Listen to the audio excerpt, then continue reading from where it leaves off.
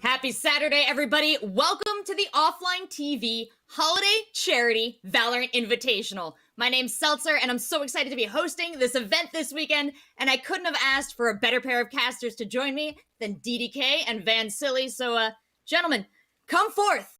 Let us hang together and prepare ourselves for 10 plus 1 final game of Valorant. We're going to have a best of round robin with our 5 teams. That's 5 games today, 5 games tomorrow, and then we're going to have our top players duke it out on Sunday. But we'll get into that later. Let's talk about you guys. Van Silly, DDK, you have been around the world of Valorant since we last checked in with you for one of these charity invitationals. True. DDK, Van Silly, DDK, why don't you start us off? Tell us about your adventures. Tell us what you've been up to. Cute t-shirt, DDK. Really nice, right? Yeah, this stuff is so cute. It's crazy. Man, the offline TV people know how to make stuff wholesome. I'll say that much. Because it's so awesome. Show the back. The back? I actually do want to see the back. I actually do want to. Do I have it? That's what I was talking about. It's actually quite cute. Yeah, I actually am wearing something as well. I actually, after doing the Offline TV Charity Invitational #1, the last one us 3 did together, I was like, man, everybody's so wholesome. I've been watching and following the YouTube videos and the content that I've been pulling out for Offline TV. I've been loving it. So I was like, you know what? I need to support the group. Went to go buy a hoodie. And it's great to travel the world and do Valorant, but now I'm back home. I'm in the comfort of my own seat. I'm sweating in the hoodie because I have my heater on because it's cold in Montreal. But I'm glad that I'm here with you guys, and we're going to have some fun this weekend. Yeah, I am thrilled for the game. Last time I did this, Rachel, it was I don't know, like 4 a.m. and I was in Montenegro. It's quite nice to actually be on a normal time zone. I'm in Austin right now, so it's, it feels good. Feels good. I can't wait. This was so much fun last time. Yeah, we're glad to have you awake this time. So everyone, we've had our coffee, we're all set, and I hope you at home are ready. We're going to be asking a lot of you, even if you're just watching, because this is a fundraiser for charity, but also we're going to do giveaways all throughout the show today and the show tomorrow. So keep an eye on chat, keep an eye on those links, and get ready to participate. But let's talk about what the tournament is going to be. We've got a look at the format here, and as I said before, we've got about 25 friends in the mix. We got 5 teams of some of the best streamers from around the web, and they are going to be duking it out in a single round robin. And that is half played today, half played tomorrow. So you're going to get to see 5 games of action today, 5 games of action tomorrow, and then we are going to wrap it up with one more best of 1 final between the top 2 teams. So, gentlemen, we got tiebreakers, maybe. We got standard Valorant rules. What have those been over the course of your Valorant experience, Vansili? Pretty good so far. I don't know about you, Dan, but I know that we had conversations around like the max rounds in Valorant. Usually, if you're new to Valorant, then you're playing 12 rounds a half, and then the first one to 13 kind of wins. But if you're looking at other tactical shooters, then sometimes people think it should be MR15 or whatnot, and first to 15 wins. I kind of like the format that we have with how fast these games are going and how the economy plus the ultimate are currently counted into play. Yeah, you get like a few moments, a few times in the match to kind of adjust your game plan or your strategy, and then that's kind of it. I think it actually works out super well, and the overtime as well is a lot shorter than other methods. You get one. You have to win two rounds in a row, basically, and you get a chance at playing attack and playing defense 1 time each, and then that's it. So it's super straightforward, and it's also super consistent with what you play in matchmaking in the game. So anyone who's played Valorant knows how the pros play it. They play it the same way. So you're familiar with how the pros play it, and Vansili, DDK, you have seen a lot of professional Valorant. Well, our players today, this weekend, they're so good that we had to throw some extra rules into the mix. So I want to remind everyone at home, you in chat will be choosing what maps these teams play on. That's a big one right off the bat. Oh, yeah. But on top of that, we're sprinkling in some knife rounds, guys. Round 1, round 13. How do you think that's going to change things up? I think it's going to be fun. I think this is reminiscent to the first time we actually had the tournament, because we did have the knife rounds as well in round 1 and 13. And we also had listen-ins while we were doing that then. And I remember you and I just had, like, I could hear you smile through the microphone because it was just fun and wholesome for these guys to like trash talk and have fun while they knife. So I'm looking forward for these rounds for sure. Well, a big part of the fun is our teams, of course. Let's take a look at the rosters of our teams that are going to be playing this weekend. We have assembled, as I said, the best of the best, from entertainment to skill to just doing it, guys. Just being there. So first up, we got Team Disguised Toast. What do you think of this roster? I think it's actually a pretty good roster because I got to give a shout out to somebody that actually reached out to Dan and myself called Bilbo the King, and he actually they came up with a document to actually support us with everything that's been going on with every single one of these teams and players. And overall, what I could put together is that every single one of these players from the last time that we saw them, from the OfflineTV charity Invitational number 1 to this one for the holiday charity, everybody has gone up in rank. So I know when we talk about seeing a lot of pro play and how expensive it could be and how difficult it could be, I think we're going to see some great gameplay from these players too. Yeah, we'll see if there's any kind of mirroring of like the pro metas right now, or if stuff's going to be off meta. And the fun thing about Valorant is that the meta doesn't really matter like massively. So it's about kind of synergizing and kind of how well you work together ultimately. So it's going to be fun to kind of draw those contrasts and comparisons. Our second team here is Team Lily Pichu, and we've seen a lot of actually all these names from the last tournament. Shonik did great, Shipper did great, Secudo, and Yvonne, all these players, we did mix up the rosters a little bit, so they don't have the same synergies they had before. Correct. But, DDK, Team Lily Pichu here. Anybody stand out to you as far as player names?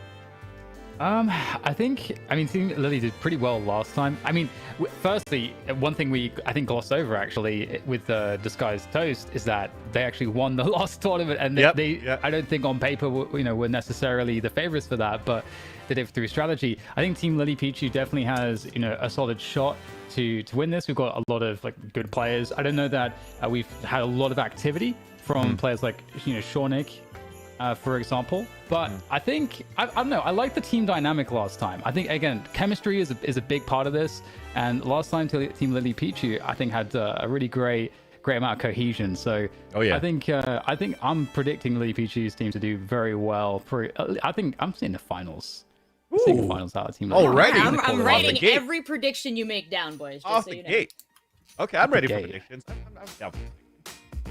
All right, well, why don't we take a look at this next team here, Team Poki, and why don't we hear your predictions, Vance Lily, based on who she's got playing for her? See, that's why I think this one could be the contender of one of the grand finalists, in my opinion, because, not gonna lie, I've been watching a lot of Pokimane streams, and I've been watching her stream a lot of Valorant. I know she loves this game a lot, and also she is quite cracked as a namer. So when you're looking at crosshair placement, just movement, game sense, and all that stuff, she has it down pat. And when you have also Binance, that's a great variety streamer that plays a lot of tactical FPSs herself, and Fuslie, that was actually part of Team Lily's team the last time around, where Team Lily got second place. I feel that the story of the underdogs that we saw, by the way, at Champions, continue to reign into the OfflineTV Holiday Invitational, because I'm going to go with the storyline of the underdogs that are still going to do well. Yeah, I think I'll add as well with Poki's team that I feel like there's a lot of star power there. I remember seeing, we saw Poki last time, just owning everybody on Icebox. I think it was with Raze as well. Like, yes, she loves Raze. Definitely someone that's got a lot of experience playing Valorant, and I would expect to see big numbers output by Poki for sure, and Binance as well. Skilled player, and they're gonna need those big numbers, because another team they're gonna have to face off is Team JoJo, and this one features Masayoshi and Quarter Date, which are gonna be playing with the couple buff now. And I wonder, having played with your significant other in competitive FPS games, is that a buff? Dan, I'm going to hand this question to you, and I'm doing this with the full awareness that Bree might be somewhere within earshot, so your answer is yes. Hey, you know what? It depends, doesn't it? On any given day, it could be different. It's very difficult. It's either the buff or the anti-buff. It's like one end of the spectrum. I don't think you can predict it. Yeah, it's one of those two things. And the other time, again, looking back at the last tournament, they actually played in separate teams. So Quarter J was playing for Team Michael Reeves, and then Masayoshi was actually playing for Team Lily. Now they get to play together, and we all know in the Valorant community, if you actually follow the Valorant community, everybody talks about girlfriend buff, boyfriend buff, or like, I wish this was us, I miss her, I miss him. Like, all this kind of like, all these tweets where, people seem to be kind of lonely and need that extra buff. In terms of a significant other to play well in Valorant, I think it's going to turn out quite well. But joking aside, I think both those players, Masayoshi and Quarter Jade, are actually quite high into the Immortal ranks now, most recently in the season. So this, for me, is probably going to be the other finalists, going into the grand final of tomorrow. But who knows? Again, story of the underdog. I think it's a similar thing for me as well. Very quickly with Masayoshi, very good player, maybe one of the best players in the tournament, especially. Remembering the level that Masayoshi had last time around, so very dangerous. Totally agree. Yeah, this is an excellent Mr. and Mrs. Smith duo, because I remember Quarter Jade's performance in the last tournament as well. She was on fire. Oh, yeah. The two of them together make a very scary roster. Of course, rounding out our teams, we've also got Team Scarra, FPS Prodigy. We found out last time around. Can he help carry his team to victory this time? Oh, he's got a pretty good shot at it looking at the rest of his roster. DDK, what do you think?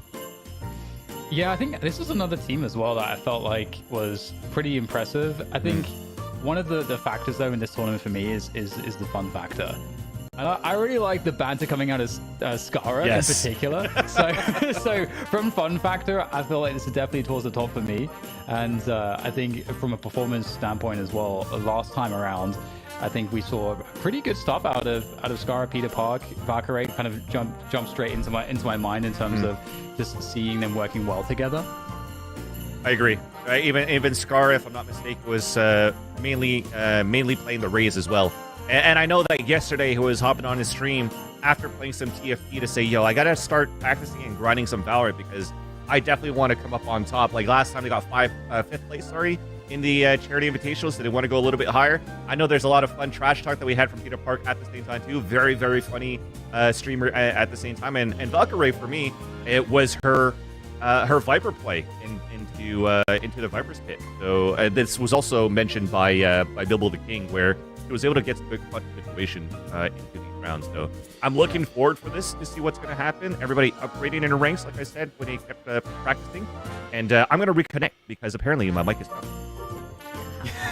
Well, while you do that, Vancilla, you do bring up a great point. While you're watching all of these players compete here on this channel, you can also tune into their individual streams and give them some support. So if you want to really get a close look at what Scarra or what Valkyrie is doing, you can hop on over there. But I'm going to give you something important to remember. As you're here watching our OfflineTV channel, as you are watching on the individual streams, I want you to keep in mind that this is the holiday charity Valorant tournament. It is even a holiday charity Valorant tournament. All those syllables together, kind of tough. But the point is, we're trying to raise money for a really awesome cause. And well, I'm going to tell you a little bit more of that in just a second. So we've got Thankmas, the cause we're raising money for. And I was reading into them before we went up on the broadcast this weekend, and I am pretty impressed with their mission. We go right into it. You back? Are you back, Vince? I think I'm back. I can see your face now. I'm trying different things. I'm going to try different browsers to see how it goes, but hopefully we're going to be good. If not, I'm just going to try to like mime every single broadcast that we do. So I'm actually going to be the color commentator for Dan, and Dan, I'm going to probably like just mime it up. So you're just going to have to whole wait for the whole day. I'm just going to tip you in the corner like... Yeah, exactly. Boom butt, satchel charge. Land the plane. Oh, it's gonna be good times. It's gonna be good times for sure. Oh, well, I'm glad to have you back. And just in time, let's take a closer look at the charity we're raising money for today. That is, of course, Thankmas, and 100% of the funds raised for this event will be donated to charity. This time around, it is Thankmas and News Story. We're raising that money through Tiltify. You're going to see the link come up in that. You can find the link on the page on any of our streamers that are playing today in the tournament. Their individual channels should also have a link for you. And we're raising for News Story because they provide homes and 3D printed homes to people living with inadequate shelter. So thank you to the Twitch Women's Alliance, AIM Lab, and the Riot Games Social Impact Fund. Type !donate in chat for a link to donate. And again, like I said, there's all kinds of ways that you can find that link. The important thing is, it's the time of year where maybe you start thinking about people around the world who don't get to enjoy all the great things we do, like charity Valorant Invitationals, and how we can help bring them into all the wonderful things we enjoy. Well, first step is getting them shelter, is making sure that they are safe and cared for, and that's a great reason to support this charity. Yeah. And I don't know, you guys, I think we're going to have another opportunity to support another charity later on today. We'll talk about that shortly, but what do you guys think of Thankmas? I think this is awesome. Again, me being a French Canadian, so I'm from Montreal. I also lived 5 years in Toronto, and very, very sadly, is the more and more now that you're driving out around the streets or doing groceries, or whatever, and you're more downtown. You're starting to see more and more of like these tents or like these makeshift shelters that unfortunately people are currently putting out in the streets just to survive the wintertime. So I think these are like great ways and nice initiatives. At least for what they're currently doing with Thankmas for their regions, which is a great thought. Now it's also like to try to get that support from the government. They found and say, look, we should be able to put these shelters up for these people too, and not just let them freeze. Yeah, it's really cool as well to see just the advent of 3D printing as a mode to actually accomplish this, because that seems like something that will be very scalable as well. So it's awesome to be able to support an effort like this, which is using obviously new developments in technology to facilitate charitable efforts like this. So I think it's super cool, and I think it's just perfect for this tournament. I love that OfflineTV has chosen this cause. I love that more people are aware of it because of them. So thanks, OfflineTV. Thank you, everyone, for donating. You can keep an eye on our fundraising thermometer throughout the weekend. We're really hoping to hit that goal there. And I know with all the wonderful people involved and watching, we can definitely do it. And you're not going to go home empty-handed, viewers. We've got a lot in store for you as well. And so maybe we should do our first giveaway of the day as a thank you for joining us, for sticking with us through the intro, and to prepare you for what is to come today. So let's kick things off. Our first round of giveaways, we're giving away 20 North American $10 Valorant point gift cards to chat. So use !giveaway and you can enter the chat and follow the instructions, and that could be yours. They are North American points. So Mm. just stay aware of that, our international viewers. And I think it's kind of cool because at the same time, there's a new skin pack that just came out, and one of them has like the it's like the Christmas spirit ones. So like the knife is actually like a snow globe on the top of a pole. And if actually some of these streamers or some of the players today or even this weekend for these knife rounds in round number 1 and 13, and I see that snow globe, I might start being a little bit giddy. Yeah, they're super awesome. I think this pack is much better than last year. Yeah, I'm like, what would I spend my money on first? I don't know. I don't own very much of the store. Do you guys sort by like new when you go and you look in the cosmetics? Do you sort by like cheapest? Like what's your play? The tough part about Valorant is that it's always in a certain period of time. So or it comes and then it goes. And then you buy one skin, you buy the bundle, but if you buy the bundle, you should get like the knife for free and stuff like that too. So I always end up buying the whole bundle. I spend too much money in this game. Yeah, they know what they're doing. Oh yeah, oh yeah. And they purposely, I think, release like skin packs like the minima that no one really wants. I think to just kind of they know how to like hit the buttons to make you spend. So it's this one was a must purchase as well for me, as many of them are, almost all of them. It's insane. I love it. I love that, so many of the people in my life are invested in fashion in a way that they never were when it came to their physical clothes. We see a lot of people really styling in game these days, and I like dressing up my avatar, my agents as well. You know what? We have another tournament running this weekend that perhaps we should also make you aware of, because you're going to be seeing clips of it throughout the weekend, and it's going to blow your mind. It is the AIM Lab bonus 10K tournament. Gentlemen, do you want to walk us through this one? DDK, perhaps? I could think of no one more suited to tell us a little bit more about this. Well, essentially, for those of you that are familiar with AIM Lab, it's an aim trainer that will help you to improve your aiming skills with a mouse, and also we'll be having as well a more console-friendly controller support coming through at some point as well. But for now, with the mouse and keyboard, you can get to practicing with AIM Lab to specifically improve your aiming skills to help you perform better when you're playing the FPS games that you care about. And for this tournament in particular, we're going to have everybody playing and submitting their runs for Grid Shot. So for those of you that are familiar with AIM Lab, you probably have seen Grid Shot already. And so we'll be checking in with that across the day to see who of OTV is going to be the best at Grid Shot. And there's an important reason you want to be the best at Grid Shot based on your score as well, because we will be awarding the highest scoring player at the end of AIM Lab Tourniception with $10,000 to donate to a charity of their choice. It doesn't have to be Thankmas. Any charity that touches their heart, they can send that money on over to. They just have to get the highest score in, yes, I said it and I heard you giggle, Van Silly, the AIM Lab Tourniception. I love it. Tournament within a tournament. I just love it. I thought I was going to say it as a joke before, but then we're actually using it. So I'm down with it.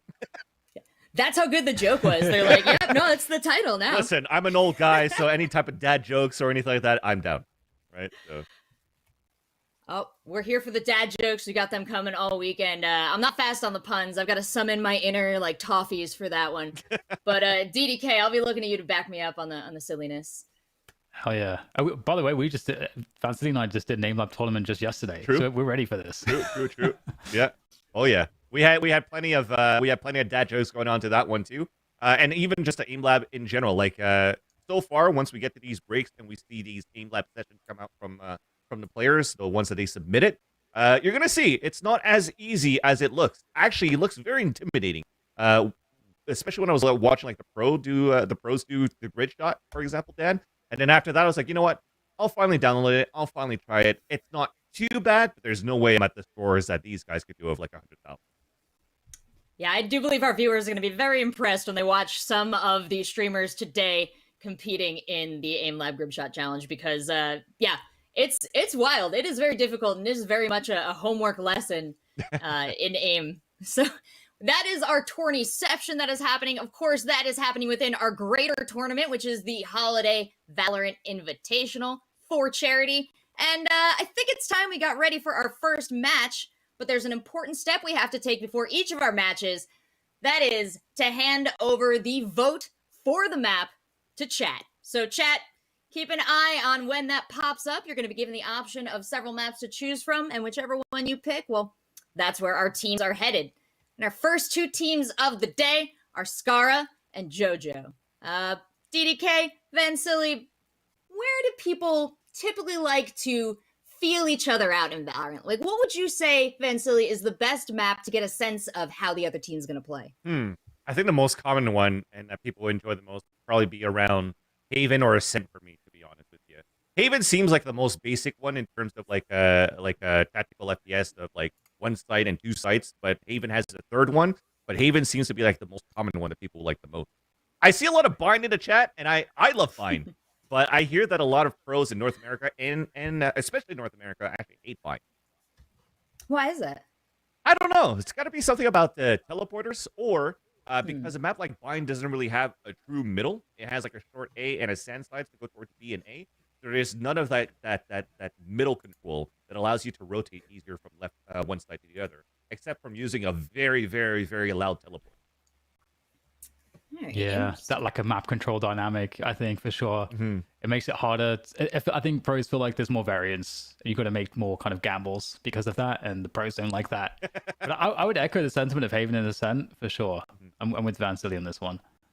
All right, well, we will see very shortly where our chat has chosen to send them. Waiting on that information. Oh, I can drop down. I can look at the poll. It looks like it's going to go to Icebox. They're over 50% selecting that one. So, okay. As a map to start things out on, DDK, what do you think we are going to learn about these teams? What separates the pew-pewers from the AFKers? I think you know, the way you opened that, the pew-pewers, I think that's what Literally. That's what we're going to see on Icebox. Yep. This is a map super open.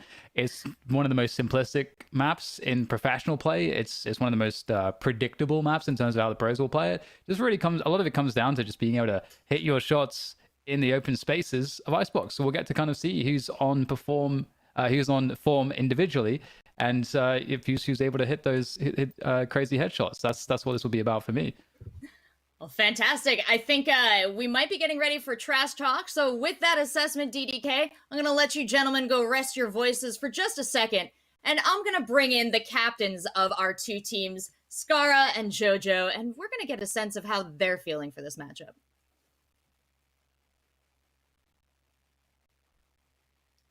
Oh, hello, gentlemen. Both of you look fantastic. I can almost hear you now. Why don't you say hello to me and prove it? Beautiful. I don't know. But I can hear you, so that's good for me. Yo, yo, yo.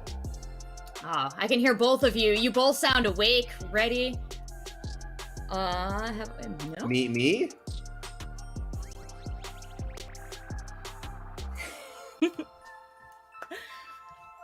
All right, I got you now. Fantastic. Good morning. Good to see you guys. Way to kick off the show. It's going to be your two teams facing off. Scarra, last I checked in, FPS Prodigy still the case coming into this weekend?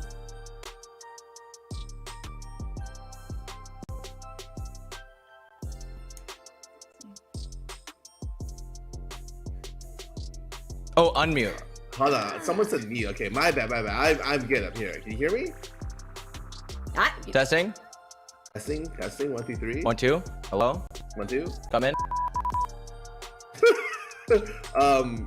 Wait, are we good? I think we're good.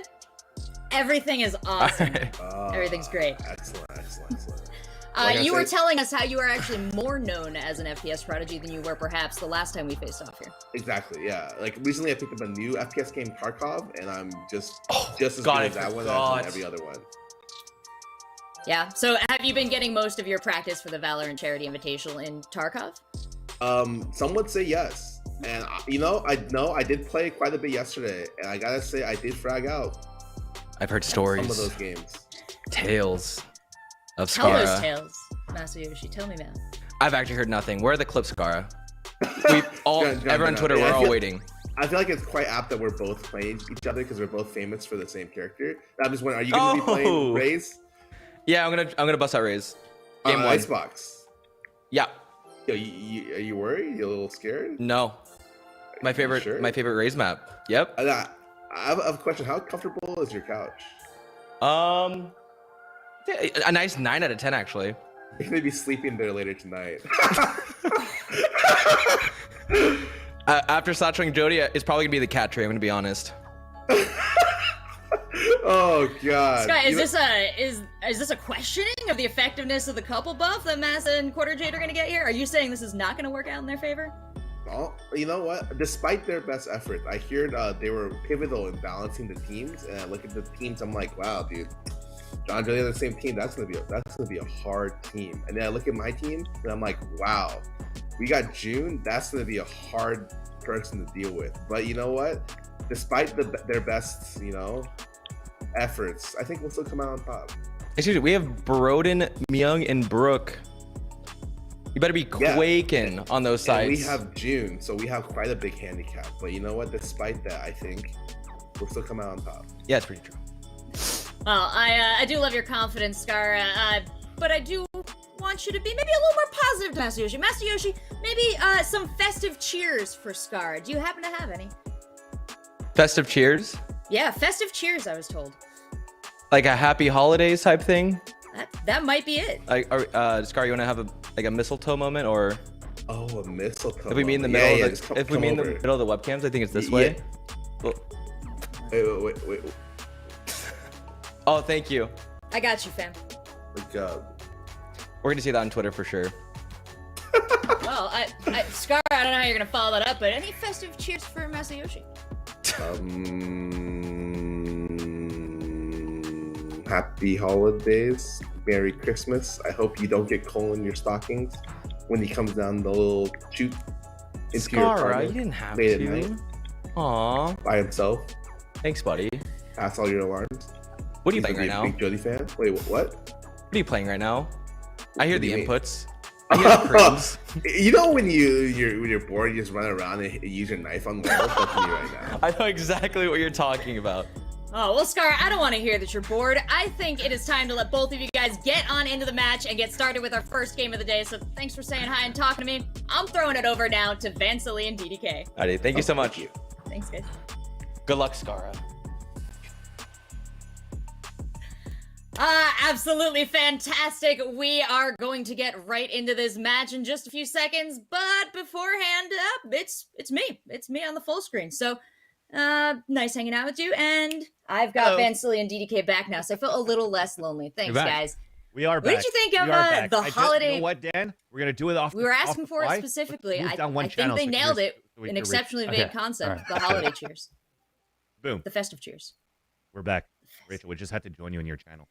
Now we're Yeah, doing that's that. good. I just kept talking until one of you started talking. And We're then here we now, did the same all thing. together. And then hopefully, chat. Apologies. Hopefully my mic has been fixed. If not, we'll figure it out as we go. But Nice. just to digest a little bit into that into the festive trash talk, I actually kind of like it. We're gonna see some Raze diff going into Icebox. Seems like Masayoshi and Scar are both gonna be running a Raze, and we're gonna have fun calling out the Raze diff going into this matchup. Yeah, the raise diff is certainly a thing. Again, like I mentioned, previously we saw Poki just smashing people with the with the raise, and I think it's such a good agent to kind of get in there and double satcheling in. You got the showstopper and everything like that. So there's a lot of action and initiation. You can, I mean, it's a great agent to take point for your team, to lead by example. Oh yeah, you're the one that takes the, you are the sacrificial lamb going in first. So we'll see how well that works out for them. Mm-hmm. Now, how would you want to build a team? I did see Scar raise some eyebrows about Raze on Icebox. So what do you build around Raze to make it the most effective team? Because obviously, maybe we're going to see a mirror match, or we might see different takes on this perspective, Vansily. Yeah, I think especially looking at the offline TV tournaments, most players would kind of play like their comfort pick. But if you want to look at it from like a basic pro setting, Raze is actually a very good pick on this map. A lot of teams kind of like to go for like this double duelist if it's not like a Raze and it's going to be Arena, combined with a Jet. But if not necessarily, you're going to bring up a Viper in your comp, because that's going to be probably the biggest agent to bring out to allow for you to get into these site hits and get easier play.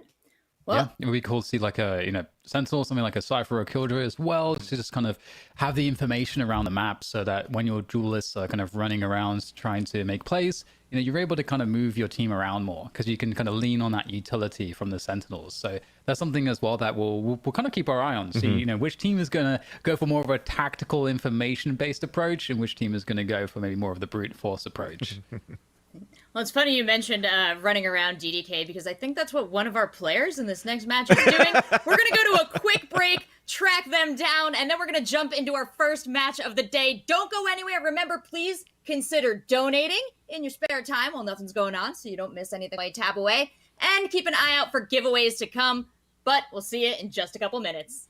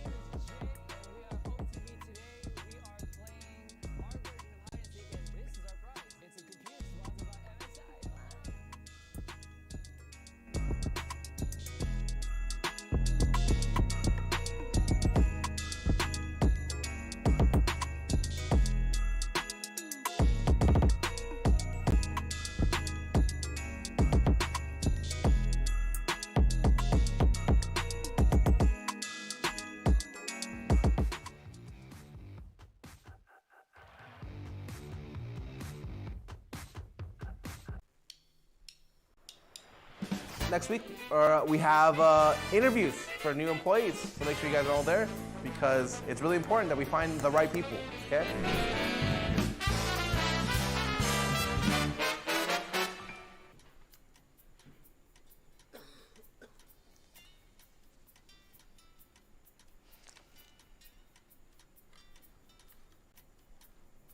I like your car. Thanks, dude. It's my favorite. Welcome, ladies and gentlemen, to the official first ever OTV Sumo tournament to determine the very best OTV members. Bonk. Why am I doing Get your arm. this? Come on, get your hand in the game, okay? Get your hand in the game. Go! Oh, hit her in the dick. Okay? Oh, go! And that's a win for Ivan! Coach, did I do it? Am I a winner? And will my mom be proud? No. The semifinals between Michael Reeves and Poki Iman. Go. Oh my god! Poki wins the epic clash. Yvonne and Disguised Toast. Fuck, he's meditating on something. He's asking his master for forgiveness God, right he's now. astral projecting. He's going into Yvonne's head. Go! Oh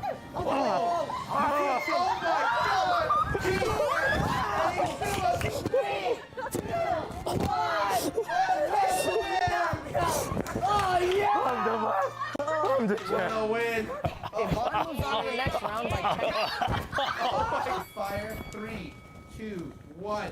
Go! Oh my god. That fire's off to a great start. Wait, Toast, you haven't heard of my move? No, what's your move?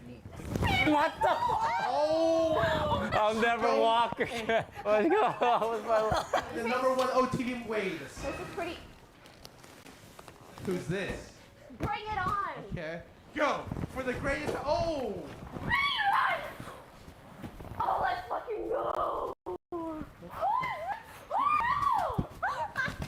A 1v3. Go!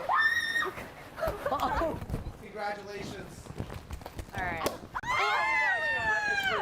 This event was a surprise announcement of our lovely 3 new members, John, Jodi, and Sid, whom I'm sure you guys are so hyped to see in OTV videos as we are. And we can't wait to be here and be a part of everything. And thank you so much for supporting us. Thank you. Oh, yeah. Hey guys, Thanksgiving's coming up and we were going to make a feast. The problem is we don't know how to cook. So we found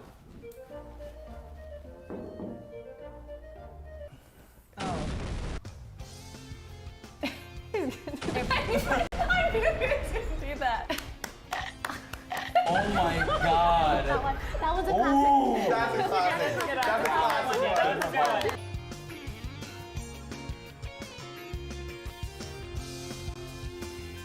What we're doing today is a arcade Olympics of sorts. Oh, it's a mass genocide! Oh! This is an any percent farming route, highest score. So I do one slide, perfect execution. Second slide, perfect execution. One spin, big. Two spin, big. Don't even wait for the results. Come back to the first one. Doesn't matter where it goes, it's all random. Doesn't matter where it goes, it's all random. Back to the spinning machine.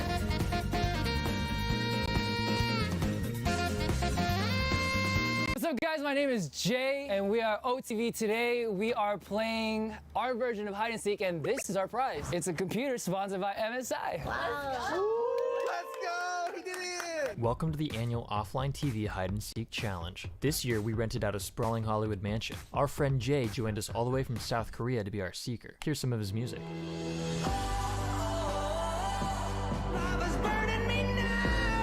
With plenty of space to hide, our seeker's gonna have their work cut out for them. It's gonna be really hard.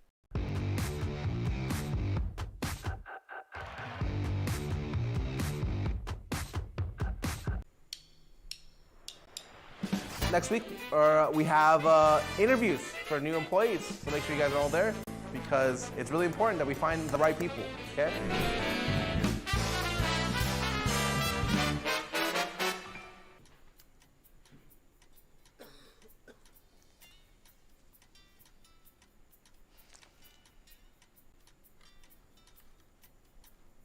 I like your car. Thanks, dude. It's my favorite.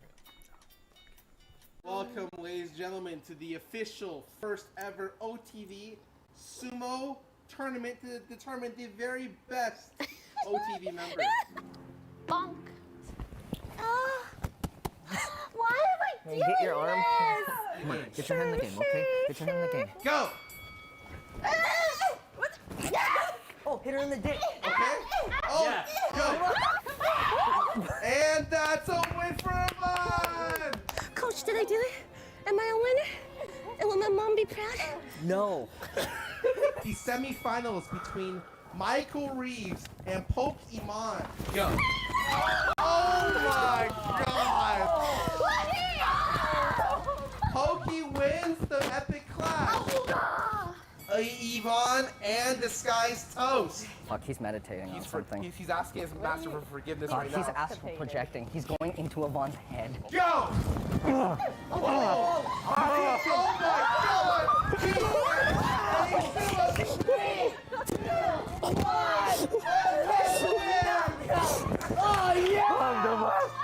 I'm the champ. my win. Yvonne moves on to the next round by 10. Fire. 3, 2, 1. Go! Oh my god. It fires off to a great start. Wait, Toast, you haven't heard of my move? No, what's your move? Oh! I'll never walk again. Let's go. The number one OTV waves. This is pretty. Who's this? Bring it on! Okay. Go! For the greatest. Oh! Bring it on! Oh, let's fucking go! A 1v3. Go! Congratulations. This event was a surprise announcement of our lovely 3 new members, John, Jodi, and Sid, whom I'm sure you guys are so hyped to see in OTV videos as we are. No, we can't wait to be here and be a part of everything. And thank you so much for supporting us. Thank you. Oh, yeah. Hey guys, Thanksgiving's coming up and we were going to make a feast. The problem is we don't know how to cook. So we found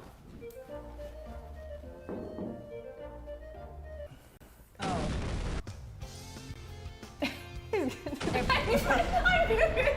that. Oh my god.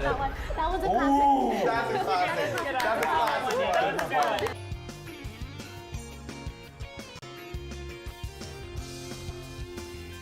What we're doing today is a arcade Olympics of sorts. Oh, it's a mass genocide! Oh! This isn't any percent farming route, highest score. So I do one slide, perfect execution. Second slide, perfect execution. One spin, big. Two spin, big. Don't even wait for the results. Come back to the first one. Doesn't matter where it goes, it's all random. Doesn't matter where it goes, it's all random. Back to the spinning machine.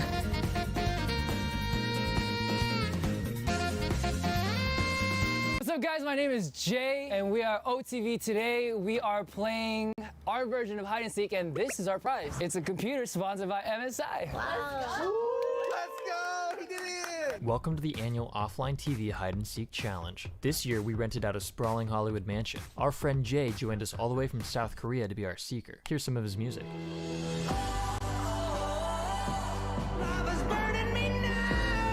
With plenty of space to hide, our seeker's gonna have their work cut out for them. It's gonna be really hard.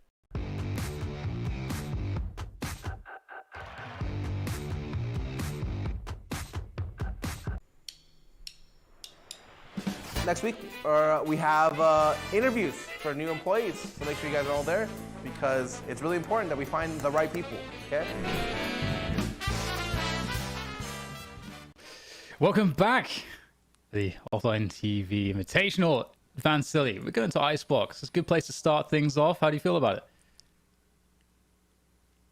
I'm just kidding. We went from a scuffed mic to me just pretending that my mic was muted. I'm hoping that the mic is fixed this time. I was like, checking Discord.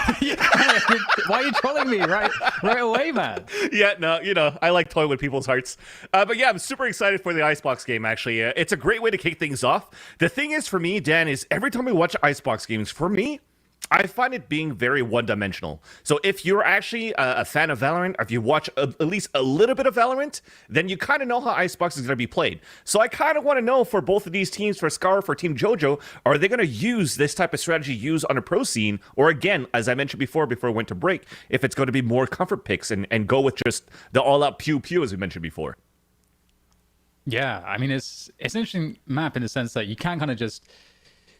You don't have to worry about the information game as much. You can just walk into a site. You can kind of just try to do that if you want to, and it can work. It can work even at the top level. Oh, and yeah. That's, I think, why a lot of the top teams don't like the map as much because they feel like, you know, in terms of being a pro, there's so much value you can get on other maps through the mid round and through just you know having a map that opens up more strategic options. Yeah. But Icebox doesn't have as many as other maps tend to. Yeah. So it does lend itself a lot to mixed teams for sure. You want to keep it basic. So yeah, I think there's I feel like there's definitely going to be an advantage to whichever team's attacking. Yes. That's how I feel. Because it's kind of hard to retake on this map. It definitely is. And speaking about retakes, and you mentioned a lot about information gathering too, like the initiators that you have into this map, like the main basic one you could always get, which is like S tier for most of the maps, is going to be Sova. But we have seen throughout the year of Valorant in the pro play, even until most recently, KO being added as one of the initiators to try to gather that information with the 0 point, the knife that's going to be able to bang out some opponents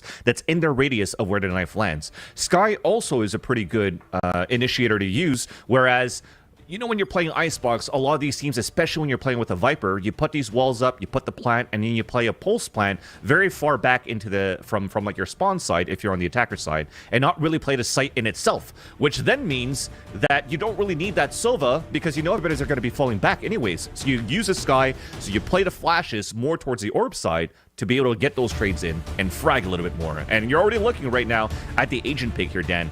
Peter Park, potentially we have that Sky coming in. There you go. Yeah, Scarra was hovering the KO for a second, but of course maybe we'll get the KO. Okay, we're gonna get the Sage instead.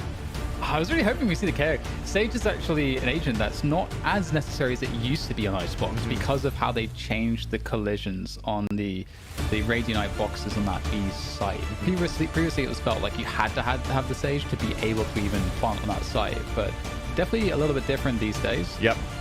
But Sage still a strong pick, for sure. I think the comp in itself is actually pretty good for Team Scarra, because first off, Scarra was playing the mind game with Masayoshi, because he said he was going to play a Raze, and he's not. He's playing Sage, and you mentioned the Sage is going to help for these spike plants. Well, what I also really like is that in this roster, they have Valkyrie, who mains Viper all the time, so this is a perfect map for players that are comfortable in their agent picks. H-June playing a lot of duelists, Jummy does the same thing. I think even Jummy is one of those main Raze players at the same time. So you're looking at, you know, the underdog storyline. Is this going to be good enough against the couple buff of Quarter Jade, and Masayoshi? Potentially, if you're looking at what they currently have on the defender side. Yeah, this is going to be really interesting to kind of see how this one plays out. We're going to be going into the first knife round, I believe, though. True. Alex. I keep forgetting about that. I keep forgetting about the all-cool knife round that we're going to see every single time, every single matchup, first round and the 13th round. And also, big props to the production, by the way, about this UI, that it's the first time that I see it. Like, we haven't seen any type of, like, customizable UIs, with the exception of the VCT, the Valorant Champions Tour in itself. So you're looking at this and you're seeing that at least we have some weaponry, you see the KDAs, and you see the health and armor. That's actually quite cool. But this knife round here, Dan, we're not going to get any team comms yet, so we're just going to try to find what happens in this knife middle fight. And I love that Peter Park has the fan. It is so insane how hard it is to knife people in this game. Impossible. I do feel like there's a high skill ceiling to this thing. So it will be interesting to see if we get consistency. Yeah, I almost feel that you need a higher skill ceiling to knife in this game than you do to shoot in this game, to be honest. Yeah, but it's 100%. It's looking so good for Team Scarra. There's only one left, and there you go. Brook AB is going to fall, and it is going to be Team Scarra that's going to be able to get the first pistol round, quote-unquote the knife round, but this is not a knife to switch sides or whatnot. This is literally just a knife round that's going to count. So Scarra is going to lead this 1-0. Yeah, and I believe we'll get the money reset as well. As per the rules to even things out after the knife round. Yeah, that's another thing that's being thrown into the mix here. We'll have, just to balance the economy. The production is supposedly removing 800 credits from all players after the knife round. Yeah, I kind of want to know how that works. But we're going straight into it. We're just going to go with Spectres right now here, Dan, and it's just going to be an all-out brawl into the A site, where at least there's the two duelists there on the defender side to hold things off. Yeah, it's already looking pretty damn good. Pretty smooth on the entrance towards that A side. The spike is going down as well. And yeah, not too much to work with here. Team Jojo. Not too much to work with at all. Just that, the pistols on the save. So it's a very easy, fast A rush to close out the second round for Team Scarra. But that should mean that Team Jojo will now have some more funds going to this next round. So we'll get the buy coming through. And we'll get the bonus for Team Scarra. So they're going to keep a lot of those SMGs into this next round. So despite losing the previous two rounds, Team Jojo will now have more firepower going into this round than their opponents. Yeah, and to explain the UI from as I'm understanding as I'm looking at this chat, so you see at the bottom there's like 2 shields and then the 3 bars for the health bars. So like the 3 bars will represent their HP up to 100, whereas if you only see 1 shield, that means that they bought small armor, which means that they were able to afford to get up to like 125 HP in total. But if it's 2, then it's 150. So looking at Team Scarra only losing 2 players, but having 3 players alive with full health, they have definitely a great economy to go into this bonus round. And looking to scale into the A site once again. Talked about keeping it simple, and looks like the defense is there on the backside. Quarter Jade holding it down. The judge, I'm sure we're going to see a lot of that today. Not going to do too much there for Broden. Nice conversions on the attack here, but still, Quarter Jade in position backside. And with the lurk coming up mid from Valkyrie, that's going to actually make life very difficult. But still, Quarter Jade is in the site, causing problems. Masayoshi holding it down as well from the rafters. So, still opportunity here for Team Jojo. And in fact, Team Scarra rotating back. I like this. And that kill that came out from Valkyrie. By the way, I see chat. Maybe it's actually quite cool to call her Viper Ray. Is it actually Valkyrie playing, or is it Nats for Gambit? Because that was a nice lurk towards mid side where she actually got that kill. And now you have the rotation, picking up the orb. Now you get a lot more information of what those 2 players are. And this should be a safe plant now coming in for Team Scarra on the attack. Yeah, good reset, but Masayoshi already in position. Oh, that's very close indeed. Well, that's going to be Peter Park done and dusted. So 2 versus 2. The spike is down on the ground as well. They need to collect that and try to get the plant in. It looks like this has really turned on his head here. Quarter Jade and Masayoshi looking to lock it in. Great stuff there. What a recovery from them. And they beat Team Scarra to the punch on that rotation. Great stuff. Dan, I think that we're just having a continuation of what we did yesterday from Aim Lab, because I just said it was going to be an easy plant, and there you go. Masayoshi gets a wallbang and drops Peter Parker as he's trying to go for the plant. So this is what we call the classic caster curse, and a great hold in the end from Team JoJo on that 2 versus 3. Despite having the Seekers coming out from Peter Park that had all the information of how close those opponents are, we admitted to pay attention to the spawn side rotate that allowed Masayoshi to actually get those kills. So unlucky there, but still, they did a lot of econ damage, which is great. Look at Katamina. She only has a pistol right now, as we'll see how this moves forward. Yeah, so a slower start to the rounds. So we can see the emphasis here from Team Scarra is more on that mid pressure. Also running the Trailblazer up B long to find anyone, but it's called a Jade actually with a cursory peek by Boiler, able to take down Jummy. So 5 versus 4 early here for the defenders and Team JoJo. I just realized maybe I'm paying too much attention to the new Spider-Man movie coming out, so I'm calling him Peter Parker instead of Peter Park. But back with the action, though, this is actually a nice push coming in from the attacker side, but this is a great spot to hold from the defender side, too, on the top of B-side heaven. So now you have a high-low stack. You have a force buy coming in from the attacker side, too, but they have yet to make it towards this B side. Also, because Valkyrie also used her Viper Wall on the right side, too, so this is very hard to cross to get a plant towards B. Yeah, so difficult, given that the setup is here on the defense for Team JoJo. Masayoshi making it very hard to go beyond this yellow position. And they're just so stuck at the moment. 20 seconds to get the spike planted. Doesn't look like it's too likely at this point to cross here. And they're going to be forced to do so. The time forces them, but they're going to be lured into the trap here because... Oh, nice penetration out of the Guardian, but Brook able to trade back. And as you can see, just so desperate there for HG, not too much to be done. And I think we're seeing great comms here, Alex, from Team JoJo. Yes. Because they were well ahead of the push and set up and waiting to receive it. Correct. And especially when you're playing a composition that doesn't have any type of initiator, right? They're not playing a Sova that's going to try to gather early information. So it's more into their favor to see how aggressive Team Scar are currently playing too, and sort of like a slash default slash quick play, because they are trying a lot of mid lurks. This is also what I'm liking from Team Scarra. They are also trying to hold flanks, trying to, sorry, not hold flanks, but try to go for flanks and try to pull rotations that way. But Team JoJo seems to be ready for that this time. Okay, well, this time we'll see, finally, the first time for Team Scarra. Half by, just getting the Sheriffs out there, going for that A push again. Roden surely will find more success with the Judge here around 410, but nobody's going towards the Judge, unfortunately for Brodin. And H-Gene from up high will take him down. So looking good here. Showstopper comes through as well on the retake. Lots of damage being done here on the attack from Team Scarra, despite having not too much to work with. However, some great shooting there coming through. And that's going to leave just H-June. We're going to see some crazy Sheriff shots. There's number 1. 2 more to go. There's the pressure coming through. The dismiss to try to keep the pressure on. Great tech. We're going to see it going to halfway. And in fact, both of them holding the peak and making sure that it's impossible for any trade to happen. H-June goes down, but... It's a good effort there, Van Silly. Lots of damage done, spike planted. Exactly. Just a handful of Sheriffs. Great attempt for H-June. I love the tech of going for the dismiss to look for some information and noticing that nobody's on that spike defuse yet. It's just then going for the leader was a little bit too far out, where it didn't really affect the 2 defenders going for that 2v1. But at least, as you mentioned, Dan, not only did they get the econ and the spike plant and hurt the econ of their opponents, but this also allowed like all of these ults to get built up. So this is going to be a great round where we talked about it in the pre-games when we were previewing the team of Team Scar, where Valkyrie is actually playing a very great Viper in her Viper's Pit ultimate. So if they could actually get a plant right now, if they allow Scar to get a plant on top of that too, they could actually get a res. So this allows them to play a little bit more aggressively to try to take this A site, which is why you're seeing how all 5 players are leaning towards that side on the attack. Yeah, totally agree. See if they can set up Valkyrie in that Viper's Pit. There's also a flank coming through as well. Yeah, big flank. At the same time, by Masayoshi. They have to hurry up here on the attack.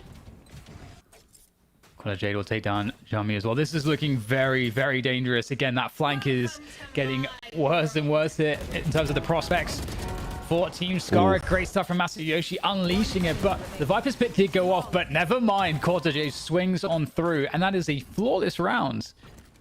for Team JoJo. From the couple buff. One on the flank, one on the anchor hold. Masayoshi with a great flank going on. It looked pretty good, at least to start things off for Team Scarra, but there was good utility coming in from the defender side just to try to prevent anybody else from moving forward past the orb spot. I got to give, again, credit to Jummy going with the satchel charges into the A tower very quickly into the site. This is why we said Raze is actually still pretty good as an agent on this site, especially with showstoppers. If you could actually get good mechanics off the satchel charges, this will actually help you create that space on the attacker side. But unfortunately, again, from that flank, it didn't allow for Team Scarra to actually move into a plant, and they also were able to eliminate the Viper's Pit from Valkyrie, speaking about Team JoJo. Yeah, that's a great point. Team JoJo not having to worry about that right now. We'll get the Viper wall actually trying to cover the approach under tube, but look at the reaction. The slow orbs coming through, and once again, good comms. You can see that Team JoJo, they have a great sense at all times of what Team Scarra are doing, and they are ready and waiting each and every time so far, as we see the rotation, the pivot here now from Team Scarra through B long. But once again, Casemina on that angle. Oh dear, Casemina maybe looking at the minimap there, gets caught off guard, and now it's a 4v4. Team Scarra get closer here. By going down, or at least the attempts. You can see the pressure coming in from Masayoshi. Still has the boombot available as well. Takes down Peter, Pock around yellow. Big flank on mid. So much presence. Oh, that was actually so good. That flank that was about to happen, and Broden sees that coming and puts a cyber cage down just to try to slow down H-June, and they can't go for any type of flanks. But this also allows the attackers to rotate all the way towards the A side. But there's a trap wire, there's a camera, and a nice backstab from H-June on that lurk onto Masayoshi. But there's still a lot of information you can gather from this camera after. Big finds there, cutting off the rotation. H-June just doing so much work, and now doesn't even have to do anything more. Just the presence on the flank is dangerous in of itself. H-June will keep the pressure on. Woo! So confident with the Sheriff. Another headshot found. This is a judge. And yeah, this is rough. Broden, what can you possibly do with the judge? All wrapping around, finds Scarra for free. And the neural theft will alert Broden to the other two positions. But what's the play now? Again, the judge, the ranges on the judge are just not very favorable. Wow. And H-June finishes it off. Nice 4K coming through from H-June. And a huge save for Team Scarra. Okay, and this is where H-June is going to bring back my stonks of playing Arena Lurk on Icebox. I know if Mike's HD was listening, he would hate this, Dan, but I actually kind of like the Lurk of the Reyna on Icebox. And H-June did that perfectly. Despite Broden seeing him going on that flank and puts the cage up, the communication was lacking a little bit more into where is he lurking into. And once H-June got control of that kitchen side, that was huge backstab kills onto two huge players. Masayoshi and Quarter Jade both drop it down early on the attempt at the retake, and that was just a beautiful play from Scarra, adapting into the mid round to rotate back towards the A site. This round, though, the money is still very, very good for Team JoJo, so it's still going to be a full gun round, but still off this Reyna Empress ult from H-June, they're still going to leverage on him and on the Jummy to open up the A site. Yeah, and using that toxic screen to get their way towards that plant, but going backside is going to be difficult, and we'll see some initial trades coming through here as Team JoJo just fighting desperately to keep hold of the site, and Broden finding that Odin is going to the Odin. It rhymes. Broden with the Odin. I can't wait for her to use that gun. I don't know what it is. But yeah, it's all good. At the same time, you know, you're confused of the gun, but I'm also confused of the player. Is it Broden that we're actually watching, or is it Toast? Because we all know Toast when he was playing Split with the judge as a cipher of all agents as well. In the last tournament in the OfflineTV Charity Invitational, he was dropping 3Ks like no other with that judge. Although the way that Broden's playing it towards the A site is actually quite good, because he's taken a lot of the advantage of the wall that Valkyrie is putting up.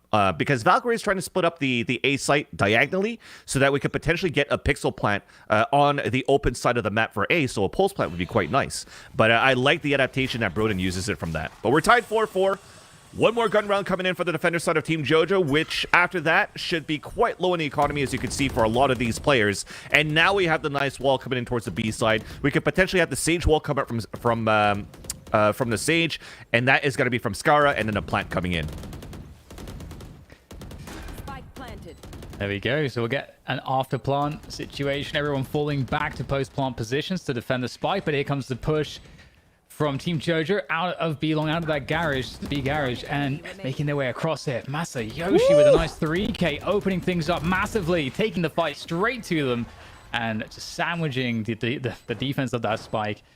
Not going to happen. So we're going to... I mean, this is pretty back and forth, I got to say. Yes. It's actually really, really nice how back and forth this is going. And although, albeit, I think I might have to still give the edge here for Team JoJo on their defense again. For having players or agents that's not gathering information for any of the teams and just going out for straight gunfights, I still see a lot coming out from Quarter Jade and from Masayoshi. And you already see it from that scoreboard that just popped up. I think Quarter Jade is currently at like 12. Masayoshi's at 14 going into the next round. They had to find a way here for Team Scarra to stop them. Once you're going to see these duelists take the attacker side, how are you going to stop them after that? And I think one of the answers is definitely going to be looking at Peter Park. Oh, wicked aggressive play from the defenders, though, coming through. Masayoshi with the showstopper. Not able to find anything. There's a showstopper in response from Jummy. Also, that one's going to not find its target. So an exchange there, but the question is who converts the space after this? Team JoJo have that forward presence on A still.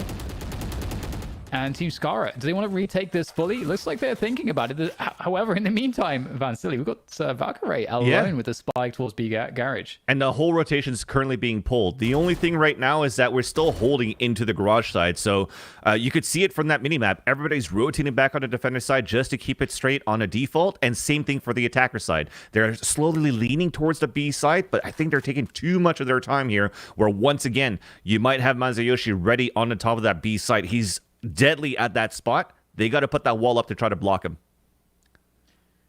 And you can see, you know, there's a great sense again from Team JoJo as to what the rotation might look like. Team Scarra cut noise, trying to sow some seeds of doubt, but Team JoJo, you know, they know there's 30 seconds left. They've got a good handle of the B site. Here comes the push for that spike plant. Masayoshi once again in place, but H-June has been doing just as well. And Jummy with that luck in kitchen, finally it's starting to come together, but time is against them right now. They must plant the spike. They've got 15 seconds to do so. It takes 3.5 seconds to put it down, and it's still not going down just yet.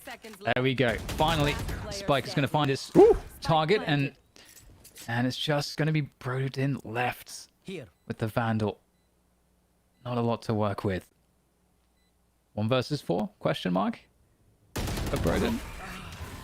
No. 0 versus 4. Is just owning right now, Alex. Yes. Currently at 17 kills, 6 deaths right now. I wouldn't necessarily say that he's really carrying the team into these victories, but he's definitely finding good value into all of these lurks so far to get these hits and these kills. So very well done here for Team Scarra, looking on their ways of the attack, tying things up on the 5-5. We got 2 more rounds to go into the first half before we actually switch sides into another gun round, or sorry, knife fight. But again, I feel that the idea is nice on how they're splitting this B site with the Viper wall for Team Scarra, but they had to find out a way how to stop Masayoshi on top of the B tower. I think that if they don't have a second smoker, use Peter Park with that flash of the sky to push him back. But this round, we're edging back towards the A site. The camera's going to get a lot of information. Yeah, more passive approach from Team JoJo on the defense, as you say, towards that A site. They've cleared out some space towards middle as well. Quarter J's down there by the tube, but again, we see that take from Team Scarra, and they may not have too much resistance in terms of denying the spike plant. It's going to be about that retake here from Team JoJo. Oh, they know it. Oh, Jummy! That's a beautiful little transfer there. Last bullet on that one before the reload. Picking up another headshot. This is an easy round. Oh, yeah. Here for Team Scarra. The flank's coming in again, though. Yeah, she's with the Empress, too. This I don't want to say it could be doable, but she's done some good damage into the Viper's Pit last time that Valkyrie put that up. Looking for the ace clutch, looking to keep the Empress going. Needs to pop some more heads, but yeah, that Viper's Pit is certainly a problem. Oh, yeah, not going to happen. Scarra to take down Quarter Jade. Good attempt, though. I respect the effort. Last round in the half. I like it from Jummy though. That backstab that he got towards that back of the site already spotted Broden in the back of that Viper's wall with the judge. So again, they're starting to understand the positioning, the slow default, the passive plays from Broden with this judge, and it's working out on a half buy that we had for Team JoJo. Now they finally have the economy moving into the last round of the first half. But again, you said it, Dan. It's getting close, back and forth, and so far we haven't seen too much of these lurks anymore. It seems as though these five player site takes for Team Scarra has been paying off for them a little bit more, and they seem to understand that, and they want to move forward with that as well. And as I say that, we're actually having players watching that flank. Holding the gap. Katamina not finding the headshot just yet, but also playing it conservatively, which is good. You want to try to stay alive. Ooh. Nice shot from Broden. The trade is just as nice from Ace June. That's what we've come to expect from Ace June so far. Again, looking for those headshots up high, and very oppressive HG's presence on the site right now. The spike is going to get planted. And now Team JoJo need a retake. Quarter Jade moving in from the back of the site, trying to find some angles. All this making things a little bit more difficult, but here they all come together now. There goes that Boombot, helping them to clear that 410 position. They can start to rally behind this forward movement. But so far, so good here for Team Scarra on the defense of this spike. Quarter Jade needs a big couple kills. In fact, every kill now. 1 versus 4 for Quarter Jade. Gets the first kill. There's a dismiss to reset. Oh, gets hit by one of the Seekers. And there we have it. Team Scarra coming out on top, 7-5 at the end of the first half here, Vance. That's actually a very, very nice half overall here from actually both of these teams. And you know, when we introduced the teams today before going into these matches, Dan, we talked about how every single one of these players have been playing this game so much more, and the rank seems to be a lot better. I think the competition itself has gotten a lot better, too. I like the small little techs, like Kataminas. We don't really see that Omen into action too much onto Icebox. That last round where she actually had the dark cover onto the top of the L shape at the A side to create a pixel peak onto Belt, that's actually some cool tech that I'd like to see that we don't usually see that often. And just looking at how Jummy is moving around with the satchel charges, like, Dan, we played some unrated for fun, and I've tried duelist for the first time in a very, very long time, and satchel charges, double satchel charges, are not easy to do. And I was breaking all of them every single time. But nonetheless, we're gonna move into the second knife round of this first map, and it's domination from Team Scarra once again. One enemy remaining. Flawless. Yeah, we talked about the skill ceiling tonight. As soon as I heard the tube, I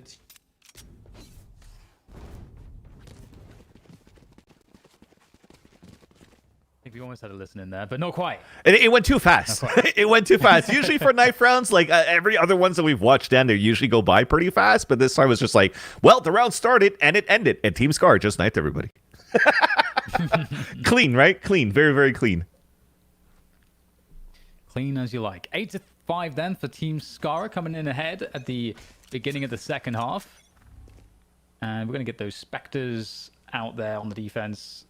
It's going to be tough here for Team JoJo to find value from the classics. Mm-hmm. And very interestingly enough, they're using these classics, but also buying full armors on these classics, right? Oh, no, they're at 100. I saw the red shields, and I thought that they went for full buys, but it's just going to be full classics so they could build the economy into the next round. But H. June's already on a huge flank. Just hungry for those eco frags. He's dinking. Oh, yeah.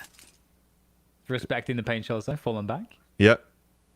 And Spectres at that range usually is not easy to hit those headshots or those sprays. So to be able to get the first kill into Katamina and already put Mazayushi very low at like 30% health left, it's huge.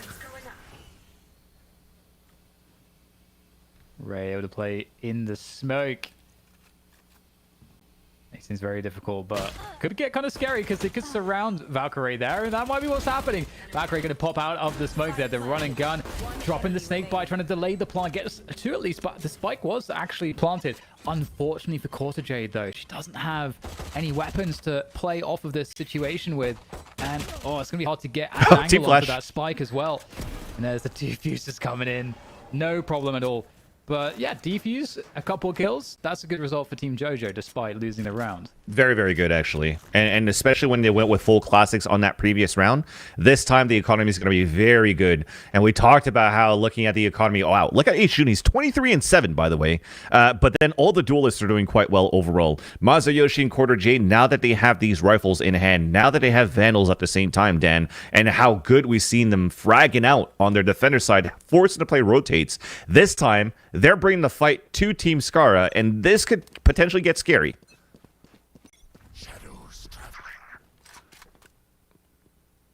A slower approach here on the attack. Team Not for the defenders. Oh my god, going straight for it and dismisses away. Nice trade though coming through from Masayoshi. Masayoshi. And we won't get any pushes behind that, but equalizing things. That's going to pull the rotation. Most of the defenders now towards that A site. Peter Park with the Trailblazer trying to confirm the information. Are they actually pushing this side of the map or are they rotating? Because that's the question right now for Team Scarra. Mm-hmm. It's still quiet right now. We're still trying to figure out here with Peter Park with the kit that he currently has. 3 seconds left to get the at least a guided light out, maybe to try to get some information with that. So he's running back and then walking back at the spawn side, trying to fake a rotate out, try to see if they could bait out some audio so that Jummy could get a kill, close range with the Spectre. But it doesn't really work out, doesn't really pay out yet. He's still holding it very, very calmly and actually using the Viper's Wall to make it like a slight one-way. I wonder if this is practice, Dan. 30 seconds left. We're going to find out. Oh, they're ready to disperse through, and Masayoshi waiting for the perfect moment. The patience paying off, the double satchel right to the back and into the face of Peter Park.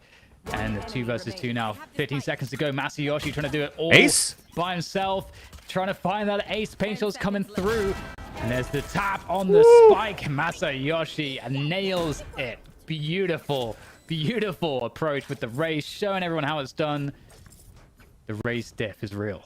A beautiful bonus round, though, for Team Scarra, nonetheless. It looked like it was weird from the way that you were looking at the minimap or looking at how White Valkyrie is running out with her pistol or her knife across the wall. I'm telling you, they had this practice. She put up a Viper's Wall so that there's actually just a corner that you hide from Jummy where you don't think people are going to check. So she runs across the wall to make a fake footstep so that people think that there's only one player rotating out from Maze. And she actually baited herself out, sacrificed herself out so that Jummy could actually get 2 kills out of that one with the Spectre. Therefore, though, Masayoshi was still cracked out of his mind, opened up the ace site to get that ace. But overall, the teamwork that we talked about before in a game like Valorant is still prominent for Team Scarra. We're looking at this from Masayoshi here. We're getting that pressure on the ace site that is pulling players on the defense for Team Scarra towards that ace site on the defense. And we've seen also the propensity from Team JoJo to kind of just cut noise after doing this pressure and just, again, sowing the seeds of doubt for the defenders. Like, where is the attack going to finish? They've been good at that so far, but H-Jun always looking for that information. The battle of the titans there, H-Jun versus Masayoshi, a huge 1v1. Neither player coming away with that with any damage, though. Look at this lurk in the meantime from Quarter Jades. All the way in the B site. Everybody seems very committed towards A here, though, Dan. Yes, and the showstopper through from Masayoshi as well, sending it straight to spawn, sending a message. Masayoshi will go down to Jummy, though, and the spike is going to be attempted to get planted. It will get planted, but can Brook get off the site? That will be helpful, but not helpful enough. H-Jun in position to punish, and the trades come on through. It's looking good here, though, for Team Scarra. They swing back in on the retake. Oof. And it's not planted for Quarter Jade.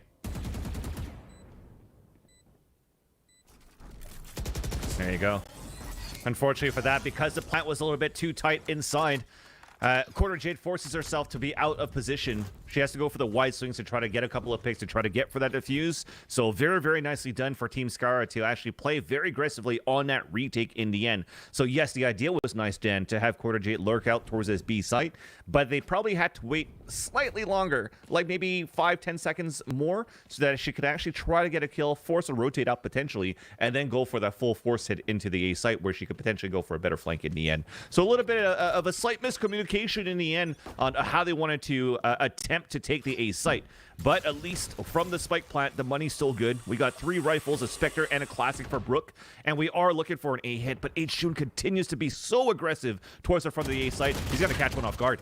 No! Oh, H-June getting punished for that one. It's been working out, like you say, that dismiss possibility after you get the initial frag to fall back unpunished. That was what H-June is going for, but backfiring this time, giving the edge to Team JoJo. They certainly need it. Trailing 4 rounds right now, but Masayoshi able to follow up nicely, but a lineup coming through there for Peter Park. Able to take down 2 will make a huge difference now. 2 versus 3 for Team Scarra as they come in on the retake, both from flanking positions. Will this be anticipated by Team JoJo as they fall off of the plant? Oh no. Oh, the neural theft is huge. All the information, but still able to tie things up here. Nice. Scarra and Valkyrie leaving just Katamina to save the day here. Team JoJo, Katamina trying to find some success, but Scarra swinging on through the toxic screen finishes the job. Wow. I thought it was going to be over already when you actually had the neural theft come out from Broden. All the information was already there to spot the last 2 players, but what I liked about it was once he got pinged out, Masayoshi was like, oh, one's super close to me. I'm going to have to try to swing out to kill that person. But we already had the swing come out from Scar to protect Valkyrie, which allowed Valkyrie to get her own kill on the retake onto the site. So very, very well done for the last 2 players to scale back and retake that map control and the site control for Team Scar. And like we said before, at least like I said, I felt that Team JoJo was going to be like one of the main finalists going into the grand finals, where now you see a whole different type of Team Scarra, where, you know, again, being that team captain, Scarra doesn't want to finish in the last place like he did the last time. This is looking like a very good scoreline and gameplay from Team Scarra. Yeah, I'm loving the initiative from H-June. Oh, I'm sure we can go into that later. We get the defensive Viper Stick coming in from Valkyrie. The hold on to this A site, it's been a favorite pick for both teams on the attack. Huge Viper's Pit, though, and Seekers to get information. This confirms the hit towards A site then. Oh, and Kodajay trying to find Valkyrie, dropping in from above. Gets caught out, though. Masayoshi going in for just a moment, but what do they do here? Do they reset out of this? Because the flank is coming through from B Garage as well. So once They're again, gonna hear Team this, though. Scarra. They have so many edges here, though. Van Silly is still a 4 versus 2. They can lock in the attackers. Scarra doesn't have to push. Actually has the knife out. The Bucky coming on through for Masayoshi. Only momentary success. 12-6 now for Team Scarra is once again able to deal quite well with these attacks from Team JoJo. That's what we talked about. Valkyrie and a Viper's Pit. Really good in that one. Not only to lock it down, good for 1 kill too. Slowing down the attack at the same time, allowing Scar to just keep his knife out and continue to bait on the back end, because even if he broke that trapwire, he just kept his knife out and jiggling left and right so that you could have other players come back and flank and get these kills. So I'm loving it so far. I'm sure that the comms in Team Scarra, are just laughing around and just cheering each other up as to how in the end it's dominating here. Let's check in with Team JoJo's call. There's an op here, there's a stage wall here, and probably potentially also Sky. You do mid contacts? Yeah. Because if they use stage wall there, yeah. Let's go through tube. Just careful, the smoke's gonna drop right now.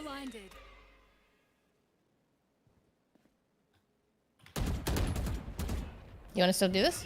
Oh, fuck me. Hey, Rosa ults. We love that for us. Oh, I'm gonna fucking.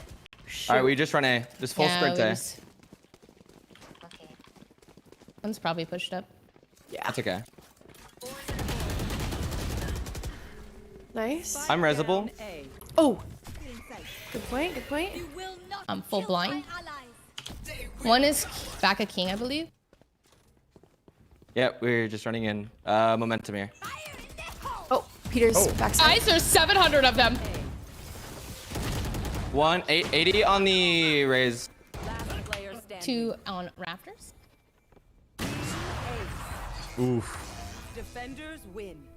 A team ace to finish it, Dan. 13-6. Team Scarra are the winners of the first round robin game here today for the OfflineTV Valorant Invitational, and I'm impressed at H-June. Oh, odds. I'm impressed. I'm impressed, period. That was actually so good. Now it's not my mic, it's just my pixelated face now. We're just gonna go offline TV style. I'm gonna be super pixel, but it's all good. I thought it was a great series overall. I was not expecting this type of scoreline for Team Scarra. And yes, I have to definitely be impressed with Ace June on that performance of Icebox. Yeah, that was really fun watching that match, and especially watching you guys break down the decision making, because it sounded like both teams really had a great sense of not just how to basically play the game, but some mind games that could be played on each other. DDK, you were talking about Quarter Jade and the steps she was taking. Perhaps it was you, Vansley. Either way, brilliant observation. But can you break that down for me a little bit more, DDK? Do you mean sort of the lurking that was coming through? Yeah, she was putting out a wall. She was sending signals as if she was walking, but she wasn't, and she was getting in everybody's heads there. I saw a lot of successful controlling of the narrative. Yeah, it was really cool to see sort of that dynamic for sure for Team JoJo, whereby they were making a lot of presence on one side of the map, so there's like that high level of threat for the defenders, and they're like, oh, okay, we got to rotate players to deal with this threat and presence. We think they're going to rush into this site, and then Team JoJo just cuts the noise, and suddenly like, okay, we've rotated all these players over, which creates openings on the other side of the map. It's cool to see that Quarter Jade was the one that was sent across for Team JoJo to kind of do the job. They're lurking, getting information on the other side of the map. How deep can I push? To give options for them in the mid round. Either she gets some picks, or she gets some like lurk flanks, or she can just secure the site for her teammates to rotate. So it just gives so many more options to the teams. The team that is benefiting from that approach. So really cool to see that dynamic between Masayoshi and Quarter Jades, because I mean, we saw a lot of great moments actually for them working together specifically, so that was fun. Yeah, Vensley, I wanted to ask you about the knife rounds now, because I was with you there. We were looking at the JoJo roster, and we were like, yeah, this checks out. This should do good. But something about Scarra and his team, when you put knives in their hands, just makes them so powerful. So what did you see in those knife rounds that they were doing perfect? I got to know that they're probably dangerous running with knives around the kitchen or just around the house. Maybe not on themselves, but the people around them. It was looking very clean of how they were just grouping up against their opponents to get immediate knife kills, because especially on that second one, we actually wanted to have some team comms come in. And by the time we were ready to get the team comms in, boom, the knife round was over. And Dan, we just talked about before how those knife kills are very hard to do. I don't know how they practice their knife rounds to actually be so successful into the first swipes. I had no idea, Dan, that so much work went into the knife round. I thought that would be the simplest part. Now it seems like the most straightforward weapon, right?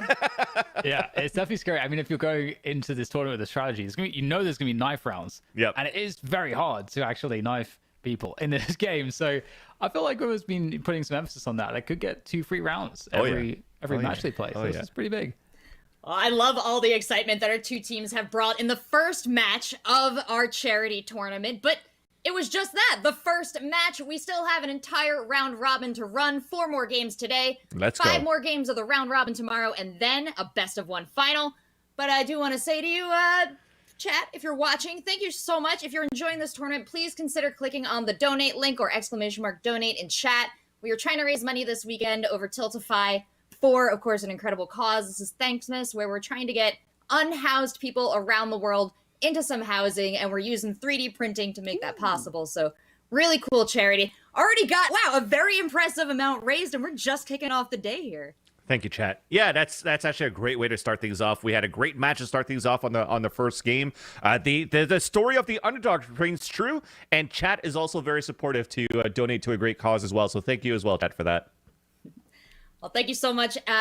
We'll be back with a lot more Valorant in just a second, but before that, we're heading into a quick break, and you should definitely stick around because we have our first contestant in the AIM Lab Tourneyception competition. So stay tight.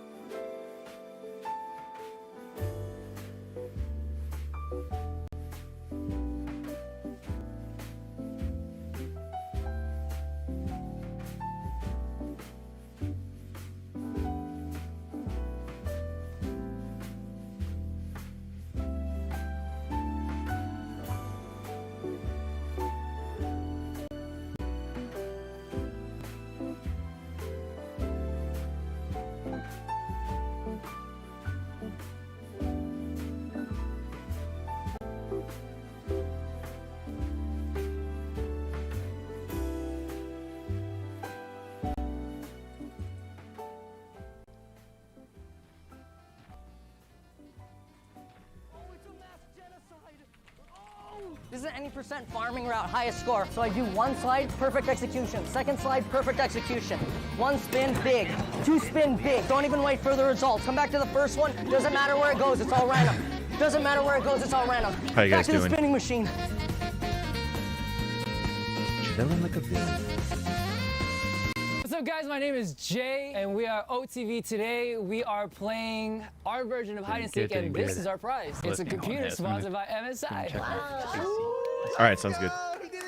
Welcome to the annual OfflineTV Hide and Seek Challenge. This year, we rented out a sprawling What's our Hollywood second mansion. game, Rachel? Our friend Jay joined us all the No. way from South Korea to be our seeker. Lily Here's some of his Toast, music. nice.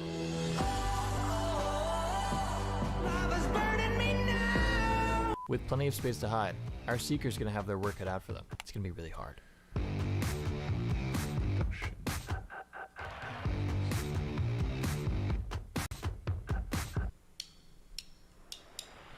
Next week, we have interviews for new employees, so make sure you guys are all there because it's really important that we find the right people, okay?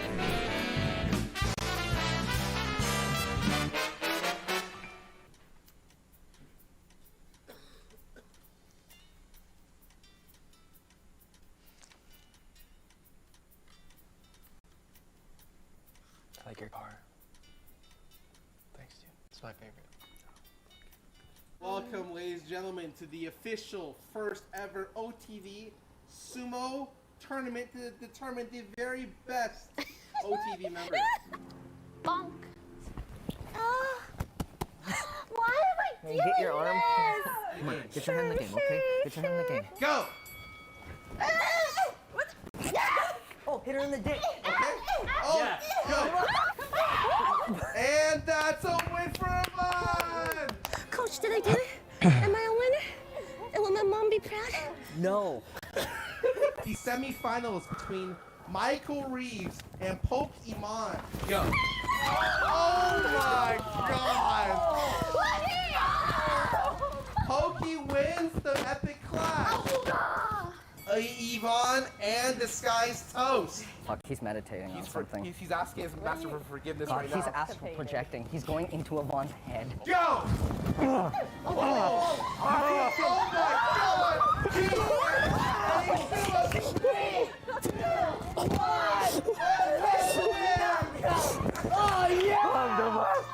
I'm the What a win! Yvonne moves on to the next round by 10. Fire, 3, 2, 1, go! Oh my god, it fires off to a great start. Wait, Toast, you haven't heard of my move? No, what's your move? What the? Oh! I'll never walk. Let's go. What's my The number one OTV waves. This is pretty. Who's this? Bring it on! Okay. Go! For the greatest. Oh! Bring it on! Oh, let's fucking go! A 1v3. Go! Congratulations. This event was a surprise announcement of our lovely 3 new members, John, Jodi, and Sid, who I'm sure you guys are so hyped to see in OTV videos as we are. No, we can't wait to be here and be a part of everything. And thank you so much for supporting us. Thank you. Oh, yeah. Hey guys, Thanksgiving's coming up and we were going to make a feast. The problem is we don't know how to cook. So we found Sounds good. I'm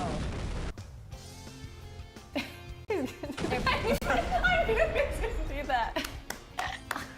Oh my god. That was a That's a classic. That's a classic.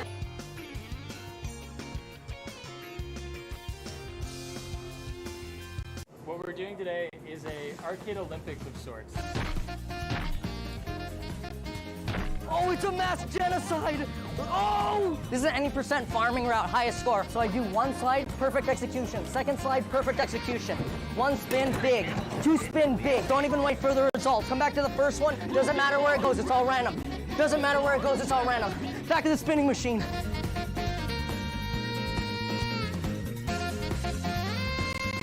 What's up, guys? My name is Hey everybody, welcome back to the OfflineTV Holiday Charity Valorant Invitational. We've already had our first match of the weekend, which put Team Scarra up 1-0 over Team JoJo. But we're doing a full round robin with all 5 teams, so much remains to be decided. And helping us call the action, I have Vansily and DDK joining me, 2 professional casters from the Valorant. Gentlemen, we just had our first game to start off the day. We talked a little bit about how impressive the gameplay was, but Vansily, tee us up for what we're about to see next. Oof. This time it's going to be Team Lily, I think, coming up right against Team Toast. I'm looking forward to this matchup at the same time, too, because, again, when you're looking at how this tournament is going to be played out, chat has the opportunity to vote for the map that they want the teams to play. So whoever the fan base is coming from, are you fans of Toast? Do we want to play some Split? Do we want to see some Judge? I don't know. I'm just saying. But I want to see something new coming out right now, though, because it seems as though Broden has caught up to the strategy of what Toast has been doing. But I want to know if this guy's Toast has something out, a new ace under the sleeve. Ooh, a lot remains to be seen out there, DDK. Yeah. I was actually wondering the exact same thing. Is there like a new gimmick that we're going to see from Disguised Toast? I'm kind of the villain of the last show. So I'm curious to see like how that storyline develops into almost the next season, as it were, of this OfflineTV Valorant Invitational, or if we're going to see just a refined version of the Judge shenanigans. We'll see. Well, everything so far on the stream has been a treat, and if the last tournament was any indication, you guys are right. We've got a lot of creativity and excitement to look forward to it as well, including giveaways, which let's do one right now. If you're watching, we want to say thank you. We want to say thank you for your contributions, of course, to Thankmas and our charity fund. So we're giving some stuff away, and right now it is 20 North American $10 Valorant point gift cards. So these are up for grabs. You can hit !giveaway in chat to enter, and make sure you enter before the countdown ends to be included. That's just a hot tip from me. We talked about what you guys would spend these free Valorant points on. With just everything in the store, nothing's off limit. Is there anyone you won't dress up? Which one of your agents gets nothing? Actually, you know what? At the end of the day, I think if they're $10 Valorant points, I think you get nothing anyways.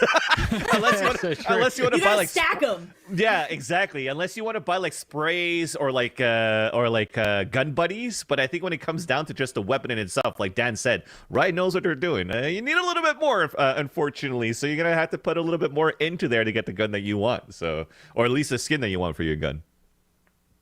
Well, how about you, DDK? Is there any one of your agents that just gets nothing? You're like, not for you.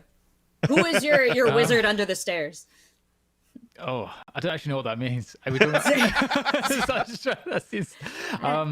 where do you put the thing you don't like? I don't know. Yeah, it's that's I totally get it now. I'm like very slow, but I understand, and that was very funny. So I apologize that I put that moment for you. Dan's still jet lagged from coming back from Berlin last week. Yeah. I was still in Europe.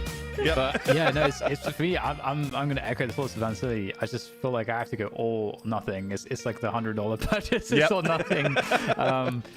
It's nothing in between. Yep. Well, here's a team that's guaranteed to be decked out in game and in real life with probably some pretty sweet Offline TV merch, which you can get from the store or the website right now at offlinetv.com. Team Lily Pichu. This is a stacked roster. We talked about it before. But any agent predictions that we remember from our last tournament for this team, Vansily? Killjoy? I think there was a Killjoy with Lily. I think Shifter was playing some Omen before, if I'm not mistaken, right? So if Shifter is going with Omen, but also Omen's not really in the meta anymore, so I wonder if there's going to be a whole new change of what we're going to play here. Again, it really depends on what map we're going to do, but in terms of agent cover pick, I think I agree with you, Dan, that we're probably going to see some Killjoy, who is also my main girl that I main when I play Valorant too. Yeah, I think. I mean, what's really cool about this, we already saw it from the first game, is that the team that you may expect on paper to do really well. I mean, who knows? You know, you have no idea really how it's gonna play out in the best of one, especially with some of the extra elements that we have, like the knife rounds and so on. But I think Team Lily is definitely going to be, the dark horse, the underdog going into this. Yeah. And Team Disguised Toast. I mean, this is obviously one of the finalists from last time, looking to reclaim their trophy, and of course, this has got to be a win, I think, for Team Disguised Toast. This is the #1 versus #2, Dan. So this is actually a great way to start match #2 of this tournament. So the two finalists going head to head there's going to have to be some revenge going into this matchup now today. Yeah, you said it, Vansili. These are our 2 finalists from the last Charity Valorant Invitational. So not only do they have a little bit of knowledge about how each other plays, but maybe a little bit of a grudge to solve too. Mm-hmm. Definitely. That grudge match, I think we always see it from the Smack Talk anyways, although I don't know how much Smack Talk we're going to get this time because we're so close to the holidays, so it's probably going to be like, I hope you have a very nice Christmas. I hope you have some very nice holidays instead, you know, depending on what suits your boat. But looking at Team Disguised Toast, I mean, looking at their agents, I think usually playing as Cypher. But again, another quick shout out here to Bilbo the King that was mentioning before that also when I look at his rulebook, that all the agents are actually available this time too. I think the last time that we had it, we weren't allowed to play like any Astra or anything like that, but this time all agents are available, and Toast actually did play some Chamber a lot, so I don't know if we're going to see some Chamber going into these matches. Well, you which I'm gentlemen excited both... for. Well, I was going to say, you gentlemen both brought up a great point that the maps are huge factors here. I remember last time Poki did not want to play on Icebox, and her chat really wanted to see her there. So, chat, we are about to give you the opportunity to send these 2 teams, Team Disguised Toast, Team Lily Pichu, to a match to go duke it out. And based on what you know about them, what you've seen from their individual streams, but their preferences about where they'll do best, this is a big decision. This could help either one of these teams win, pick up those extra rounds, do whatever is necessary. So I don't know if you guys know enough about the teams to tell me which map would be best for who.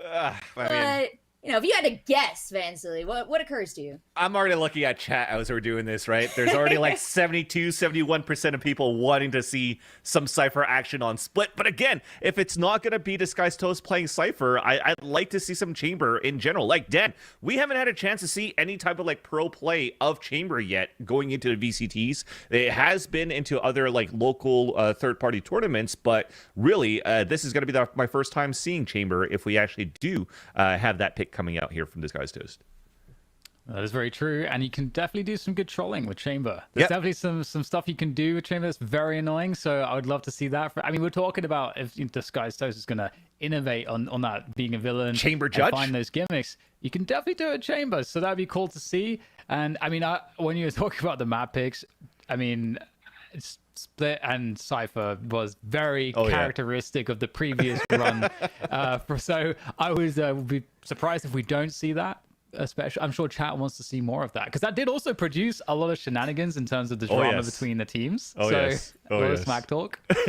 Smack talk, drama. DDK, I feel like you're teeing me up perfectly here to head on into trash talk. So I'm going to send you guys off to get ready for the next match. Have a drink of water, clear your voices, because it's going to be a wild one. And I'm going to head on over to talk to Disguised Toast and Sekuno and see how they're feeling about this next match.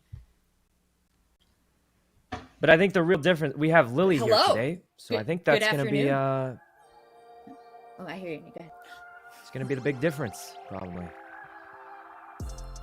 I missed it. What's going to be the big difference? Tell us, Toast. Well, Sekuno was saying how big of a difference that, take it away, Sekuno, go ahead.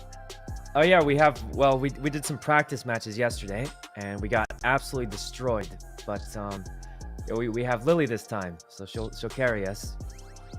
That was the X factor. That's what you were missing. Yep. So, in these practices, I'm wondering, like, what did you picture in your mind when you thought about taking out Toast and the rest of his team? Like, what really drove you to be your best in practicing for this, and what's going to drive you today? Oh God! Wow, you're asking real questions. Well, for the charity, the children. Good. Yep. That's honestly charity and children. Yep. For Christmas. Toast, what drives you? Half of our team went drinking. What drives me? The ego to be able to say I've won 2 OfflineTV Valorant tournament. So you're feeling a lot of pressure to defend the title of champion today? Yes. Anything less than that is a disappointment. It would be awkward to lose to me, Lily, and Yvonne. That's true. It would be. It would look really bad on me. Yeah. Is that perhaps an extra motivating factor for Team Lily today, Sekuno? Huh? The humiliation, is that really something you're looking forward to delivering to Toast? I'm not really into humiliating Toast. Maybe not something. I think Lily might enjoy that more though. I bet. Probably. Maybe Yvonne. But me, you know, I'm not. That's not my sort of thing. No, you know what? My mistake. I don't mean to. Let's bring it a different direction entirely. Festive cheers. Perhaps you'd like to share something uplifting, positive, or, you know, just from the soul to Toast. Oh yeah.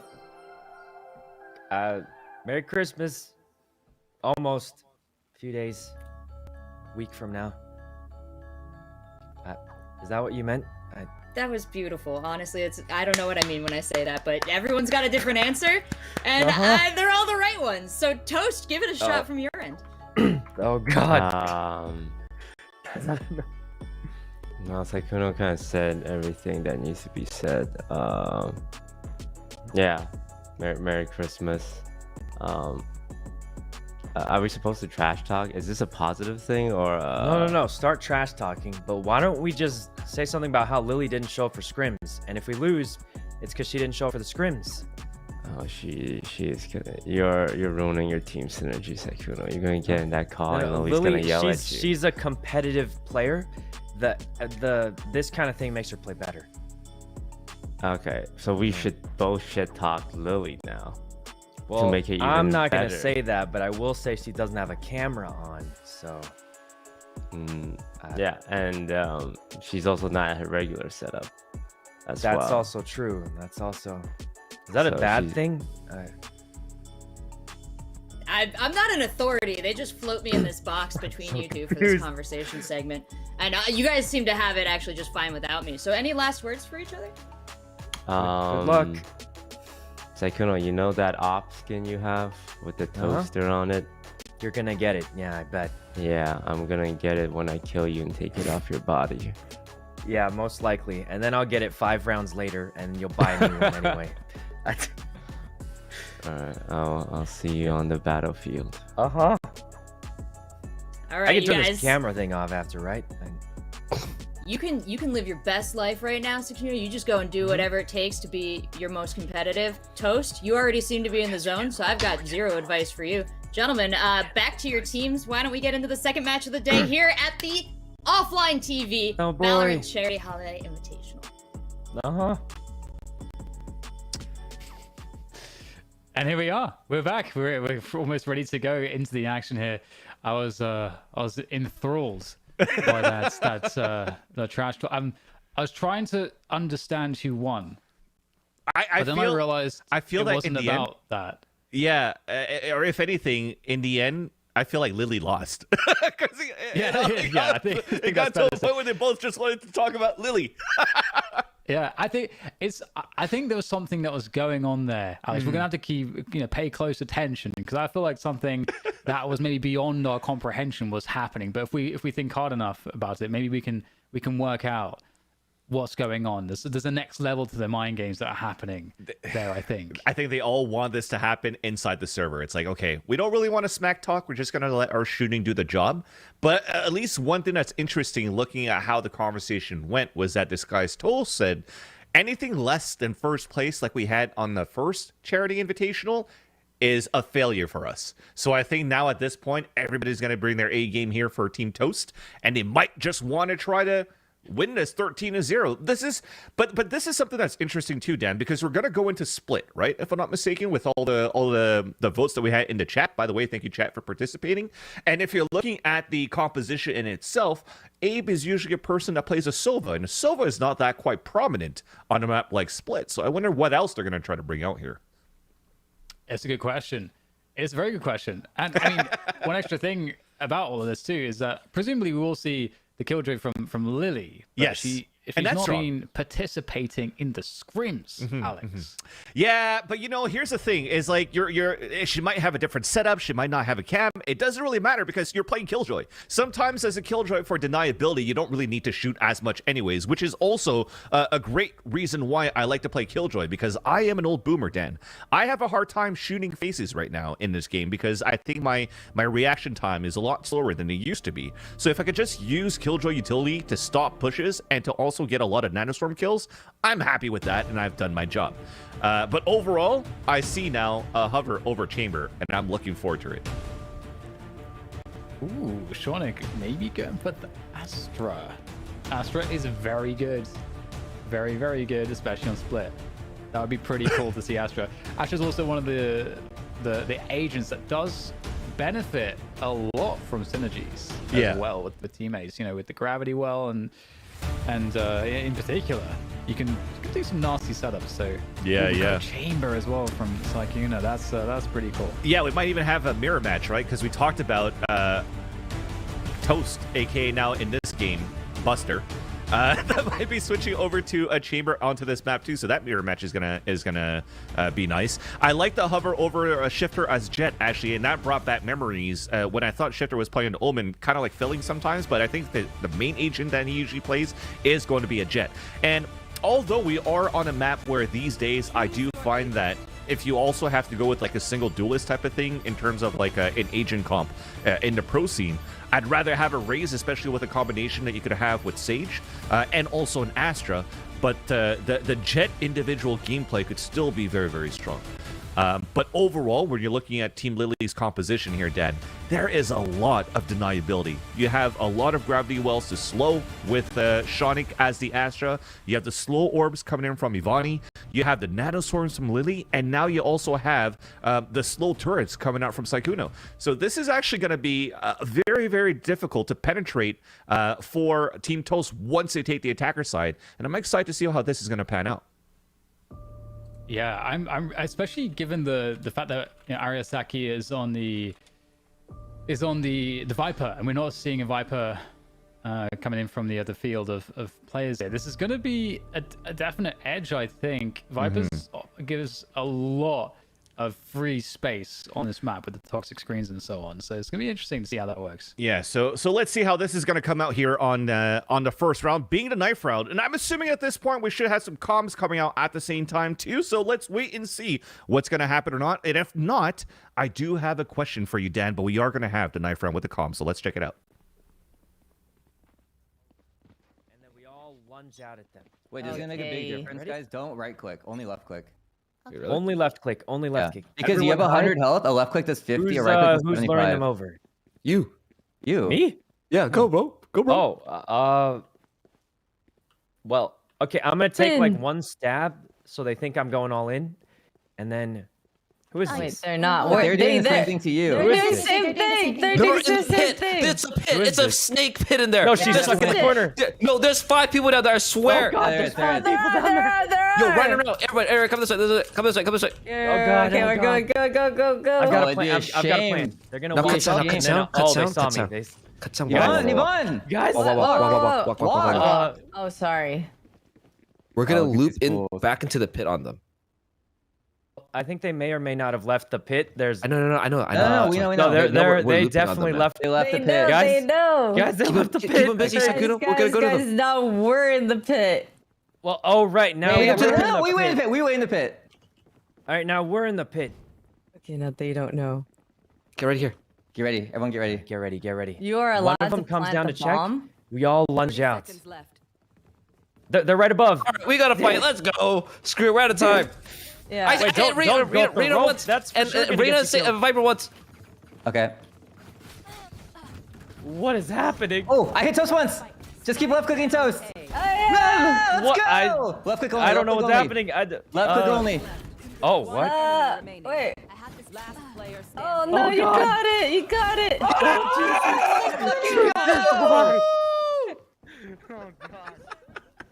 Well, that was a strat and a half here, Dan, and it works out for Team Lily, and I'm actually happy. Lily has a snow globe. Now we also have the classic with the Winter Wonderland theme as well, so I really like that Team Lily are actually pulling out here the holiday spirits onto their skins.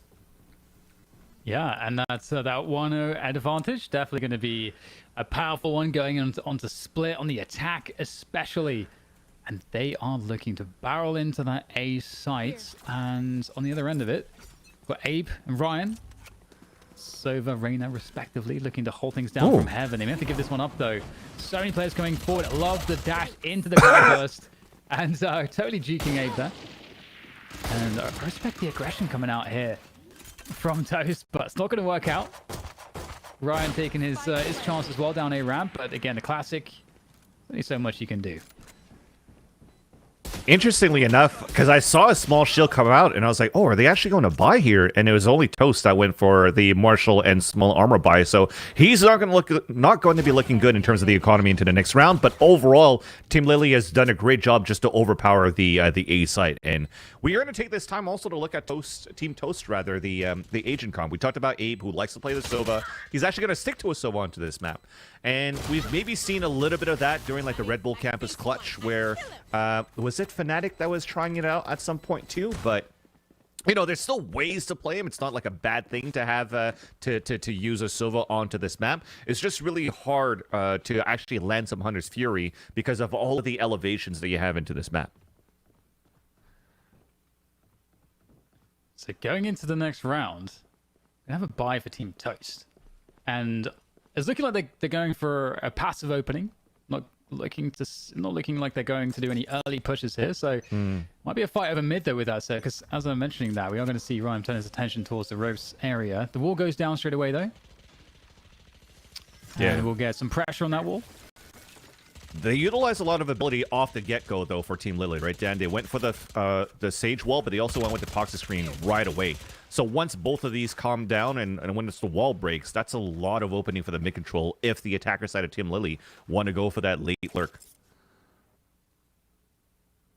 But we're defaulting back. We cut some noise, and we got a nice pick from the Headhunter from Sekuno onto Higa to start things off. Yeah, some early damage. And that's for the team that's bonusing as well. So nice 5 versus 4 advantage, and Toast just chilling right now. Again, it's difficult on the defense. You know, if you don't have control of the extremities or mid, you just don't know what's going on right now. So it's a guessing game for Team Toast, and Team Lily now rotating through to that B attack. On the other end of that, we've got Ariasaki waiting patiently. Oh, there's the dash forward. Ariasaki able to take down one. Ivoni will go down. The site's been given up. B site is there with Team Lily now. Natsumi, though, just holding on to that retake position, keeping control of B Heaven. Okay, a couple of nanostorms on the pulse time, which is pretty good. Oh, dude. Sekuno with the Headhunter continues to pop heads. Last player standing. Oh my god. Sekuno, there's only 8 bullets in that thing. I think he's got 3 kills with it so far. 3 bullets. That's insane. Oh my god. All right, well, there you go. Team Lily 3-0 up to begin. And that's a great start. That was their bonus as well. Exactly. So they're going to have a great booming economy after that. And I wonder at this point if you actually save so many of these Spectres, are you going to try to bonus into that again? And it seems to be the case, right? So Sekuno's going to probably keep his Headhunter bullets, probably going to buy a lot more of those. Use the Spectre to play close range, which is... Actually, it's not too bad to play in terms of that strategy with this chamber. I was thinking about it and trying to theory craft onto these pistol rounds, Dan, too. Like chamber in general could have a classic, a shorty, and a Headhunter for pistol round to play long range, mid range, and close range, which is quite crazy to have. But we could definitely talk about that a little bit later once we get into these pistol rounds with these chambers. But into this round, it's going to be Team Lily continuing to do these defaults. You talked about taking control of extremities. They're starting things off quite well. They're not using too much utility to try to get early control of the extremities, and it's more going to be like a 4-player side take. Oh, don't do it. Don't do it. How do you call this, Dan? I want you to practice with French here. What's this? He's got the Headhunter out. Oh. And the Tour de Force. There indeed. You go. Yeah, Tour de Force. Nice. Okay, well, Tour de Force not going to find anything just yet. If only able to take down Abe, and that's going to create some space forces A site. It's a stack really in mid around the mid position for Team Toast. And there's a Cosmic Divide as well. To make matters worse, in the 5 versus 3, the Cosmic Divide comes out just to make it even more hopeless. But in swings Toast, Headhunter in hand, and you know he's just going to push this surely. But this is going to be difficult. Which way do you look? We've got the Tour de Force. Oh, he's got the knife out. Sekuno, no! He's just done Toast dirty like that. And I mean, this is a bad start for Team Toast. You know, we heard him in the interview there.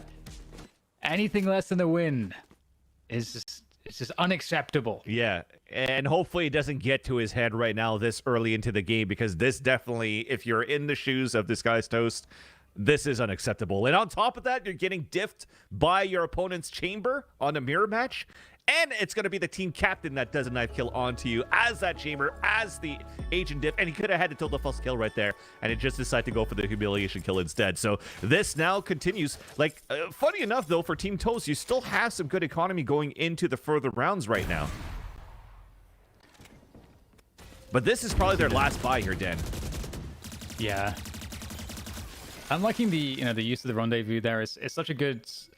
It's a signature of chamber. Allows you to kind of teleport away to the other kind of little post that you put up. I don't know what the technical name is for it, but you are able to teleport and just reposition instantly, and it's very powerful in that sense because you can show presence in multiple locations very quickly. Dan, you're already better than me. Usually you commend me for knowing the agent abilities that quickly, and you already know them better than I do right now. Dude, I got the Wikipedia page up right now. I'm ready to go. But Shawnee gets a nice opening kill. So this is actually a nice kill towards mid side. It doesn't really pull out any rotations yet because at the same time, everybody pushed really quickly into the A site. Although they have conceded the A site for Team Toast, they have to play the retake now. And then we have it 3 versus 4 on the retake here for Team Toast. Shifter working on the A ramp control, but loses the battle against Abe. And Toast as well, picking up one with the operator. So now there is the advantage on this retake, but can they close the deal? Can they get themselves back sight? Toast being teased there. Go to a turret, annoying, but will be dealt with. Here goes the swing from Abe. Whoa! Defense throw double from Ivani. Beautiful there. And just one player left to go. Ivani with a nice triple. Right at the end, 1 versus 3, effectively. No assistance required from Lily. Okay, that was insane. That was insane, too, because Abe, so far, playing as his Sova, is able to get a lot of information out of this kit. Not only the Owl Drone to see that it was going to be a 4-site hit take on the previous round. This round, the Recon Dart spot and the last 2 players on the attack of Ivani and Lily. But somehow, Ivani and Lily, even though they got pinged out, was just great in terms of just spray control for Ivani to get those 2 kills before and give the advantage back onto Team Lily. So it seems for me, Dan, that we're missing a little bit of teamwork in terms of the retake plays for Team Toast. I don't know if it's missing a little bit of utility play, but also you had an op out there for Disguised Toast that makes things a little bit more difficult to try to be aggressive in there. But Dilda Fuss to start things off here for Toast, while the rest are on a half buy. And first contact is actually missed, where everybody's falling back from Team Lily back to A once again. Yeah, like you said, the operator from Chamber of Toast, the Tour de Force ultimate, is definitely really dangerous, but we'll see whether or not they're going to be able to find some defensive frags here, because in comes Shifter up A ramp, looking to keep the pressure on. Oh, great find onto A, but at the same time, Shornik takes down Ariyasaki, not leaving all that much left on the defense here for Team Toast. Trying to swing on in, though. It's going to be Saikuno losing that control of A ramp, so there is something, after all, to be worked with now for Team Toast on this retake. Well, a knob here for Ryan Higa. Pistols on the rest of the takes. It's a double op retake. They have to come up huge. Is this going to be another knife kill? Shornik. It's going to be able to find Ryan, and both players going down elbow. Is Shornik going to be able to finish this one off? There comes the pressure, just tapping the spike. They're going to line up, but still, somehow the frag doesn't go the way. It has to be Lily to get the trade at the end. And that's going to secure things here for Team Lily. And, okay, I understand why she's not turned up for scrims, Alex, because they don't need to scrim. They're 6-0. It's not worth their time. It was all mind games. It was all mind games to start things off in a trash talk between Seikuno and Toast. And at this point, it definitely looks that Team Lily are pretty practiced in terms of like getting these entries. It's lots of solo plays. You're able to get these backstabs. Like this is the second time that Shonix is trying to go for these lurks, right? The first time he got stopped towards B Heaven, but the second time it pays off. He gets beautiful kills on the backstab. Not only that, it's 1 kill, but a lot of information. And the last player is on a retake. So that's already good teamwork and communication they can bring out for the attacker side. And this continues to be the routine right now for Team Lily on the attack. Lots of pressure towards the mid side to start things off. Break this wall, force out the utility early. Like 10 seconds into the round here, Dan, there's a toxic screen up, a sage wall that's broken, and a slow orb already that's up. This is why this allows Shonic to go for these late lurks towards mid side, because there's not much utility to hold it back in the end. But for the rest of the players, it's always a 4-player site take on either extremities, and this time it's still going to be towards B. And playing for the the ult there. Now, Lily is able to get that lockdown on the B site. And there is a gap at the back of the site that you can hide, but it's actually going to result in a Viper's Pit coming on down by Aliasaki. And is she going to stay there and get detained? Yep. It looks like she is. I respect it. But there's nobody to keep her alive. Unfortunate if Ivani's going to be able to take her down. And that's going to be the site under control. But in comes Toast, point blank with the operator. What the hell is going on? Able to take down Shifter, and no, Toast. He finds another with the operator, point blank, and that's going to allow the rest of his team to swing on through. He's opened things up for the trade there. In comes Ryan with that trade. Nothing Lily can do. Overwhelming numbers thanks to Toast, the fearless leader, swinging on through. This is what we call Dan overheating.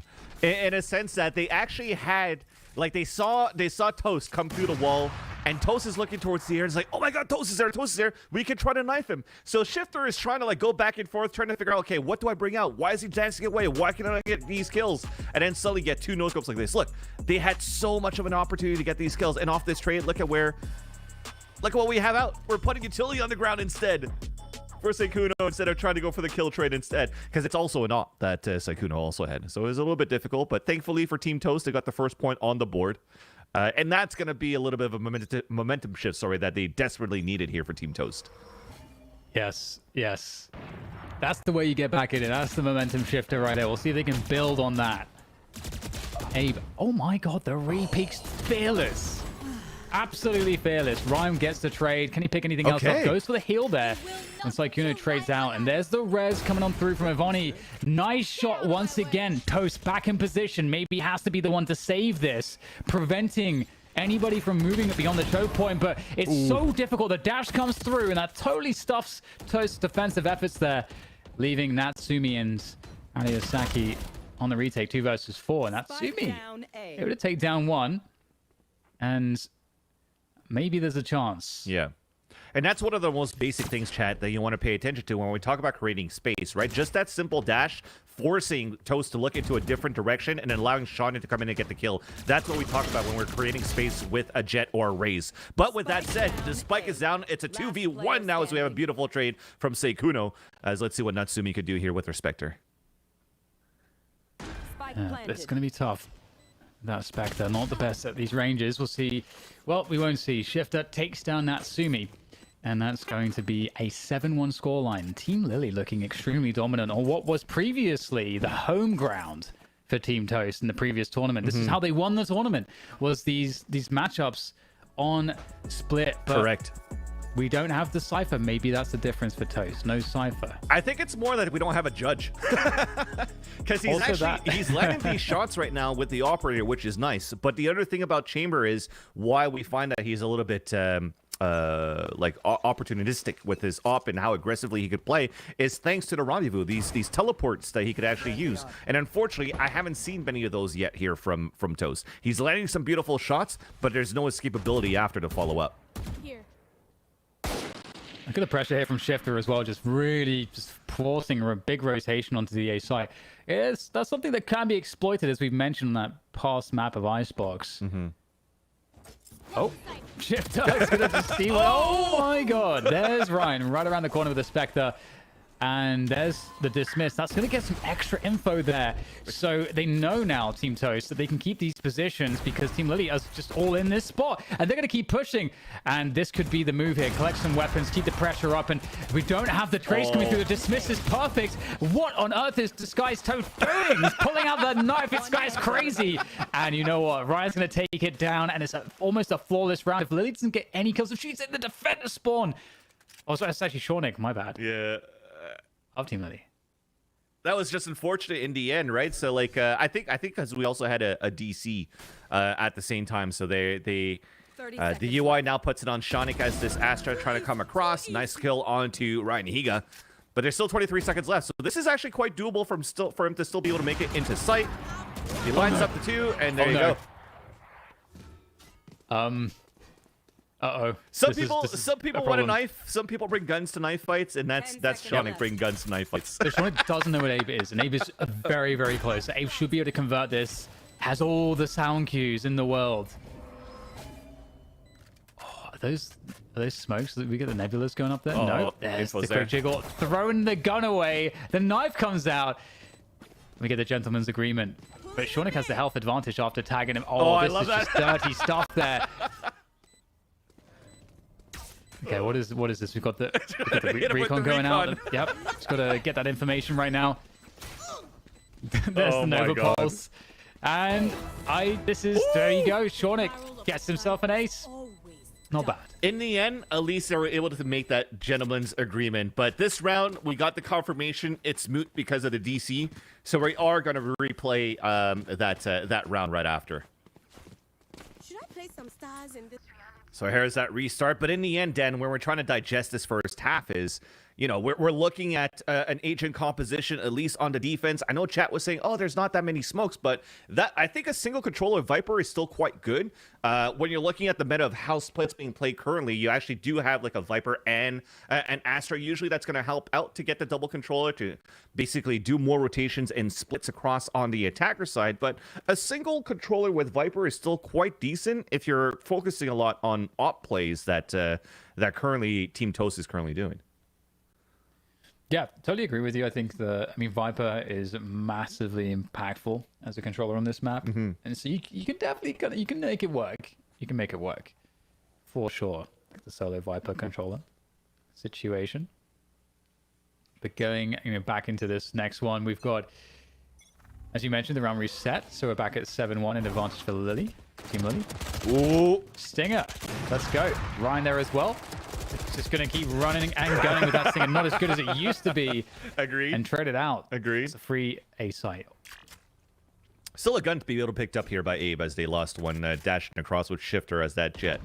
The thing is, on that previous round, there wasn't many op shots already being shot or hit by Sykkuno. A nice lurk from Shaunik once again. They gotta find a way here for Team Toast to make sure that they shut down Shaunik, and I think that Toast would be a great answer to that from the way that he's holding mid site earlier on with the op.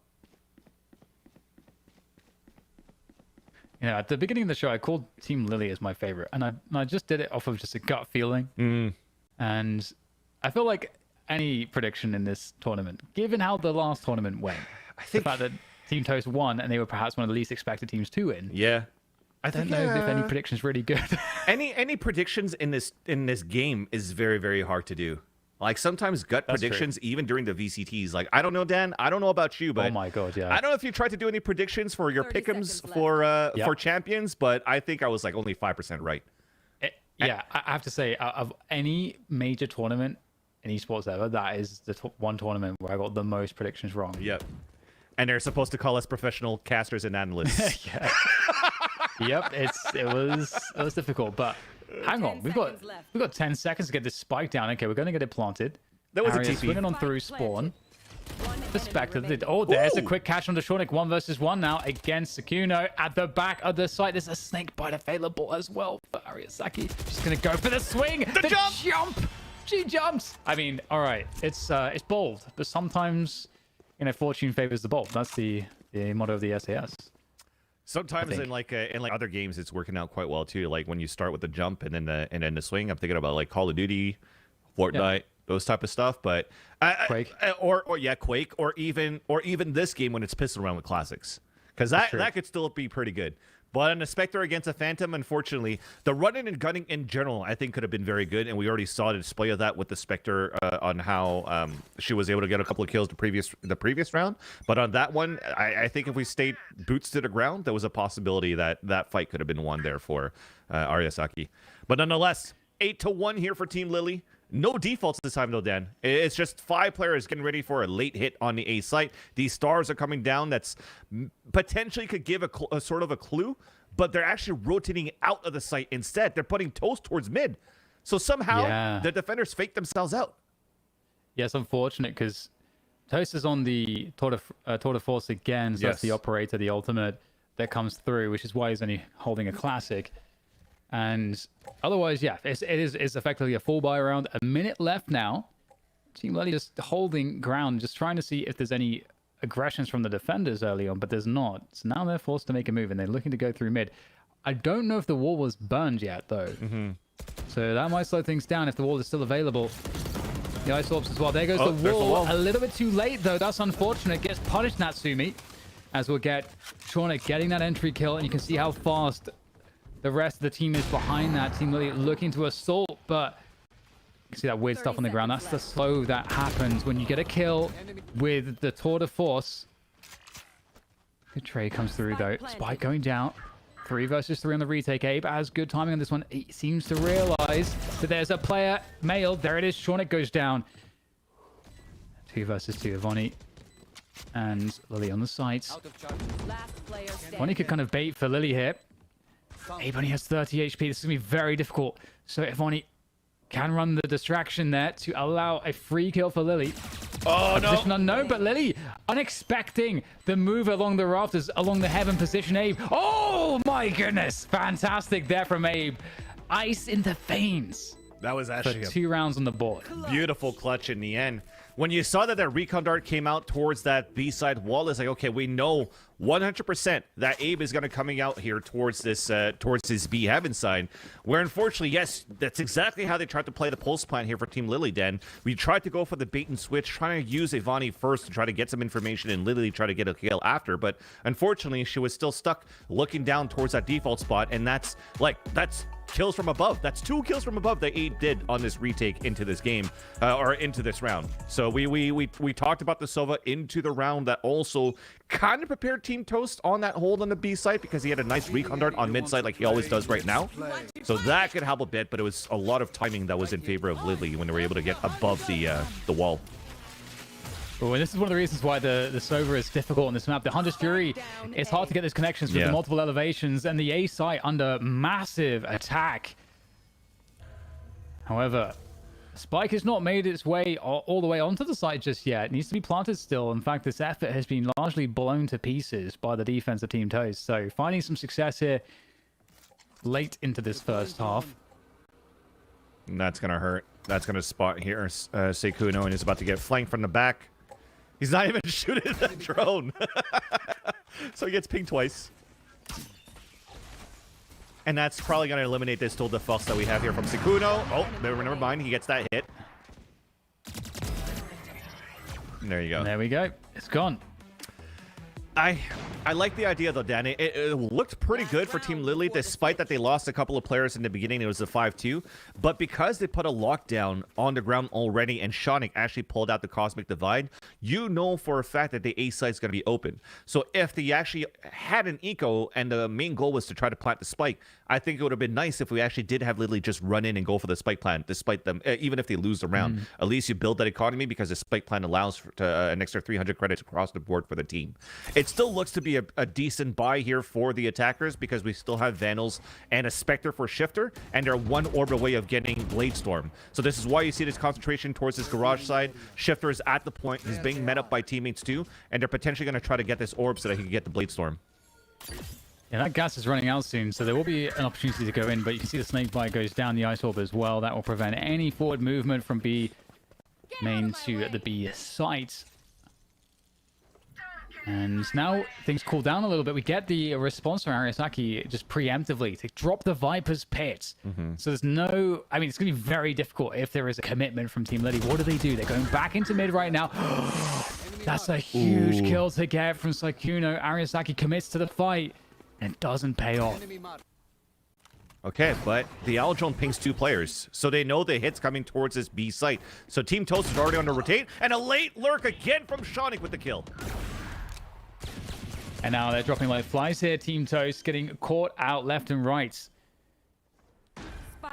Shonik on the other end here. Natsumi lying in wait, knowing that this flank is real, and it's so threatening, knowing that there is a flank. Are they holding? Are they going to try to push me? You feel like you have to deal with them first, and for Natsumi, that will be the case. And the res, indeed, that's a 3 versus 4, but a lot of time has been bought here now. Shifter making it even worse. Back to a 2 versus 4 for Team Toast as they start to make their way in. Natsumi and Abe looking to do the impossible here. This is going to be so difficult. They have to charge through. The time is so low at this point. And there's so many players left. There goes the first engagement in favor of Shifter. And very little for Abe to do in this position. Trying to catch at least a couple kills on their exit. Wow. But that's another round. That's the end of the first half now. Team Lily going to finish this one at 9-3. Great attacking half for them.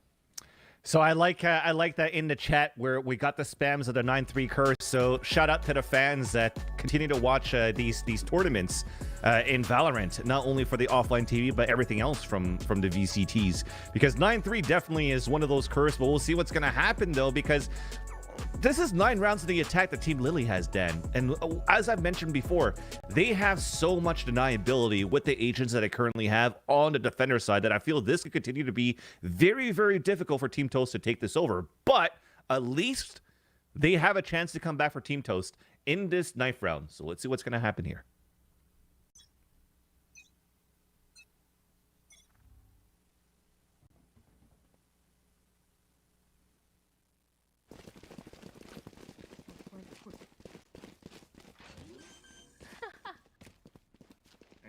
Now we frag out. Oh.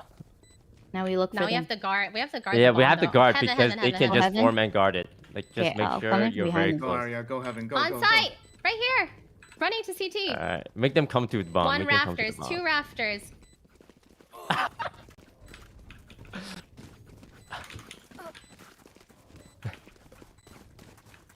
I'm watching. I'm guarding right here on garage. In the back. Or right here on site. Oh, and okay. Oh no. Oh god, I got Lily for 1. Nice. Just hold left click. Let's go. Left clicks. Woohoo! Run. That was big.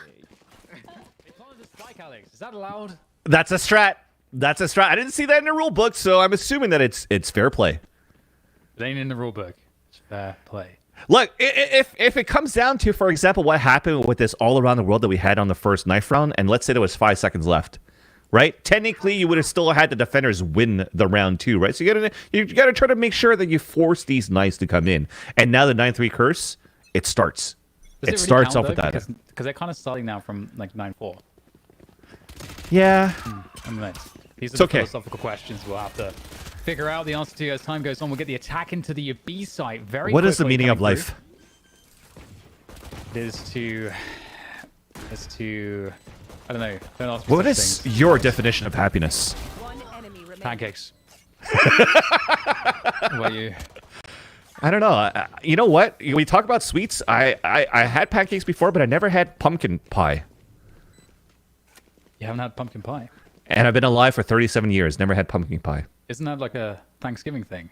It is, Pumpkin and pie. I've missed it. I've missed the Canadian Thanksgiving and the American Thanksgiving. I Wait, didn't do you even do have it any like the pumpkin pie. same kind of deal as in North America? Like, as in like turkey USA? stuffing and all that stuff? Yeah. Well, see, I'm an Asian family, so we actually just order Chinese food and then gather around and eat Chinese food. All right. Well, we'll return to that. Find out more about Vansley's Thanksgivings as we go back into the game. 9-5.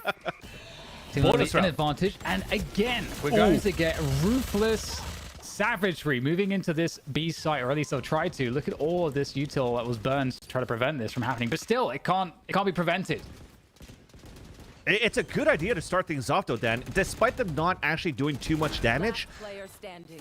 Oh my god. Okay, never mind. The retake's beautiful, though. Love the angle. Got to see the desperation of Abe when seeing all of his teammates just dying around him as he's planting his spike. It's a good perspective, different perspective on the hopelessness I'm used to seeing. So you looked at that and you just saw how beautiful it was for Team Lily with the trades on that retake. But they didn't need that many trades because they were just popping off. But I got to take a second to say how good that initially the idea around the B hold was actually quite nice. Because you have an alarm bot and 2 nanoswarms.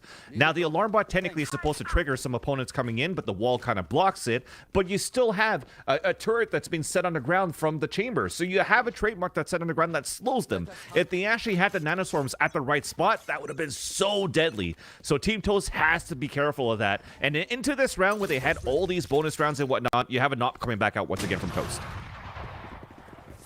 Nice opening pick coming through from Toast. Oh, Shifter right before the Nebula goes up. Finds one. Oh, this is dirty stuff there from Shifter. And another one over the top with the updraft with the Blade Storms causing havoc. All the destruction there from the back of the B site. And there's no entrance here for Team Toast. And the confidence. Oh, Shifter. Oh my god, the energy. body shot there onto Abe, so Abe got hit for 101. So this is actually very, very winnable here for Team Lily. Oh my. The energy there from Shifter, just laying it down, and Lily on the flank finds the spike. Impact frags from Lily. And Abe now stuck between two sides. Oof. And Shawnick will finish it off. 11-5 as Team Lily. They look indisputably the best of these two teams right now. Here, Yeah, Alex. I mean, yeah. You were going to say Shawnick. I know you were going to say Shawnick. I was about to say Sean. I know, but I was trying to cover you. Chat, you heard it here first. Dan's too used to casting with Sean that everybody has now become Sean. Or maybe it's just a compliment to say that I could cast like Sean. So thank you, Dan. Really appreciate it. Much love. So this is, but yeah, just to get back into that, we were able to save an operator as well for Team Lily into that last round. So things are looking really good. And I know that you're saying that this is like Team Lily was a favorite to win the tournament, but off gut feeling. But on paper, it seems as though the finalist and the winner of the last Valorant charity tournament should have been Team Toast. Winning this, not necessarily convincingly, but at least make the game a little bit more challenging, right? But Team Lily, they're playing it so well, and I definitely have to give this over to Ivani so far. But it's not over yet, right? You have Matilda false sets out here from Disguised Toast, who was able to do some very good shots with this, and just very close to this crosshair. If the ponytail comes out, he could get a huge kill onto Ivani. Yeah, it's 11-5 right now, but we'll see if the story changes. The patience from Disguised Toast. The conviction. The discipline. Looking for the opening pick for the team. To get his teammates into a position to win. And it's shut down. It's gone. Shawnick looking to make it even better. And Shawnick will. 2 quick kills in mid. Really shuts down the efforts here from Team Toast yet again. Not finding the openings that they're looking for. Top fragger Shawnick there. That's why his skin for the champs is glowing currently. Top fragger in the server. Huge Hunter's Fury that allows Natsumi to move down and get the kill onto Ivani. But they're kind of pinned towards this mid side. At least the spike's still up. We're trying to get a res as well towards mid side, but there's only 13 seconds left. You got to go fast. 10 seconds left. Uh-oh, Shawnick's on the back as well. Uh-oh. Natsumi, 1 versus 4. No time to plant. It's over. Oh, TP behind her. Shenanigans. 12-5. And I think it's time for a listen-in to hear the despair in action.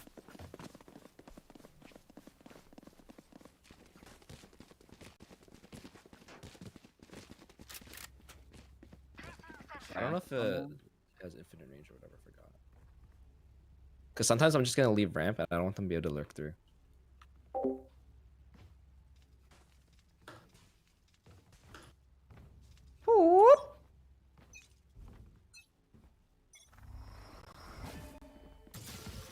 Oh, they're definitely mid. At least 3 mid. Yeah, they're rushing. They're rushing.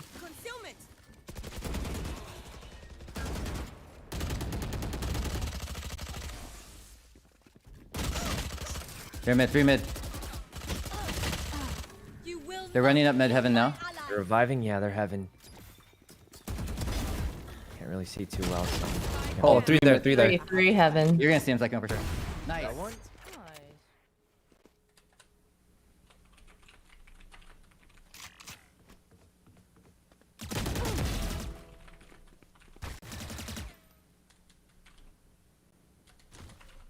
A gift.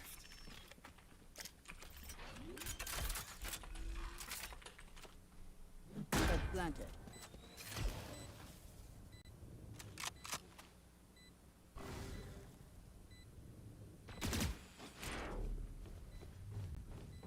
Okay, so we're dialing back into the 2v2 here. Alex is all on this one. For a chance to stay alive. Defending the spike, Team Toast. Oh, Toast in a great position. Ooh. Oh no! Disaster strikes. But can Ryan make good of this one? Gets one in the back in a second to follow it up and keep Toast's dreams alive against Team Lily. It's still doable at this point right now. And we talked about the 9-3 curse. This time it's actually pretty much broken because you had Team Lily that was able to get a good defender side quite before when they were shutting down the attacks here for Team Toast on that B side. So yes, the dream's still alive, but with the amount of rounds that we've won for Team Lily on the defender side first here, Dan, this is still going to be a very, very heavy buy. And Shonix is just ready to toy with his opponents. He's pulling out an Odin for a mid-side hold. I love the confidence. The wall goes up, the wall goes down. It's been good to see that Team Toast are also pressuring that wall away as soon as they can. But as you say, they might feed straight into the Odin of Shornik on the other end of it if they continue to press up mid, but right now it's a pretty passive approach coming through from the defense of Team Lily. They've got that 5 versus 4, so they don't need to do anything special here. It's not too bad here from Shonnik too. Like despite like oh, okay, nice spray, but on top of that, it's nice deniability as we talked about before, right? If it's the wall, 2 slow orbs, now you have Nebulas coming out from Shonnik at the same time. It doesn't allow for Team Toast to get any good mid control so far, and we're gonna rely on Disguised Toast to get an opening once again, and he's trying to get this fight against Ivani, and he loses it. Yeah. And it's just one by one, they're going down in these battles. And finally, Abe, able to deliver. Against Shornik, though, it's not going to be the same story, but for Natsumi, able to make something happen. Time is limited. At least Natsumi does have the spike. Down to 17 HP. No heal available just yet. 8 bullets left as well. Has to go forward quickly for the plant. And you know what? Her opposition know it. The wall comes up, though. That's going to buy some time for this and also give her some information if they try to strike down that wall. Oh, big ult. I think she would have had... Yeah, well, never mind. Shifter will take her down. And there it is. Team Lily, they're going to be picking up this match so convincingly against Team Toast here, Alex. Oh my god, Dan, the story of the underdog continues now, at least for me, an underdog into this matchup. Lily Pichu, and on top of that, I think it's just overall, like, the whole roster in itself looked really, really good as much as it was on the defense. We had some great players on flanks, we had some great players that were able to frag, and Ivani as the anchor player. Beautiful. Chef's kiss.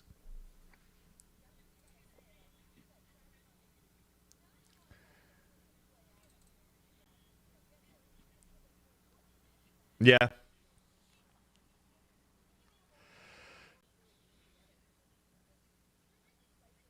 Yeah, what I actually really liked from how this Team Lily played on the attacker side, with an agent composition that we talked about, that they had a lot of deniability on defense, how is that going to pan out for the attack, right? And just having Shifter on that jet is going to help a lot for creating that space that actually... made it difficult for Disguised Toast to get all those shots that he needed to hit with the operator, and allowing the rest, the 4 players right behind or the 3 players behind, to get into the site trades in the plant. And then Shifter on these late lurks all the time is always working out here. It's working out for him. I think he lost maybe 1 battle on a lurk, but every single one after that has been quite successful for them. And DDK, I thought we were going to see a lot more from Toast, and the times they did pop off as a team were brilliant. But what do you think kept them from doing that a little more often? Yeah, I think there's a lack of sort of synergizing or like a attack-sided game plan. And given that they struggled on the defense as much as they did, that kind of left them out in the cold there. When we saw that second half playing through, you saw sort of, okay, well, these flat-out rushes aren't really working as well as we want, because even though they were able to maybe get the spike down, they weren't able to get good post-plant positions to defend the spike. And then when they stopped doing that, it was a case of just trying to kind of take 1v1s. And that seemed very easy to deal with. So it seemed like a lack of that attack-sided game plan. All of it was kind of on the defense. I think composition-wise, I think there was a struggle there as well. So I think, just not as well kitted out to win this one. The fights on mid side actually was something that was being tried to. Sorry, Rachel, as I wanted to add on to that really quickly, because when they tried to get those 1 versus 1 on B side extremities, we talked about how Sekuno was doing a good job with a Marshall to get a couple of kills there. And then once they tried to go for mid take controls, then they had to face off against Chonic on mid side, and they didn't have the utility to try to flush those opponents out of ropes. And even if they made it at least on the top of the staircase, there was still a nice crossfire between Chonic and Ivani bounty that allowed all those kills to happen from heaven side onto B. So the first layer of defaults, the idea is there for the attacker side. We just needed to bring it up an extra step. Taking a quick look at the replays here, starting out with the giggle between the opponents, but quickly turning into violence, boys. Oh yeah, yeah, and I think the violence started with some nice mind games with the knife kills, Dan, and this. Not only knife round, but literal knife kills on that second round there that we saw from Sekuno on Titos. Yeah, and I also have to give the shout outs to Shifter as well. I think, knowing what needed to be done on the jet, like creating space, that was definitely another thing that you didn't really have the same ability, I think, for Team Toast. There was no agent that could really claim space. You didn't have a raise, you didn't have the jet. On those entries to sites, having that player that could draw the fire wasn't quite there. And I think that was something that was abused quite a lot by, or I shouldn't say abused, but just used effectively by Team Lily. And that was another difference maker, I think, for them. And so, yeah, I felt like everybody for Team Lily really did a great job synergizing with each other and everyone. There was a good... They had all of the roles that they needed for the varying situations that they found themselves in. Yeah, the when you look at it, too, on... the differences of the controllers that you had, like I said, Ariasaki playing as a Viper is still quite good, that you could still run things as a single controller if you want to go for a straight up sight hit, if you're going to eventually make it to that point, right? When you've gained that map control, you scaled up to where you needed to go for that explosion on an execution. But to have Sonic instead playing as an Astra, there was so much that they were able to do. Not only does he place the stars over onto heaven and onto screens, but he's able to add more stars across the map to try to maybe sell these fakes. We talked about it, Dan, at some point. We had the smokes going into A heaven, into screens, and then you had 2 more stars going into like mid side and B heaven, and that actually forced a rotation out from Disguised Toast from A to B side, where it just allowed an easier take for the attacker side of Team Lily getting to the site. So overall, in terms of agent comps, you're right, you nailed it. We had a little bit of a better agent composition here for Team Lily. Worked out for that type of game plan. Well, gentlemen, thank you so much for your assessments. We're only 2 games in, and I feel like not only am I learning, but you guys have had moments where you sounded pretty impressed by the play that we've seen here this weekend. So we have 3 more games coming up today. But before we do that, this is all for charity, and I want to say thank you and remind our audience that we are trying to raise money for Thankmas. It's the 3D printed houses and housing opportunities for houseless people around the globe. It's an incredible cause, and I'm sure you've seen it a lot across YouTube and Twitch with all these wonderful content creators trying to raise money and bring that in for this charity. So if you wanted to be part of that, if you've been enjoying the games you've seen here today, please consider clicking that link or hitting !donate to bring up the window in chat. And we've got more games coming. I did promise you that, but we're going to head into a quick break right now. And you're definitely want to stick around for this break because we're checking out the second contestant in the AIM Lab Tourneyception. Let's check it out.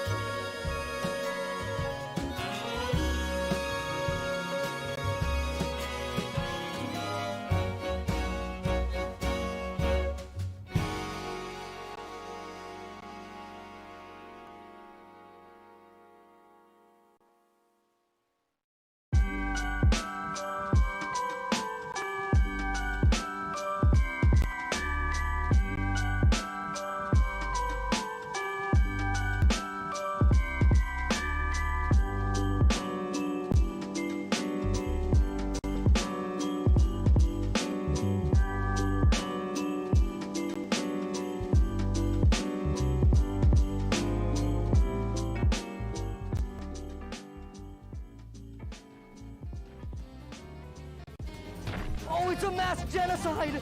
Oh! This is an any percent farming route, highest score. So I do 1 slide, perfect execution. 2nd slide, perfect execution. 1 spin, big. 2 spin, big. Don't even wait for the results. Come back to the first one. Doesn't matter where it goes, it's all random. Doesn't matter where it goes, it's all random. Back to the spinning machine.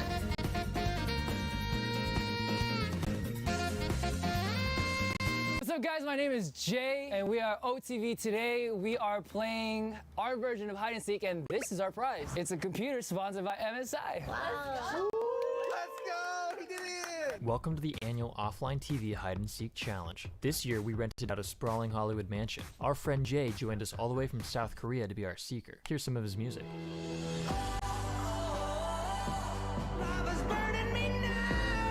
With plenty of space to hide, our seeker's gonna have their work cut out for them. It's gonna be really hard.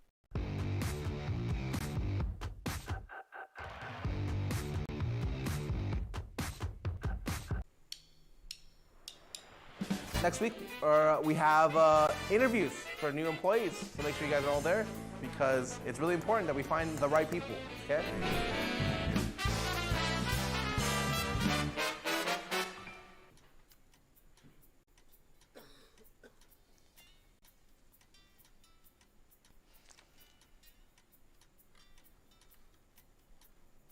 I like your car. Thanks, dude. It's my favorite. Welcome, ladies and gentlemen, to the official first ever OTV Sumo tournament to determine the very best OTV member. Bonk. Why am I doing Get your arm. this? Come on, get your hand in the game, okay? Get your hand in the game. Go! Oh, hit her in the dick. Okay? Oh, go! And that's a win for Amon! Coach, did I do it? Am I a winner? And will my mom be proud? No. The semifinals between Michael Reeves and Poki Iman. Go. Oh my god! Poki wins the epic clash. Yvonne and Disguised Toast. Fuck, he's meditating on something. He's asking his master for forgiveness Fuck, right now. he's astral projecting. He's going into Yvonne's head. Go! Oh my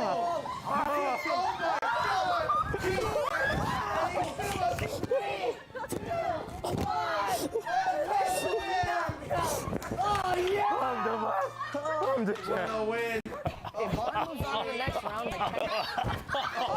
Fire, 3, 2, 1, go! Oh my god, that fire's off to a great start. Wait, Toast, you haven't heard of my move?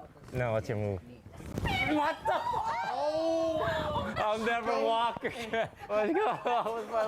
The number one OTV wave. It's pretty. Who's this? Bring it on! Okay. Go! For the greatest. Oh! Bring it on! Oh, let's fucking go!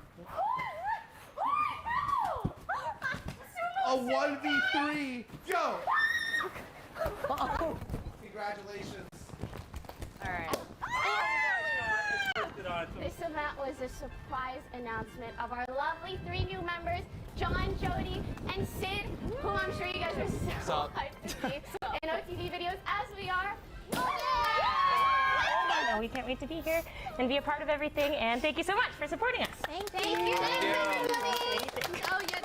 Hey guys, Thanksgiving's coming up and we were going to make a feast. The problem is we don't know how to cook. So we found I knew you didn't do that. Oh my god. That was a classic. That's a classic. That's a classic.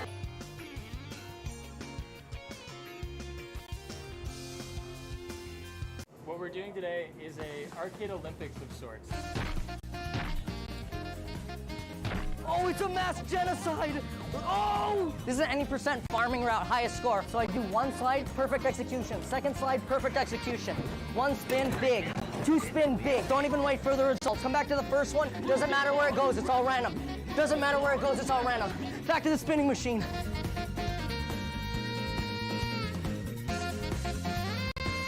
What's up, guys? My name is Everybody, welcome back to the OfflineTV Holiday Charity Valorant Invitational. We've had 2 matches so far, and now we are about to head into our 3rd, and then all our teams will have played at least 1. So I'm really excited for Team Poki's debut next, but before we get too far into it, let's bring on DDK and Van Silly, who have been calling the action in our matches, and who have been witness to some wildly good Valorant play. What do you guys think? I honestly think that the operators coming out from these players is actually quite, as esports Doug would like to say, crispy. Lots of crispy shots. I really like what I saw here from both ends, from Sekuno and also from Disguised Toast on that map on Split. Not an easy map to like play aggressively and op on, so I'm quite happy to see that coming out from Chamber agents. Yeah, I'm loving the confidence. Gameplay hasn't been enough of a gift. We are also doing a ton of giveaways all day today and tomorrow. So while you're hanging out and watching in chat, hit !giveaway, and that's going to give you the information you need to enter into our wonderful giveaways. We're giving away 20 North American $10 Valorant point gift cards this time. And this is practice too. You're collecting these gift cards. You're, saving up for a skin. But we also have some offline TV merch that's going to be working its way into the giveaway. So this is like a training ground, an aim lab, if you will, for our giveaway challenges. Oh, yeah. We showed Dan's shirt, but I think you got a new one too. So I want to see that one that you have. Thank you. Is that a long Thanks for sleeve? noticing. First of all, this is Yeah. the long sleeve, which very rare with gamer merch, kind of odd. But I'm so happy to have a long sleeve shirt. It's going to get a lot of wear. Yeah. Because it's one of the few ones. Got the TV in the back, my hair's all over it, and some special messaging down the arm. It's actually been a while since I've worn long sleeve shirts. It makes me think of like my days as like a punk rock kid. Like the Stewie from Family Guy that says like, I wear long sleeve shirts under short sleeve shirts under long sleeve shirts, just so I can look cool. Something like that.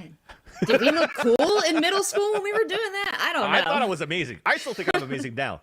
But Oh, listen, if you want to look cool these days, I'm taking all my hints from Poki. I love following her on social media. She's always got great fashion sense, and the girl can put together an outfit. The girl can put together a team. Let's take a look at Team Pokimane, our last team that we have not seen compete in our tournament yet today. Last bag of surprises left for us, and a roster that is certain to make an impact here. Take me through it, Van Silly. Yeah, this is actually, I'm very, very excited about this one. Like I said, I feel like this might be our team that's going to make it to the finals, being Pokimane, how cracked she is when I watch her streams and she's playing Valorant, but also on Binan's experiences in first-person shooter titles. And I think just overall, this is going to be a team that's going to bring a lot of firepower all together. But, we talk about these favorites that actually haven't been performing as much, so I don't want to gas them up too much just in case it gets deflated into like the against the underdog story once again. I don't know if there's such a thing as gassing anybody up too much in our charity invitational. We have 25 amazing players. We just scattered them around over these teams. True. Team JoJo, we did see earlier today, and they are looking to pick up their first win of the day. DK, what do they need to do that? I think just keep doing what they've been doing. I feel like we've had really great dynamics on the team. Obviously, we've got a couple buff, and that's been working out well in a Broden, working so far. I mean, doing the Toast shenanigans from the previous tournament that we're no longer seeing Toast do, but also finding some success with it. The Judge on the Cypher that we've been seeing generally, I think, a great awareness on the map. That's one of the things that I really liked from watching them on Icebox earlier today. Super aware of what's going on the map, especially when they're on the attack and they're pressure positions. They know what the response will be for their opponents, and they make it really hard for their opponents to know what's happening. And I'm really liking that. So if they keep doing that, keep hitting the shots, and Masayoshi keeps taking point, as we've seen on the duelist, I mean, it's going to be success for sure for Team JoJo. A lot to look forward to here, and of course, the X Factor is gonna be the map. So chat, we're turning to you again and asking you, where will this grand battle take place? A lot of options, and I'm gonna tell you, Icebox is not one of them because Team Joe just played on that one. From what I understand about Poki's preferences, she's probably pretty happy with that. So Exactly. And this time I'm not going to say anything. I'm just going to chat this side. I don't want to sway any votes. I'm going to stay quiet, and then we'll wait and see voting to see what map we're going to go to. Dan, do you want to sway the vote? I already said Fracture. I'm seeing some in the chat. I feel like we got to get the Fracture in there. Thankfully, it's not in the map rotation yet. So as much as you want to sway the Fracture, we're not going to get the Fracture done. You say that, Alex, but I feel like through overwhelming numbers, I feel like maybe we can break the system. True. Right, just have our way with it. Right? I mean, why not? Puppy gets a vote. Right? What does the pup want? But Pup, I think from people the have seen a looks of it, he just center or wants to Haven or sleep. something. Yeah, Haven would be nice. A Haven or like an Ascent. I wonder, because right now when we think about Poki, we talked about how she's really good on her Raze, but she plays a lot of Sova as well. So if it goes over to a Haven or an Ascent map, it could still be pretty good for her as a Sova player. Alex, I changed my mind. I want to see Bind now. I mean, I feel like for both teams as well, it's a map that will be, because Bind's cool because it's simple, but you can do quite a lot with it, like more so than Icebox, I would say. So I think that would be kind of cool to see based on what we've seen from both of these teams and the agents they like to play. I feel like that could be quite a fun map for both of these teams. Bofa. All right. Well, as chat finishes their vote and as we decide on the single map, I'll let both of you guys go get ready for the next match, and I'm going to bring in our two trash talkers for our game 3 today. Looks like it's going to be... we have Masayoshi, and we have Fusli. Good to see you both. Welcome. Hello. Hi, good to be here. Thanks for having us. Absolutely. Thanks for having me. I'm so excited to be part of your tournament, Fusli, and we haven't seen your team play yet today. How has practice been leading up to this weekend? You guys feel prepared? Phenomenal. It's been incredible. We haven't Good, lost a game. We've been scrimming all week. We actually knew the teams in advance. So Damn. Yeah, sorry, John. Yeah, Wow, that's wild. So you guys are coming in with a huge advantage here. I mean, Masayoshi, how intimidating is that? Leslie, are you lying right now? Yeah, no, we didn't know the Are you teams. full of baloney? We didn't know the teams until yesterday. Wait, last night. Yeah, John, tell us how is your practice going? The 5 queens. It's gonna be a match. How did your first game go? Oh, easy stomp. It was like, I think they got one. It was like 13-1. Yeah, it was no big deal. No biggie. I landed all my ults on Raze. The usual. Yeah, 4 for 4. Well, am I allowed to trash talk John now? I've been waiting. Yeah, please never let me stand in the way of that, by all means. John, all I know is I got more sponsors this week than you're gonna get kills all tourney. Oh my god. When you recover, feel free to fire back as usual. Oh my god. I have no response Don't here. care, didn't ask, plus L, plus ratio, plus I made you, plus make better content, plus get a real job, plus JoJo see what gets more kills. Leslie. The game hasn't even started yet. She killed you like 6 times. Leslie, no. Leslie, John. I'm sorry, John. I'm not sorry. I'm not sorry. I'm not sorry. No, John, no, it's because I'm scared. It's because we're scared of you. You better be. God damn it, I'm mad now. Oh God, we're fueling his anger. He's only gonna Nobby's play gonna better. sick you all. Nobby's gonna end the world. No. Just you wait. Are you playing Raze? We'll see. I'll dabble. You're No, playing on let's be Raze. bad. Let's be bad. I bust out the sky. You know me. Okay, well. With all that devastating damage dealt, I'm actually going to invite you to put a little compliment band-aid on that, perhaps, Leslie. Is there anything maybe festively cheerful that you'd like to say to Master Yoshi? I did not prepare anything kind. No, that's fine. I hope your laundry stinks. It's true. I need to do my laundry. You're welcome. All right. Team JoJo. I knew I was gonna end this all nice, damn it. Well, just because they're so talented and so good, they have the couple buff and everything, and they're immortal, and we're scared of them, honestly. And I think it's gonna be a good game either way, and I hope that you guys do well, but still lose, but do well. Yeah, like best it's of luck to you close. too. Like 13-11 kind of thing. Best of luck to you, Leslie. Best of Firm handshakes. Firm handshakes. Best of luck out Love there. to see that sportsmanship. I'm feeling ready for this next match. I'm going to send our 2 teams off to the races, and I'm going to throw it back over to our casters to take us into it. So I hope you all enjoy this next match. Thank you. Goodbye. Good luck. Here we are. She came in What do you ready. think about that? She came in ready with the 1-2 punches outside of game, ready to bring it into the game. And Dan, you wanted bind? We got bind. Nice. Again, yeah, I feel like this is going to be a good map for these 2 teams. I'm curious to see the agent select, because you never know until you lock in those agents as to exactly what's going to happen on the server. But I think with some of we know, or I feel like, again, You never know, but I feel like I know that Poki's going to get on that Raze, and I think Raze is a lot of fun on this map. There's a lot that you can do with Raze for pressure, for the showstoppers, the close choke points as well. You know, Broden with the judge, definitely going to find a lot of spots for that. So it's it should be a fun map, I think. Yeah, I think especially for Team JoJo, if we looked at their performance on Icebox before, and they're not using a jet.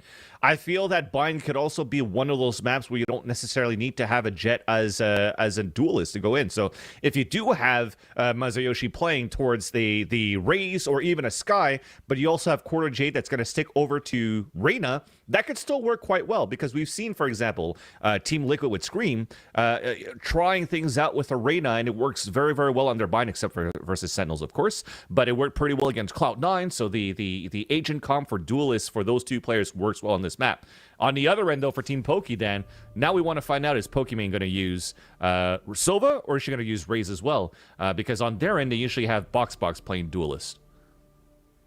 Yeah. Well, we're about to find out, as the agents are going to get locked in for both of these teams, and we'll see if some of our suspicions are correct. And Poki swapping between Sova and the Raze. Well, there you go. Sova is really good as well. Yeah. But we're gonna get a Phoenix. That was the first lock. Ooh. I haven't seen Phoenix in a hot minute. I haven't seen Phoenix in a hot minute on Bind. Probably not since like TSM drone. Yeah. So it has been a while since we've seen some Phoenix on there, and I think especially now that Fusli is going with Arena, we probably do need to have somebody like Pokimane play a Sova, because when I look at the agent comps that most of these players are used to for Team Poki, Pokimane's usually the only one that plays Initiator. Or unless they want to go triple duelist, then we're really playing TSM style. So what do you think? Are you edging anybody based on the pick so far? I'm edging towards a Sova. I'm edging towards a Sova here, but at least while we wait for Poki to choose. On the other end, though, this is what we're talking about, right? No jet to come out here on the attacker side, but you're still going double duelist, and potentially like double duelist and a half. Masayoshi going out with an initiator that's going to help to get information as a Sky, but also could use that agent selfishly, as a duelist to help entry into the site. And Katamina continue with an Omen is going to be huge with the paranoias, and I don't think that it's such a bad take to take an Omen into these maps. I think we've seen like a small resurgence of Omen into pro play, especially during the Champions Tour, when we actually saw that coming out here from Team Ascent with Blowncold, if I'm not mistaken, on Split. Yes, you are correct. Yeah, Blowncold with the Brim, with the Omen, all the off-meta picks, but it works if you have a plan. You know how to play to the strengths of the agent and synergize with your teammates. It can always work in Valorant. That's one of the reasons why I like this game so much. Provides like a lot of different looks. Damn, we're fragging out. We're fragging out for Team Poki. We're going triple duelist. Ooh, man, I haven't seen triple duelist in a long time. Yeah, since TSM. So, yeah, let's see how that pans out. I mean, it did work out for potentially, like, maybe one event, I think, when TSM was trying that out with the triple duelist comp. And it was exactly with a Phoenix in there as well, right? They were going Phoenix Jet, of course, on Wardell. And then the last one, potentially a switch between Raze and Reyna. And I would say it'd be Raze, right? With Sabrosa, hence Rosa ults. But let's see what happens, man. We do have this this knife round to come out. And let's see if we got some in-game comms as we start things out here on Bind. Oh, they're going for the planter! They're going for the planter! Oh my gosh! Got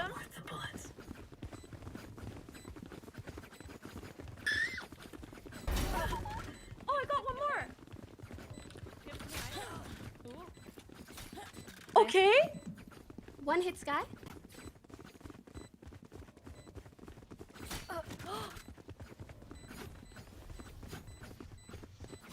Wait, we just win, don't we? Yeah. Oh, is that how that works? This is the plant. They have to defuse. Stop him! Oh, Let's go! Die! Let's go, team! Do we go in the top I order? had no or? idea it actually like revolved around the plant. Yeah, it's kind of I'm weird. so confused. There you go, Dan. The strategy of going around the spike plant does work on the attacker side. There you go. Just like that. Team Poki going to start off with the 1-0. Very nice indeed. Okay, this is crazy. This is crazy because if Team Poki do anything except just run it down, I'm gonna be surprised. They got 3 duelists. And that's what I'm saying. This is a great way to start things off too, Dan, right? We talked about the plant that they got 300 across the board around the win, so that's 3,300 across the board for all of these players. And on top of that, we could just go aggressively with the Spectres. This could snowball into a huge momentum shift for the attackers. So we're going to have to play this very, very smart for Team JoJo, where you already see Masayoshi playing inside U-Haul with a shorty, while the rest are sticking with classics. So they really want to bring the economy back on their side immediately into round number 3. With early pressure on B as well. Get the ultimate orb. Always very nice. And there we go. Poki on the double satchel. Clearing out the site. Nothing here to stop the plant from going down. That's that nasty one from Fusli already. Getting on top of the game right now with some of these headshots. I mean, they're just against pistols, but hey, you know, when you're hitting nice martial shots, it feels good. Yeah, with an entry like that, amazing. And on top of that, Dan, you talked about it, that they had to run it down. They definitely ran it down for Team Poki right there, and that was a beautiful martial shot from Fusli. And just, I like the continuation of scaling, not allowing Team JoJo to actually go for the rotations back from the A side to B. So only losing one player, not much damage has been inflicted from JoJo, Team JoJo, sorry, onto Team Poki. So the economy is going to be quite good for the bonus going into this round, following after that. Now, triple duelist. Again, Dan, I feel like we got a couple of upgrades, actually. I saw a Vandal being purchased for a bit, and then, okay, now we decide to stick to our bonus. So because we're going with bonuses, I'd like to see the attackers stick together, which they currently are, trying to get some early sands control. And Poki with the Boombot lineup, that's going to clear out Hookah on the left side. So now you only have to worry about the rights. Correct.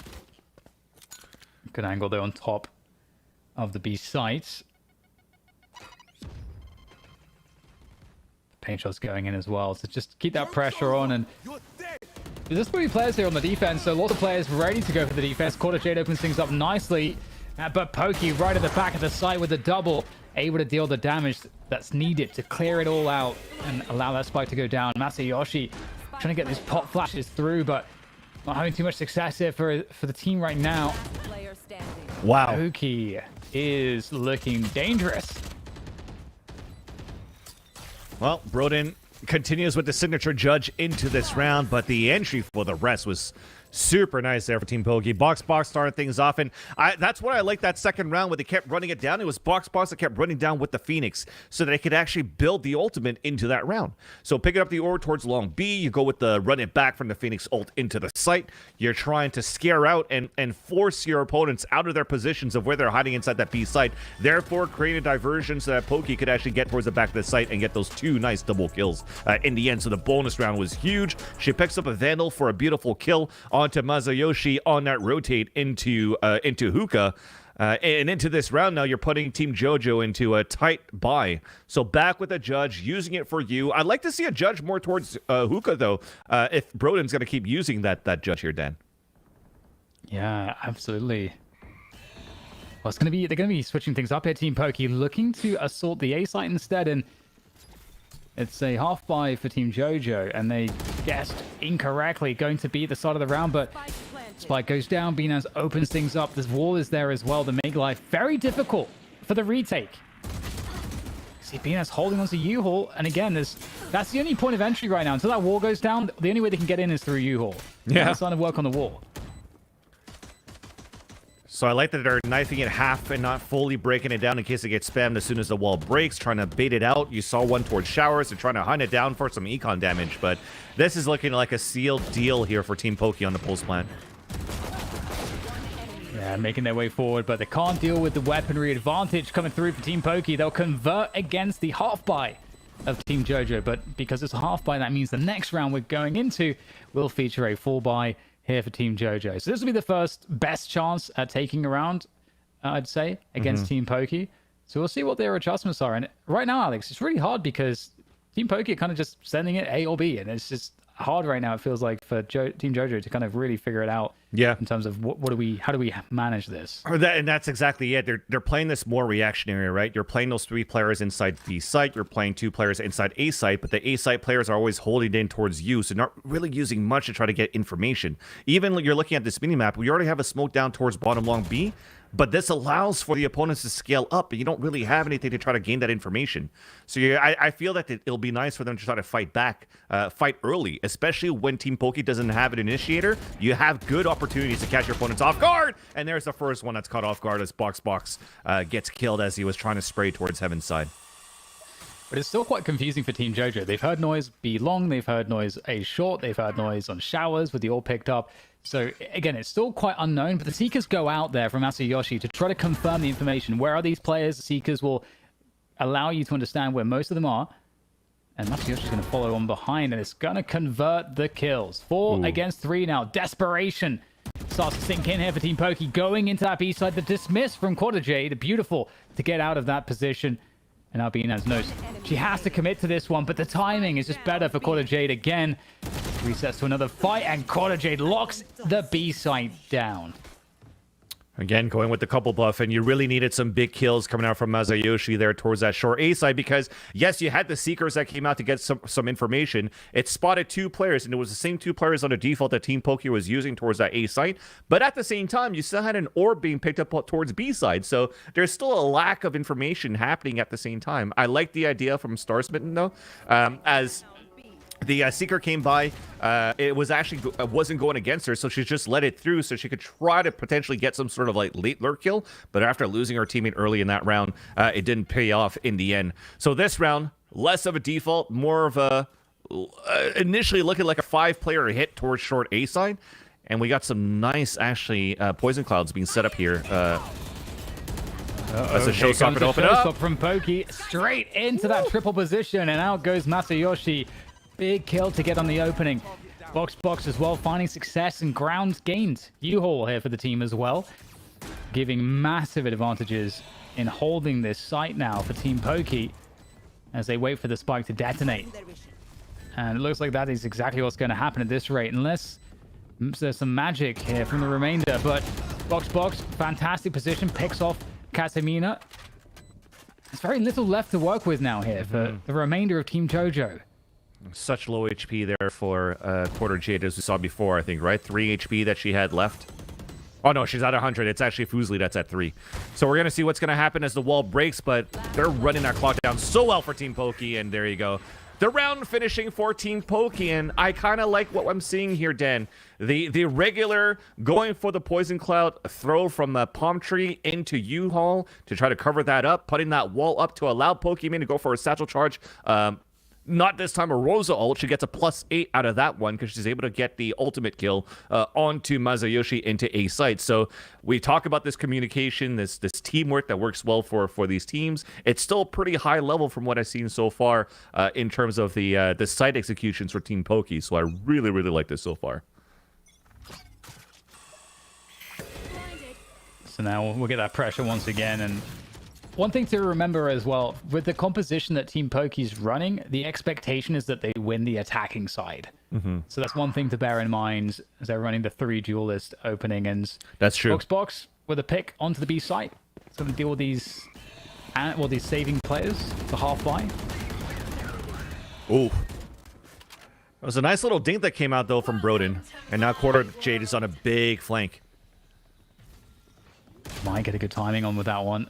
Walking into the Viper's pit, takes down, starts smitten, and there's a lot more players to go, but is there even a gun to be collected? I don't think so. Oh dear, there goes the flash. It's going to whiff, but doesn't matter. Trade is in place. 6-1 the score now in favor of Team Poki, as this aggressive playstyle with the 3 duelists is really working out for them. And they're staying in packs mostly here, Alex, and it's working for them. which is great because staying in packs like that allows you to be very quick and reactionary on what's happening, because as Quarter J gets that kill into the Viper's Pit and that Viper's Pit goes down, then the immediate reaction is Binance is going to throw slow orbs into short A. That allows for the double swing from Box and her to get the kill into Quarter Jade. But not only that, while that sticks together, I like how we're continuing to scale forward, for Team Poki, because Poki made it into the spawn of Team JoJo. So really, they're pulling out all stops, and it's working very well. And Team JoJo is having to use every single round and try to adapt. And this time they're adapting the Sky onto the B site, trying to fight back towards long, and it works out only for one.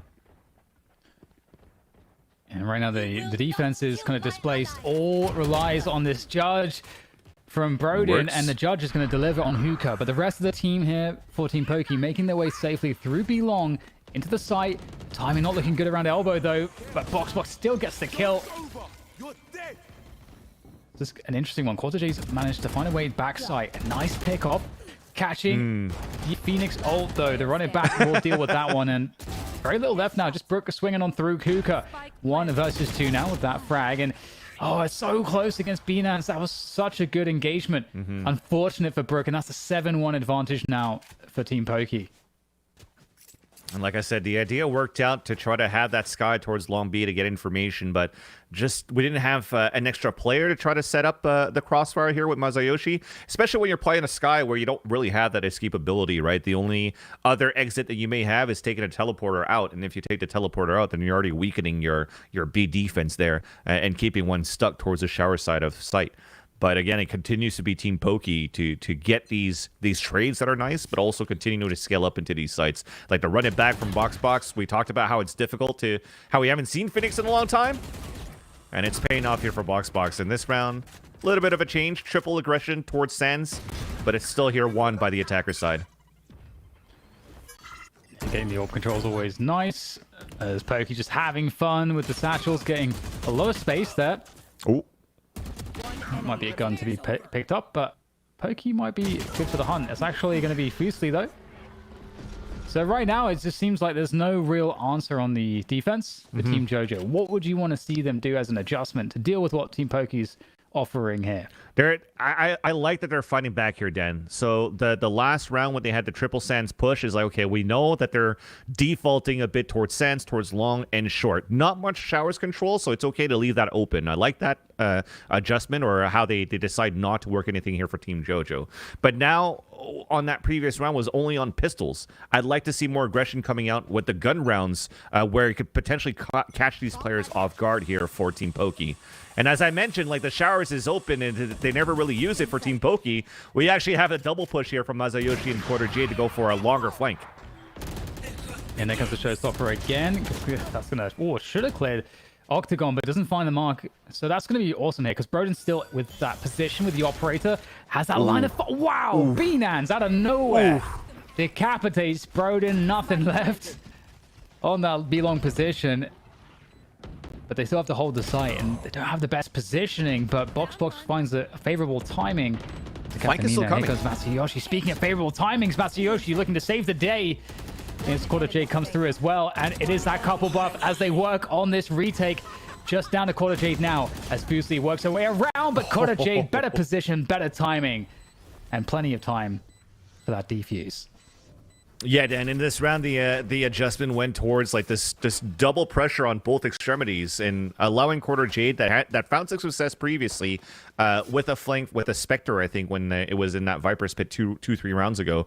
This time goes with a full flank into B, but I think the operator that was heavily invested here for Broden came into fruition too. With the amount of times that Team Poki went for the Boombot into Sands, but having 1 or 2 default towards long B, that definitely helped Team JoJo to hold initially what happened there. But it still came down to a 1 versus 1 though, Dan. So despite getting that early information, it's still Team Poki that takes the upper hand on the trades to enter into these sites. And there's the showers control attempt coming through from Masayoshi. I like how active Masayoshi is as a player, trying to get that info. Look at that.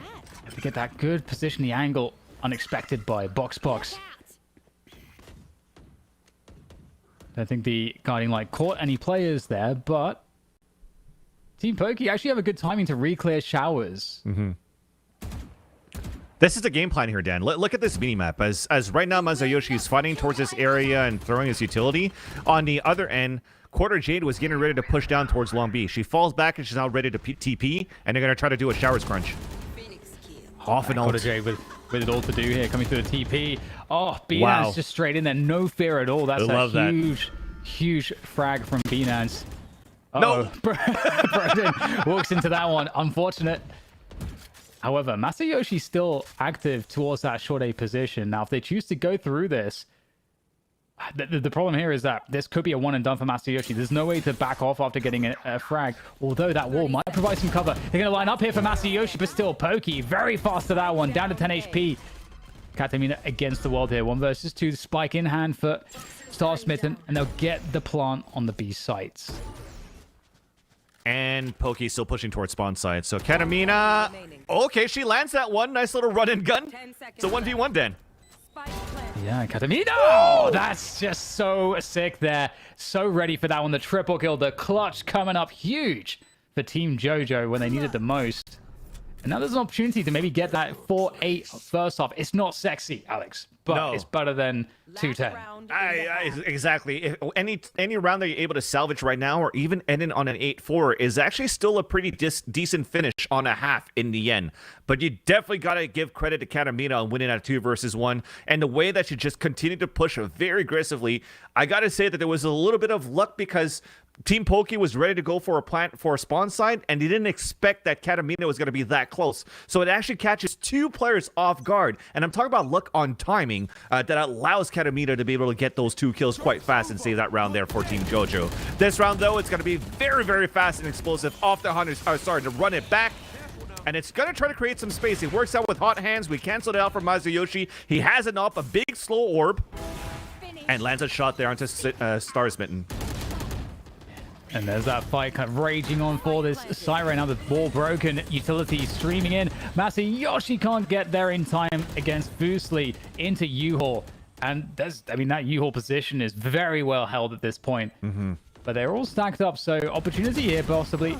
If these fights go the way of Team JoJo on the entry, that's a good start there from Quarter Jade. Broden with the boombot to keep that pressure on, but Binance in a good spot to shut it down, and that's exactly what happens by Pocket. And now it's down to Katamina once again. Can she do it again? Yes! Katamina locks in the triple kill and the clutch. So I was part of Tarek and Shroud's watch parties into the VCT Champions, and this is one of those moments where Tarek would usually say, we have a game in our hands. It looked like it was very one-sided to start things off, Dan, but like I said, an 8-2 scoreline to finish things off to stop the bleeding, and now they also switch sides into a triple duelist on defense. If you don't continue to snowball the way that Team Poki did on their aggressiveness on the attack, if they don't do that on defense, there's still a great chance here for Team JoJo to come back into this game. Yeah, and it took a lot of heroics to do that. But again, thanks to Katamina, it's about weathering the attack-sided composition with the 3 duelists from Team Poki.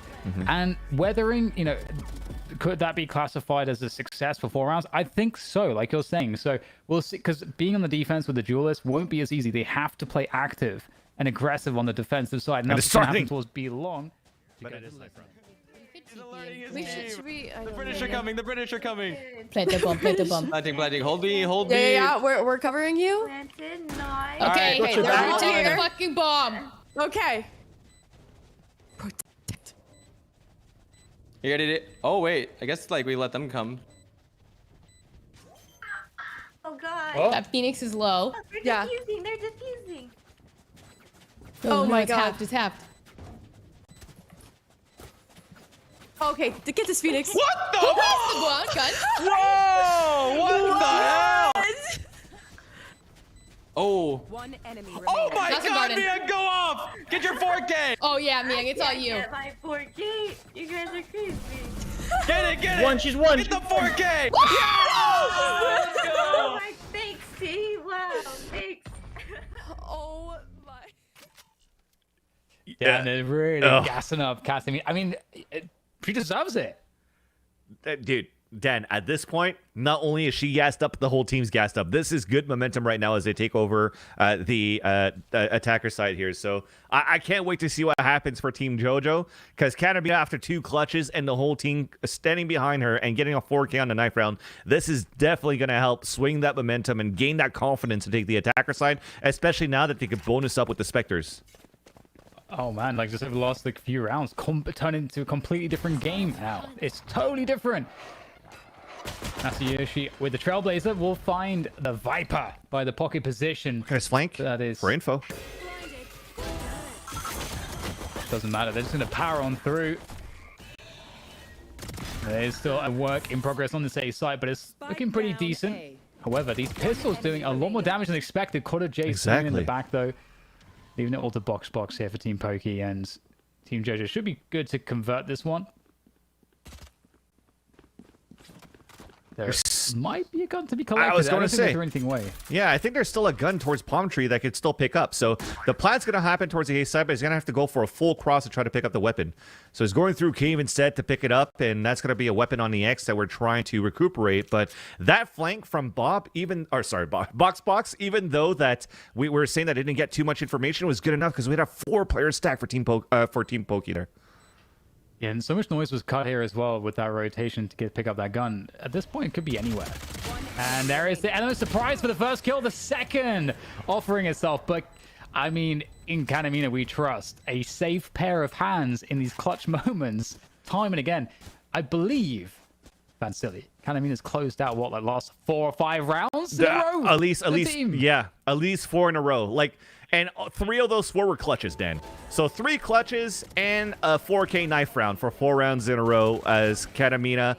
Yeah, she ends the round for Team JoJo to catch up into this one, but this was fairly expensive. Thankfully, the most expensive gun that was spent was saved into this round. But Team Poki will have to see what they're going to try to do. You're looking at the way they're setting up the defense. It looks to be pretty much of a default, right? There's no aggression coming out from the duelists. You have to be a little bit more reactionary if you're going to stay back inside of the site because you don't have these initiators. And we get the walk down short B coming through actually from Binance. Now this is very scary stuff. You don't want to go too deep here. Binance is gonna maybe find the timing. It's so scary. It's the perfect timing. Nobody's looking. And able to get away. Yeah, okay. No. Masayoshi able to stop that one. I was about to say get away scot-free, but obviously the trade comes through. Fast response. Big rotation into the site. Masayoshi gets caught out. And, oh no. They're not really in position, Alex, here to kind of capitalize. They weren't. We didn't have the spacing ready for Team JoJo to actually explode onto the B site. I'm still surprised that we went for it after we heard the run it back coming out from back site. Yeah. So the run it back that came out and the paint shells, but unluckily enough is by the time that we were able to react into, oh my god, there's actually a run it back from the Phoenix in the back of the site, this spike got picked off and dropped right there in that kill, that box. And I see chat, I think you want it. Bok. Got the kill there onto Masayoshi into the hookah area to drop that spike. So it makes things difficult for Team JoJo to continue with the execution inside the site. And Team Poki, well, they take that point. Now the sheriffs come out to play. Masayoshi gets shut down. Box says, shut up. Knocks him on his ass and is continuing to really just dominate with his Vandal. Obviously only against pistols, but you know, it's the confidence game. And so you're taking those big swings. We talked about aggression, Dan. We talk about aggression, and what I like, it's actually coming out from Binance instead of the duelists usually. So the Frost Orbs have been on point on how she's been throwing these so far to really slow down Team JoJo. So it's off to Broden and Quarter J to go for a big flank here, but they have to go in such a long route to try to pick up this spike. So I like that Team Poki are not trying to really chase these downs. They're just really trying to watch out the angles to cover this spike. Still some damage to be done here. It would be great if for either Broden or Quarter J, if they were able to just take away a couple guns, just keep that economy in check. But difficult angle and shot against the Vandal, but Quarter J takes down Fusli, and there's a Vandal to be picked up here, so more damage is certainly possible. But how much more? Vandal collected. Boombot's going to be... Oh, she's going for it. Empress is coming out as well. I like it. Quarter Jade is looking for some damage, looking for some fights. However, time is of the essence, and Team Poki don't have to go anywhere. And it's two players that could be very, very quick in terms of rapid fire rate, because you have the Empress with the buff coming in from Quarter Jade, and an Ares. But back on the flank! Back on the flank, and maybe Quarter Jade picks this one up. The invis comes through on the Empress. And suddenly, some extra kills just landing at the feet of Quarter Jade. Of course, can't win the round, but again, the objective, with the spike down at Fountain was to get the damage in, and I think it's fair to say that happened.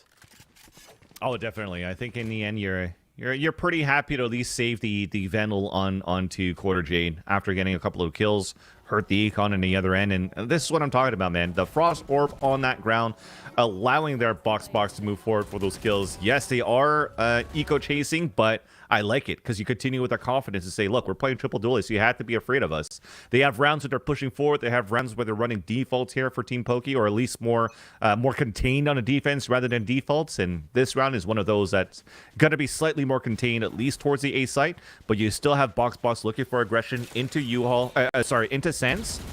But on the end, what's there, Dan? Another Frost Orb towards the B side to hold such an aggressive push and fast push from Team JoJo into B. Yeah, some good pace on this one, on this attack. The Seekers come through as well, and Quarter Jade will follow those through. And it's a really good opening coming right now from Team JoJo. The dismiss is perfect from Quarter Jade as well, but Fusli with just that Reina diff. There's the heal up as well, the flick to Katamina, but you just cannot stop Katamina. Can't stop, won't stop. We've got now just Poki left. It's starting to look quite difficult here for Team Poki on the defense.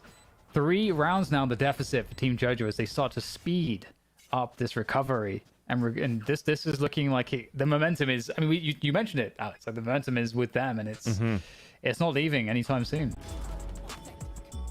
And it continues on the other end too. Like we were commending how Team Poki were doing very well into continue to push outside of the site into the spawn side, into elbow, when they're getting these pulse plant situations. But Team JoJo is definitely doing the same thing. And again, you're going triple duelist is not necessarily a bad thing, but there's also the fact that their single controller is also already placing most of her utility into the A site, right? So if they have to play a retake into B site, they don't. Oh, look at this push, Dan. Yeah, box, kind of great timing. Oh, we've got to be good on the shot, so, and that's the opportunity gone. Inaz, though, on the other end of it, takes down Katamina, and the wall goes up to slow things down, make it difficult. See, she already backside, though, and Quarter Jade with the defense towards Huka. It's very difficult here for both sides as they try to force their way in here, Team Poki, but they will be largely deflected. Star Smitten working through from spawn. Oh, fantastic series of kills, though, making the difference. Yeah, so I was going to say too, like what makes it very difficult here for Team Poki on these retakes is that you don't have any other controller that's going to allow to like smoke out these main choke points when you're trying to retake the site, right? So for example, trying to go back into this B site, you don't have any smokers that's going to be able to put a smoke up into hookah, a smoke into long octagon, so they could try to go and pinch into the sites better. But thankfully, for me, box, I don't know how many run it back that this player was able to pick up into this whole game so far, but this has been one of the key moments that allows Team Poki for these nice retakes. So if they continue to farm these orbs or farm these kills with box, and it continues on the way that it does, they could potentially drag it out to a victory. But the momentum is continuing back towards this sand side. Well, that's been blown up completely. It was a good attempt, but timing not favorable there for box. Now, for Team JoJo, they don't have to just go heavy into that B site off of the back of this. Given the fact that the spike's being found, this is obviously huge info for Team Poki. But look at Quarter Jade wrapping her way around. This is just insane. They have a Viper's Pit. There you go.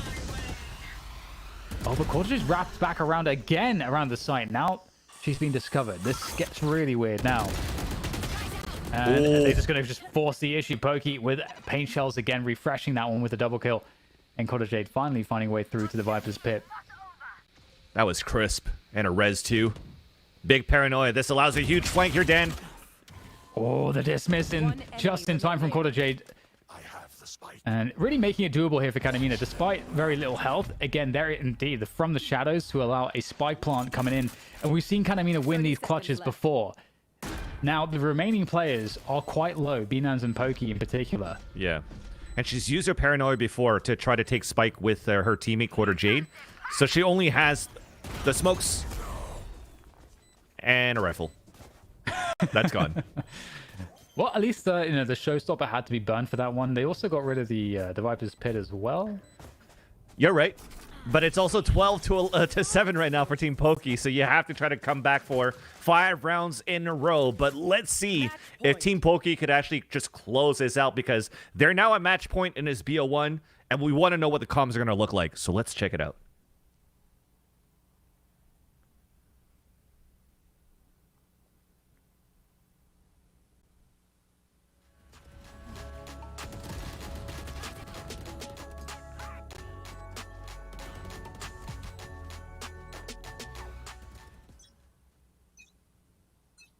That's the hype. They're just meditating here, Dan. No noise. Ooh. Showers. At least one. My bad. You got this, Les. They're falling off. Oh god, they're everywhere. Keep one outside. My smokes are falling.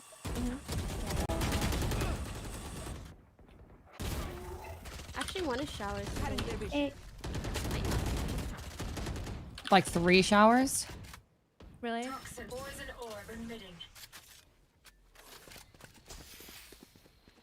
Yeah. They could rest short.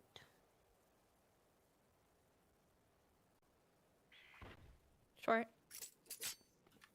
Okay. Hannah has good flank. Last player standing. I've got your 30 seconds left.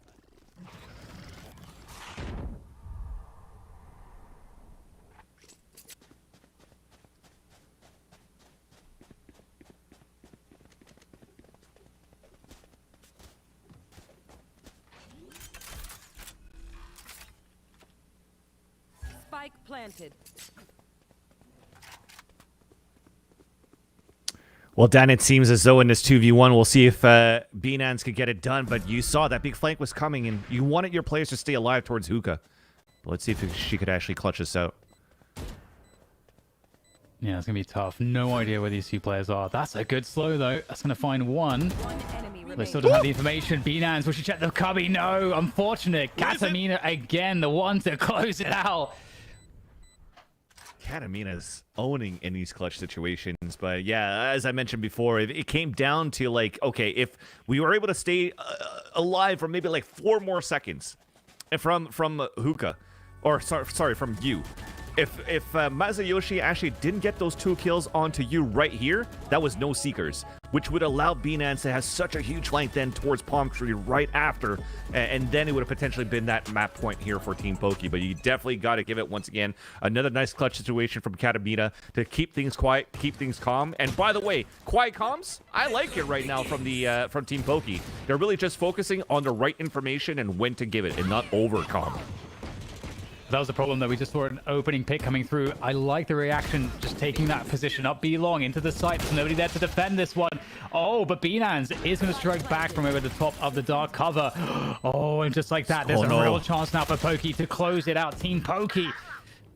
But Katamina again. She says no. Katamina says no. There's still one more to go.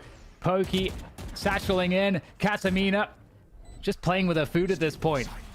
We all know how this story ends. We've seen it over and over again. As that spike ticks away, and it's going to be Poki that has to take the battle, and Katamina's going to close it down like she always does. At this point, Dan, every time we see that Katamina's alive on a 1 versus X clutch, let's just go into the next round. We can just fast forward knowing that Team JoJo is going to win this one. That is just unbelievable. It's so good. The amount of clutch situations she's able to win. Probably higher than like so many of the VCT players. No, exactly. It's like you don't see just reliably one person just always winning every 1vx. It just doesn't happen. Yeah. So this is looking great. at least for Team JoJo to continue with this this momentum off these clutches. But there's still a great gun round here for Team Poki. There's still probably one more kill right now that allows Box to get a run it back, and it's Box trying to clear showers first. Pushing all the way. And her catch Spectre. Masayoshi. He's going to catch Masayoshi, but no! Can't find the damage. It's Masayoshi to defend, and that's an early advantage. I love the play from Box. Yep. But it's getting worse for Team Poki. And it was just nice game sense there for Masayoshi, too. Probably understanding that his opponent was also one orb away of picking it up, so wanted to make sure that showers was covered. And it's going to be commitment here towards the A site from Team JoJo to finish it off. Poki holding on to the U-Haul position.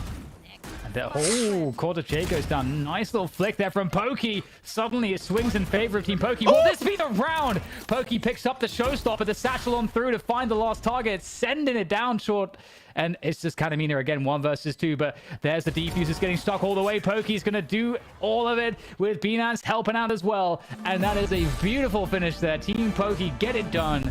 You can't help but feel sad for Katamina, given all of her efforts, but Team Poki with the triple duelist comp is going to win binds. Guys, I'm listening and I hear Katamina, Poki. This was a wild back and forth. I'm so happy that Poki was able to clutch it out for her team in that final round. Like, what a hero move. But oh my god, like, it's wild that the story is Katamina here. Like, impressive clutches all across the board. Just unfortunate that last round once again came down to Katamina on a 2 versus 1, and she probably would have had that 1v1 if it was Pokemon on that spike with that with the timer coming down. But Binan's, like I said, the experience that she has in tactical FPSs and making sure that she just holds angle instead of wide swinging and able to get the backstab kill onto Katamina to win that round and securing that on a triple duelist setup here for Team Poki, it pays off for them in the end. Well, I'm hoping we've got a pack of replays here, but I feel like it's just going to be like a Katamina frag reel, so I'm excited to watch it. But, gentlemen, I mean, I kind of got obsessed with Katamina and Poki's performance here. Who should I watch out for in this replay? Ooh. I don't even know anymore. It's so close. It's so close to say. I gotta say that at least when it comes down to like the high impact frags, high impact moments, you're probably gonna have to give that to Katamina.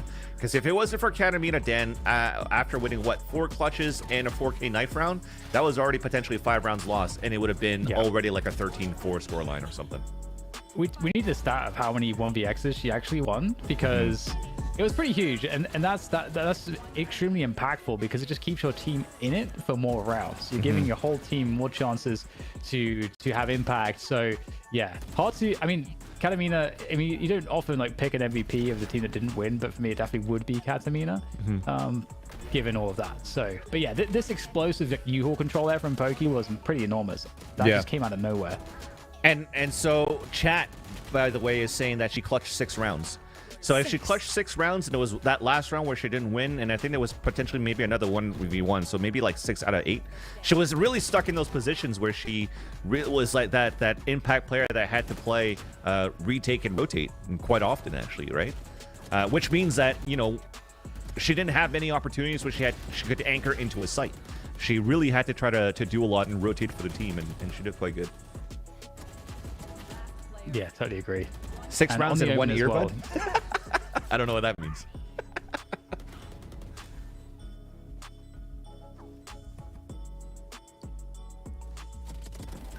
Yeah, it's great to see on the Omen as well, because it's one of those agents that, you know, you want to have that agent alive late into the round. So you want to have players that are good at lurking, you want to have players that are calm, good at communicating, and do have like very kind of a solid like mental game in those clutch situations, because you're often going to be left in the clutch situations. So it's cool to see that, you know, Katamina really embodying what it is to be an Omen player right there.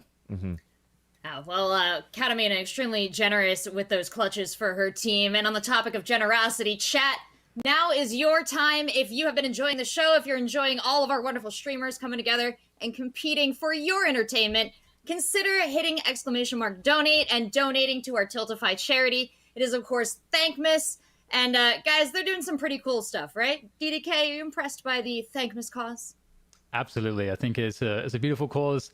You know, we will have a lot to be thankful for, especially around this time of season, but there's so many that that don't. And so this is a great way to offer, as I think you put it very nicely earlier, something that is a very base need, and to do so in a way that is very scalable. I feel like this is also great awareness and proof of concept for this method to provide shelter. And it's something that I think is just the methodology is something that I want to support. I think this is a fantastic cause.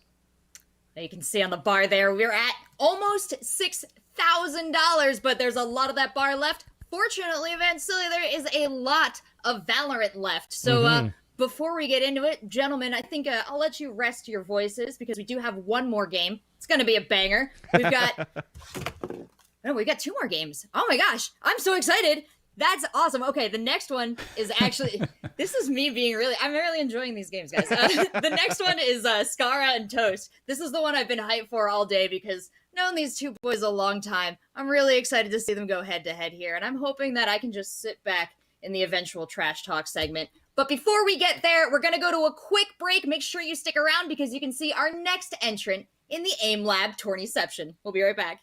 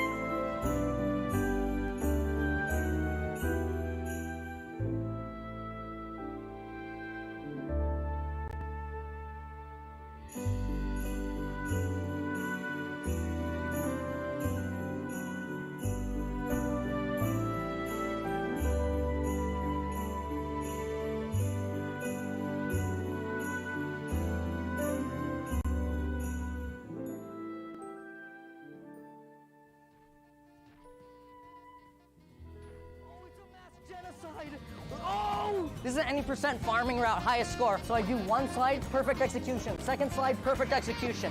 1 spin, big. 2 spin, big. Don't even wait for the results. Come back to the first one. Doesn't matter where it goes, it's all random. Doesn't matter where it goes, it's all random. Back to the spinning machine.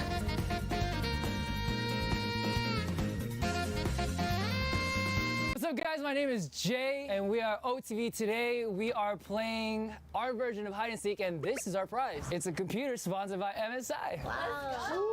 Let's go! He did it! Welcome to the annual OfflineTV Hide and Seek Challenge. This year, we rented out a sprawling Hollywood mansion. Our friend Jay joined us all the way from South Korea to be our seeker. Here's some of his music.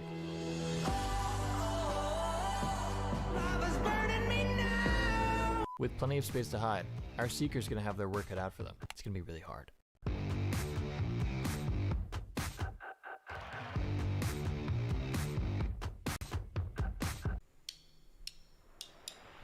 Next week, we have interviews for new employees, so make sure you guys are all there because it's really important that we find the right people, okay?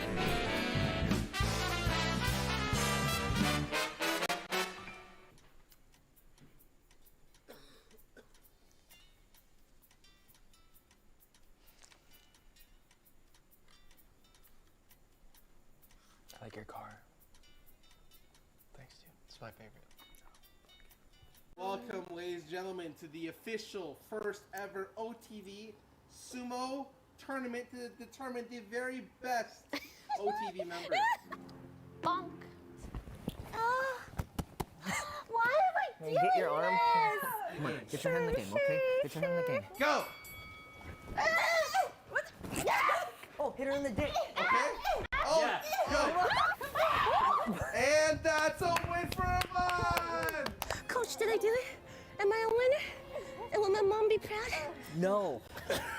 The semifinals between Michael Reeves and Poki Iman. Go. Oh my god!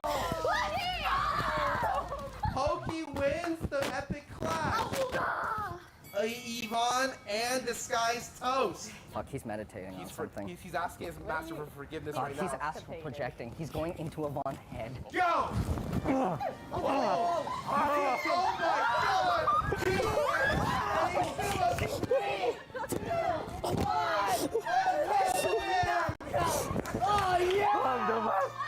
I'm the What a win!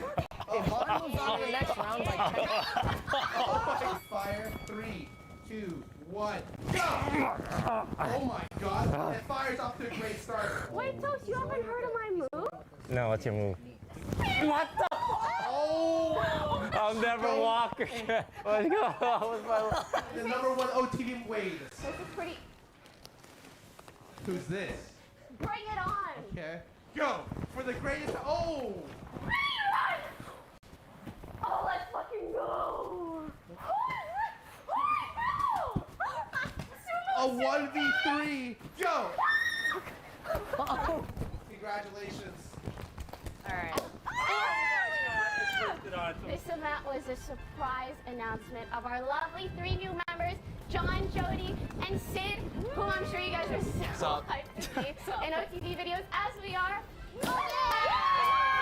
No, we can't wait to be here and be a part of everything, and thank you so much for supporting us. Thank you. Oh, yeah. Hey guys, Thanksgiving's coming up and we are going to make a feast. The problem is we don't know how to cook. So we found I knew he was gonna do that. Oh my god. That was a Ooh, classic. that's a classic. That's a classic.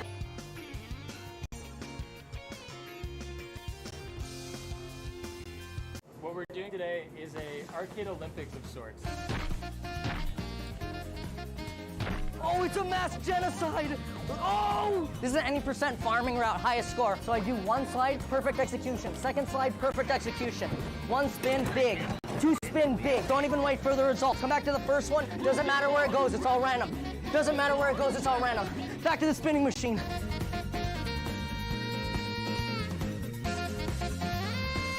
What's up, guys? My name is Jay. Hey everyone, welcome back to the OfflineTV Holiday Charity Valorant Invitational. We're raising money for Thankmas 2021, and you can find the links and the alerts in chat.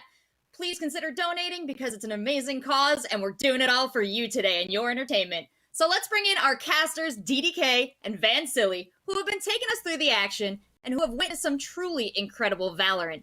Van Silly, real quick, we got a big match coming up here. It's gonna be Scarra and Toast. 2-second prediction. Ooh, Scarra and Toast. I don't even know anymore because, like I said, Toast had like that mentality. It's like we're gonna win everything, and then it kind of did win everything, especially in that last matchup. And then Scarra, I am actually quite impressed with how they've played so far, and it's got to be off like Jummy, for example. So I think I might have to give it to Scarra. Let's go with the underdog story. All right, DDK, even shorter than that. Tell me, who's gonna win? Team Scarra because H June. Okay, Team Scarra, H June. Wow, you That's really true. figured that one out. You wanted it fast, and there we go. That's how it. Good Reyna. That's it. Yeah. Impressed, DDK. Now, this is a speed check for chat coming up next. We're going to be doing another giveaway. We've got 15 surprise OfflineTV merch packages up for grabs, and you can use !giveaway to enter. Make sure you enter before the countdown ends to be included, and anyone in the world can enter this one. This is an international prize package, so get to typing, folks, and while you do that... I'm going to do it as well. Yeah, no, not you, not... Okay, no. DDK and Van Silly do not. Hands are up. Thank you. We have to talk about our teams that are going to be facing off next. So let's take a look at our lineup. We've got Pokimane's team, who just had a very impressive win. Oh, nope. We're way far. We're actually looking at Scarra's team. It's Scarra and Toast. Yeah. I accidentally said this was the last match of the day, and then I looked ahead, and the last match of the day is Lily and Poki. So But still, it's non-stop fun. Even if you change the name from Poki into Scarra, this is still a team that impressed us looking at this matchup when they played on Icebox earlier on against JoJo's team. So I think, I mean, as Dan said, I was mentioning on Jummy, like, yes, he didn't have that many frags, but I think, like, the mobility that he had with satchel charges on Raze to create space was actually quite good, and it allowed somebody like H-June to get all those kills and to lurk in Reyna. I can't wait to see what's going to happen, depending on what map they play here, Dan. Yeah, I think one of the cool things about H-June on the Reyna was just how active H-June was playing, and it created so much threat against the other team, and oftentimes H-June was able to confidently win those opening duels and get those first bloods and then dismiss away. So it created this huge advantage that the team was always able to play off of, and they were quite good at managing information as well. So that's something I liked a lot from them, and that's why I am thinking that they're gonna take this one. But the map can definitely can make things very different, and we'll have to see what that's gonna be. But yeah, looking at a team Disguised Toast, I mean, they didn't have a great showing on Split earlier, but that's not to say that that one map is going to dictate the rest of their tournament. Yeah, because even looking at Disguised Toast, or they even had moments, if I'm not mistaken, that they had double ops on Split. So because one of them had Told Defense, the other one had an op. And I think if they want to try to, or if they're able to play on a map that's gonna allow this to happen more, because even if you're looking at this sticker that has a meme of a judge onto Toast as a sussy Among Us, he actually didn't really use the judge at all. He's been pretty much not necessarily saying one trick, but using the operator a lot more. So I'm looking forward to see if that's going to be ringing true going into the next map that they're going to play as well. So how do you play around that operator from Toast as well? I'm glad to hear you Maybe guys he'll have. switch back to the Cypher. Maybe. If it's Split, maybe. Well, a lot of these players have a pretty impressive agent pool that they can draw from, so that's been interesting to watch as well. And you guys called out how important map is. Chat, that's exactly why we left it up to you. I already saw some people advocating for certain maps, trying to get people on their side for others. I love this attention to detail, but really each of you gets one vote, which you may exercise now to choose where our two teams are going to duke it out. Yeah. Now that I think about it, since they cannot play Split anymore, so there's a possibility that there's going to be a lot of these maps that allows this operator to come into play. So I see right now there's people voting for Ascent, people voting for Breeze, so this is actually really looking good for a team like Toast that's going to potentially play double operator. And Dan, we've even seen like some teams trying to bring out the meta and trying to bring back like the Counter-Strike meta of a double op setup into Valorant, and one of those teams being Team Liquid back in their online play. Yes, that's true. They do like to go to that. It's going to be interesting, as you say, if we get some of those more open maps that will be more where that style is more beneficial. But it's interesting because one of the things that we kind of measure the pro Valorant teams on is flexibility. Yes. And you're looking at not just having a good map pool, but just also with the way that the players play together on specific agents and their flexibility within the team in that sense. That's also a huge indicator of how successful a team can be. So I'm super curious to see what we're going to see out of these teams as we switch up maps and in terms of where the composition is going. Because, for example, for H-June, you can just plug and play Arena pretty much anywhere. Like what we saw H-June do on Icebox, you can kind of do that anywhere. So that's another reason why I'm confident, because H-June's not going to really be put out of a comfort zone, I don't think. True. Well, we don't want to leave you guessing for too long, guys, so I'll let you go get set up to cast the next match. I'm going to bring in our two captains for our next teams, and then we're going to see exactly who is going to be victorious on this map. Scarra, Disguised Toast. Good to see you, gentlemen. I gotta say, esports has been very kind to you. You both look excellent. You seem sunny, awake. I feel like my compliments are news to you. You're receiving them as if they were funny. But Scarra, you got a little extra beauty sleep today, didn't you? Were you sleeping late today? I still wasn't the last one here, which is shocking given that I was missed the warm-up by 30 minutes. So, yeah, I'm feeling good. Yeah, you guys you had a very impressive victory in the first match today. How are you planning on snowballing that into another win now? Well, I thought everyone just did a really good job. And then I just, now that we're warmed up, we're going to do an even better job on the second game. So, rather than asking me, you should ask Toast. What's he going to do? It's true, Toast. That is my question for you as well. How are you guys going to come back from that devastating L? My morale is broken, and I have no confidence in me or my team anymore. What? Ooh, no, your team's not bad. They can do it. No, it's over. No, I'm sure your team can do it. No, no, we can't, Scar. Don't you get it? We suck. We fucking suck. I let everyone down. I mean, just because you have Abe doesn't mean that like you guys are gonna lose. Like you guys got it. Oh god, I tried to trade him away, but no team would take him. I understand. It's Hey, just what happens you want to do a trade, Scar? Yeah, you want to? We'll take Abe from you. Okay, can we get a H-June? Yeah, sure. They're both gold players, right? Yeah, they're both gold players. Wait, Yeah, they're actually, both Abe gold is players. plat, so technically You you're guys getting want a to grade. smooch on it? Yeah. Mwah. Hmm? All right, Mwah. swap it over. Okay. I'm telling But Abe maybe right after now. this tournament. Abe, go Maybe after over. this tournament. Maybe after this tournament. You don't want to swap for this game. Maybe after this is the one we'll see. I don't wanna stop June from joining the team. You know, the bros. You know. That's a good coach. Doesn't want to stand in the way of player development. But I gotta say, guys, this has turned into you complimenting, building up each other. This is not at all the intention of the segment. So, look, Toast. I feel like Toast needs it though. Oh. See, I'm wondering if this is actually a bit of a strategy from Toast. It was Lily that came on and sandbagged last time, so they weren't gonna win. They weren't confident. Oh. Actually, that was Sakuna? Confident? No, we had a lot of confidence all around here. So Toast, I think this is gonna work out for you here.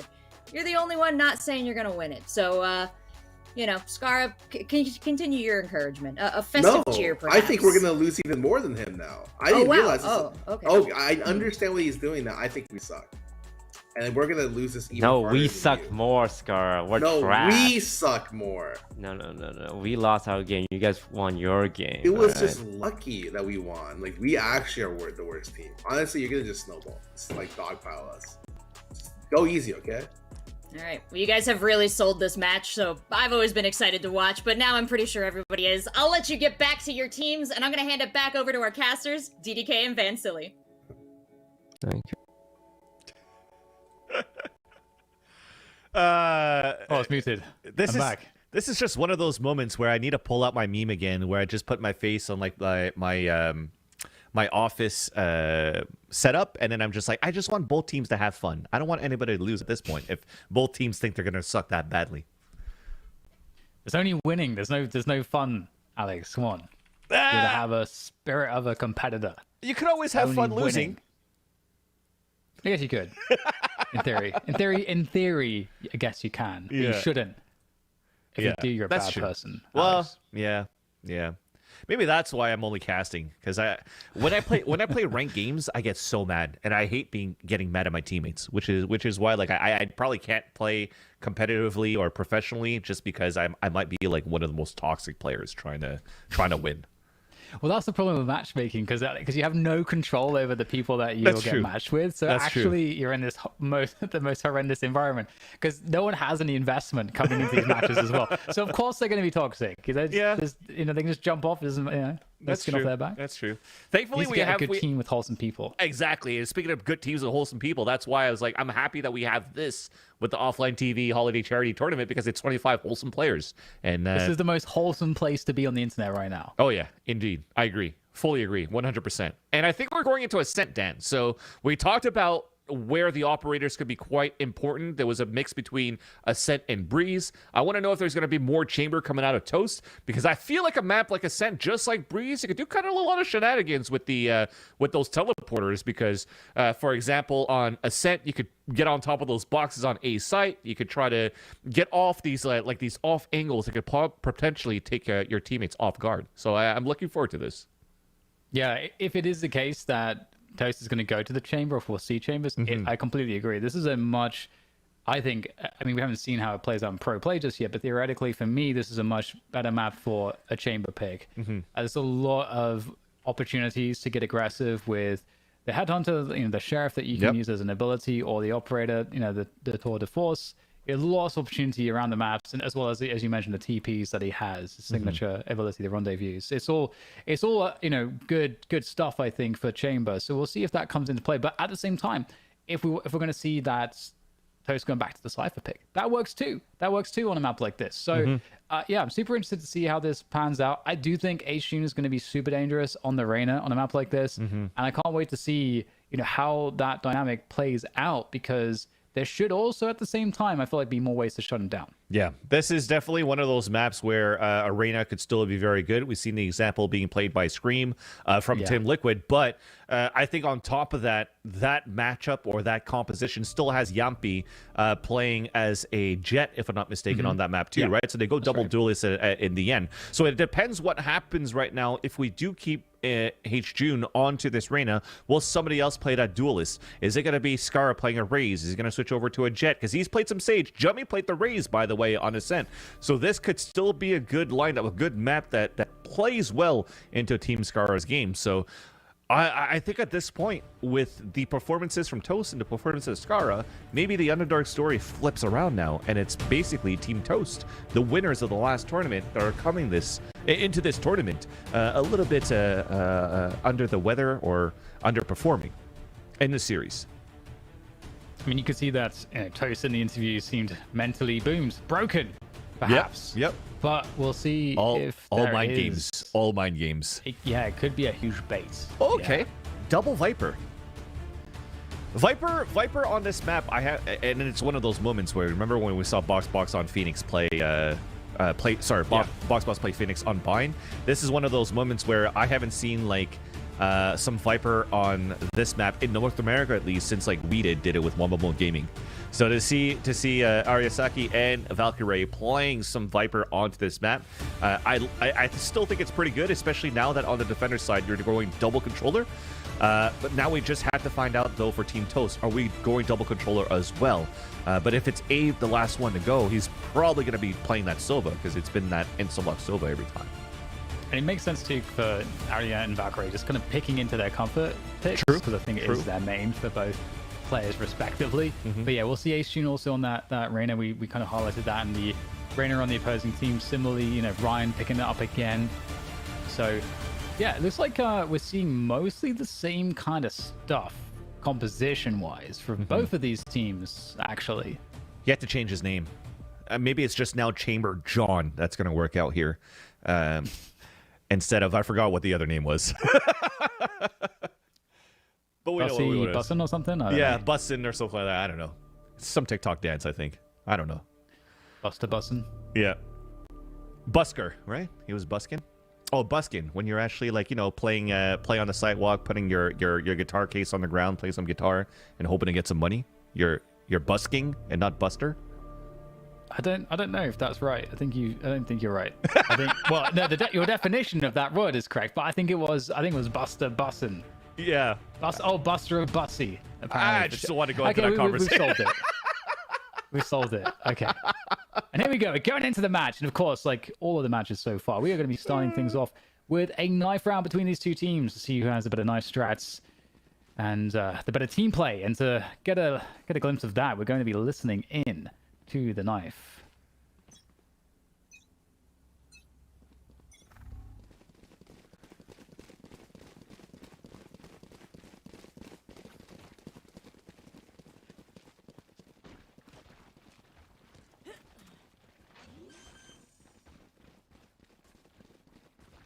Spike planted. Alright. If they go for it, we rush them. Yeah, let's go for it. Oh, I died. Nice. That's fine. Play it out. Play it safe. Nice! Let them go for the defuse again. Okay. June's coming in. Go, Peter. Nice. Okay. 3v1. Yeah. 3v1 and 3v1. Nice, Ryan. Guys, Momentum, when doesn't work momentum. for me, I have to right click it. I don't know why. Whatever works, That's baby. okay, that's okay. We needed that. We needed that for Team Toast, you know? When they were so down into the trash talk, and then now they could actually get the knife round and go into the Spectre round. This is going to help, especially on the attacker side now of Ascent. We're going all out here, Dan. What? Oh, actually, we're going to Vandal round 2. Vandal round 2. It's bold. Okay. Abe could potentially just spray with the Ares through the wall, and then have Ryan Higa trying to entry up here with the Vandal. Oh, no catches with the recon. Oh, there we go. Mark it. There is one. And actually, we have a stack from Team Scarra towards the B side. So they've got H-Tune just solo towards that catwalk position. And Peter Park has found himself a... Oh, dropping the dark cover aggressively. Love that. Will they try to take the weapon away, prevent it from getting picked up? I don't think that they were able to do that. Peter Park making a play for the gun. Definitely had some spidey sense to come out of that smoke to get that kill. Yeah, early 5v4, looking for the thrifty. This is where it gets dangerous, though, Dan. We still have a headhunter here for Toast. 2 bullets left.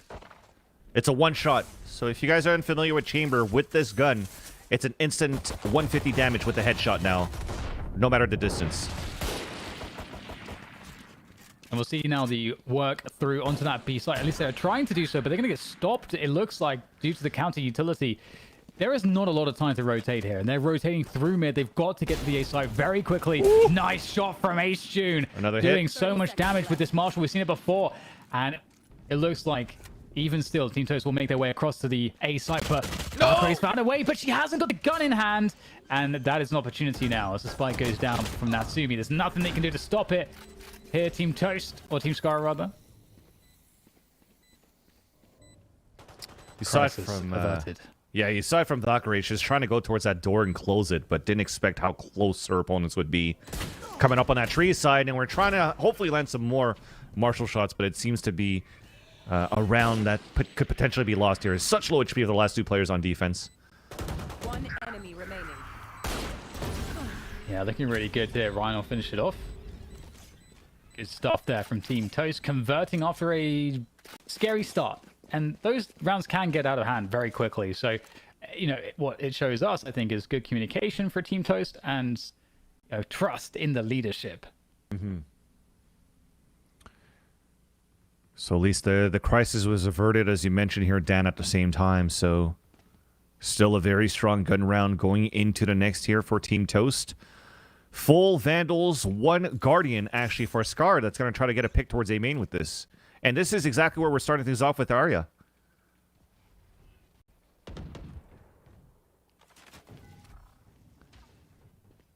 Oh, it's so quiet right now. Yeah, he's just waiting for this. Oh! He just walks into the angle and domes Scar with the Ares. Laser beam. Didn't even lose any HP going into that battle. It's a good spot there for Valkyrie. Might be one and done depending on how the utility falls, but actually rotating off of this position, and Peter Park's going to win the battle against Abe. That's kind of a problem. Need to go, though, so plenty of time still for Team Toast to decide how to manage this, and then looks like they want to go to B now. Yeah, and that was the big part, too. It doesn't become a one and done anymore, because if you try to reset back towards the A site, there's no more Sova to try to clear out Valkyrie, so she's in a great spot there. Lots of pressure towards mid side, and we've rotated all the way towards B side, though, for Team Toast. So this is an open site for now, and the huge contact on Catwalk is right here. Yeah, such a good timing, and that's going to shut down the fast approach through mid to market. That's going to force everybody on defense to just stream through spawn. So lots of info here for Team Toast as they make their way through to B, but there's still... Good spot. We still have Peter Park back B. That's it. That's such a good spot to be, and there you go. He capitalizes with 2 kills right there, Dan. Yeah, that's a huge hold, and I think it seemed like there was just too much left undone for Team Toast to really cleanly take the site. Had to kind of worry about too many things at once and couldn't focus on just clearing the site together, and that was the opportunity Peter Park needed. Yeah. At least I do find that for Team Toast, how they entered into the site was quite decent, though. They still had snake bites from Ariasaki, so she put that towards the spawn side. It didn't allow anybody to really run through and get debuffed to get melted down on that staircase. But it's one of those basic things as being like a B anchor player that if the attack is coming and you have to forfeit into B main, holding all the way in the back of the site is actually quite strong as a position you could dance around with. And Peter Park, he definitely demonstrated that into that previous round. So now we hear the Tilda Foss. We hear also from the shadows coming out that's going to spot the information off 3 players at least. So this is really good right now, and it forces the full rotation from Team Toast to stack up in this area, and only 1 player to stay behind. And that's their main fragger, H-June, to anchor up towards the A site. So great positioning here for Team Scarra. TP out of position there from Peter Park. Minute to go, and Team Toast haven't found any ground just yet. You've got a very passive opening from the defense here of Team Scarra. He's waiting for a dart, I think. Or refresh smoke on B main as well. That's annoying for Team Scarra, for Team Toast.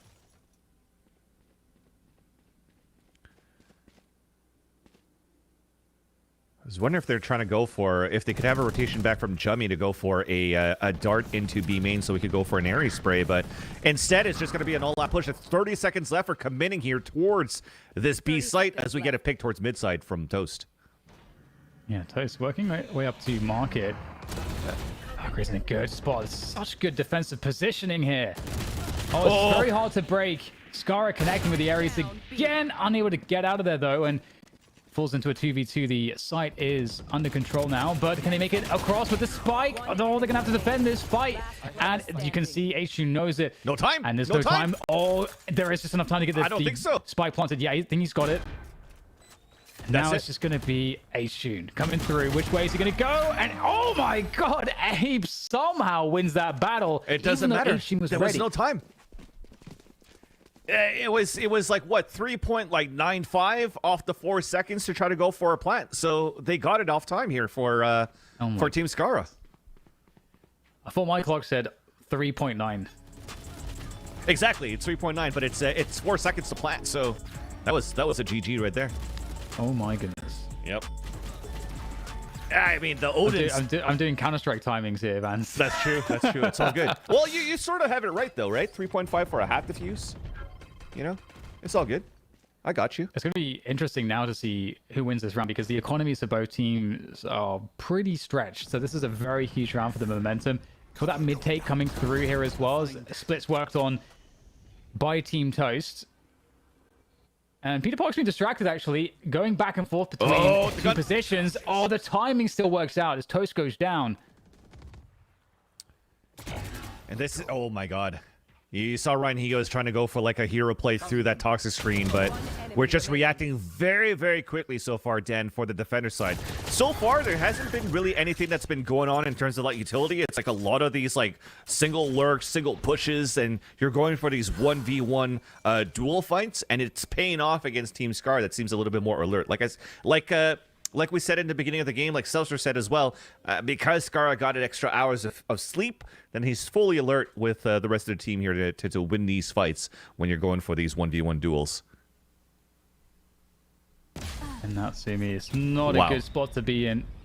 It's a noble effort, but looks like Team Scarra will come out on top. And again, it's a pretty important round because from an economy point of view, it's starting to get a little bit stretched here for Team Toast. Looks like actually they have just enough to still cobble together a buy. I'm liking the approach though from Team Toast. It looks better on the attack compared with this when they were playing Split, where they were kind of struggling to get the openings. They were not kind of playing the map control as effectively as right now. So overall, I feel like I'm seeing a better Team Toast. Yeah, I do like it because they're playing a little bit more passive. Well, not necessarily passively, but they got to scale a little bit slowly into these rounds, except for this one. We're just going all out into the B-side den. It's just straight in. The pacing is crazy. Catches Team Scar off guard completely. Very fast, though, on the retake effort, but that you can see that ice wall is slowing things down a little bit towards the sidewalk. The side alley. Team Scar is just coordinating behind this one. Empress is popped. And they have to pick their timing. The ice wall still causing problems. I think, okay, we still have a possibility to enter from the sidewalk now as well, so they can coordinate this attack from two sides at once, but it's going to be difficult to get in. So many defenders still in the site. Here comes Valkyrie, though, on that side alley. Still Natsumi in position, though, able to deal with Valkyrie, leaving everything on H-Tune's shoulders. But Ryan, again, has the answers on the Reyna. Beautiful stuff. Really nice on Team Toast to hold things off there. You saw everything from the overhead view was that we really tried to coordinate a retake for Team Scarra, waiting for H-June to get into position at Shed to go for the double leers. You saw Valkyrie trying to pull out the snake bites onto the ground, some smokes towards the back of the site to prevent any white swings coming out from the back of the site on the attackers. But the positioning was actually closer to the wall side for Team Toast by those boxes, by the staircase that actually inputted a lot of damage onto Team Scarra on their rotate. So very well done on super fast-paced play, and they're trying to do it again. But this time it's fully denied by all of Valkyrie's utility, and it's traded off on mid-side, though, at least on these rotates. Oh, nice punish there from Abe with the Yodin. Oh, Peter Park in a good spot. There's one, two. That's a lot of damage. I don't know that there's position to deny that you plant the spike, but that Hunter's Fury is going to... Oh, is it going to find Abe? Oh my god, so the dodge. Abe is so lucky to be alive. This allows for a mid-fight, though. This could make it a 2v2. If Jummy stays... Okay, he's not. If he stayed and he actually got the kill, that was an Odin picked up on a 2v2 right after with the Spectre on Scarra. But now the odds are really swinging back here towards Team Toast. Standing ahead. How he's going to get pinged by this. Nobody getting pinged by the arrow. Playing 2 in hell. This is a very good setup, actually, for a spot like this. Will they expect 2 to be there? Scar turns away and can't find any connections there. Can't Jummy, and that's going to be Team Toast taking the lead. Really back and forth here between these two sides so far. It's really good to see that level of competitiveness. And I don't know, it's hard to separate them. Yeah. Even then, I was saying, like, when they were trying to scale very slowly into this map of Ascent, and it wasn't paying off here for Team Toast, is also when it comes down to, like, default site execution was very difficult when you don't have, again, yes, you have Arena, but you don't have anybody else that's really trying to explode into a site like a Raze or a Jet. So for the last 2 rounds, we saw Team Toast just go out with 5-player site hits, and it's been working out. Like, go very aggressive, very fast at the beginning of these rounds, and stick together for trades. It's been paying off. It's been working out. So this is the 3rd time in a row that they're doing this, but this time they're stopped once again by Valkyrie. We're trying to get some sort of wall bang from the Odin and try to take Valkyrie down, but as that slows down, we'll have to see what the next step is. What is the next layer for Team Toast? Are they going to go back to a slow default, or are they going to stick together here? So noise has been broken down, or noise has been cut. We're holding a very slow, passive back mid control for Team Toast to scale up here towards the catwalk side. Yeah, that Viper's Pit's really slowed everything down. It's going to force Team Toast to slowly work their way towards the catwalk, and Jummy in position to deal with that. Again, at this point, you know, Team Scarra with the Viper's Pit down on B, they can kind of assume that mid and cat is where their opponents are going to go. Jummy, great second frag on the follow-up on catwalk, and there's a crossfire with Peter Park now as well. And, oh no, I think Peter Park just dropped off just at the wrong time and can't capitalize, and that gives opportunity now to Team Toast, even though they're in the 3 versus 4. Still a good defense here for Team Scar, though. You have still the Viper's Pit on the B side. You're playing against a star player for H-June on the A side, and they're walking right into this. H-June's going to play around the dice. Yeah, really well played here. Finds that perfect moment as they start running on up, and one more player to go. The spike does get planted, actually, by Natsumi, but I think the door is closed. Odin, perfect gun to knock the door straight down and possibly make something of it, but H-June shuts it out, and the 3K from H-June will give another round to Team Scar. Let's go tie things up again. As have we just gone round for rounds constantly here? It seems like it at this point. Together? It does seem like this so far. I feel like it has. Maybe it got like 2 rounds strung by Team Toast by winning pistol in 2nd round. But I think since then, it's been really going back and forth overall. And this is off plays like these, right? When I talked about it, when it goes back to a 4-site hit that doesn't pay off and you're trying to hold a default, what do you really have to support to try to get entries? I feel like maybe if you want to try to owl drone clear behind the people trying to entry into the site would kind of help here. But if not, when it comes down to the face-to-face fights, Team Scar is taking the upper hand. Yeah, really trying to pressure that B side again. It's been a favorite. Showstopper's available for Scarra, but Scarra cannot survive. In comes Toast with a vengeance, and that's the B site now. It should be under control, but it's just Toast and Ariasaki left on the side. The pit might help out here. Valkyrie, nice minded timing as she goes across, spraying and running, and it works. Ariasaki goes down, as will the Viper's Pit, all on Toast now with the Headhunter. Can't find it though. Valkyrie in position again to take advantage. That is still so insane that it's disguised Toast that walks into B site and gets an entry with an operator. He's entering with an op. And that's pretty crazy that he landed that first shot. But you know, like we said, favoring these type of sight hits, I think it was slow to split off when we finally saw the utility being pulled up here by Valkyrie towards his B main side. So you're just spraying a couple of guys with Abe, with that Odin that allows Valkyrie to just swing out from her own smoke to get the kill onto aim. And that really shut down the rest of the attack there for Team Toast into that B site. So again, Dan, it's a seesaw battle going back and forth, back in the lead here for Team Scarra, as the economy is finally actually broken for Team Toast. So this is finally an opportunity where we have a team that might be able to swing 2 rounds since the pistol in second round. He's trying to get rid of that drone. Slowing things down here for Team Toast. Our Team Scarra with some of that early cap presence, and Team Toast looking to work on A main here. You've got Toast, the Headhunter. Oh, hello.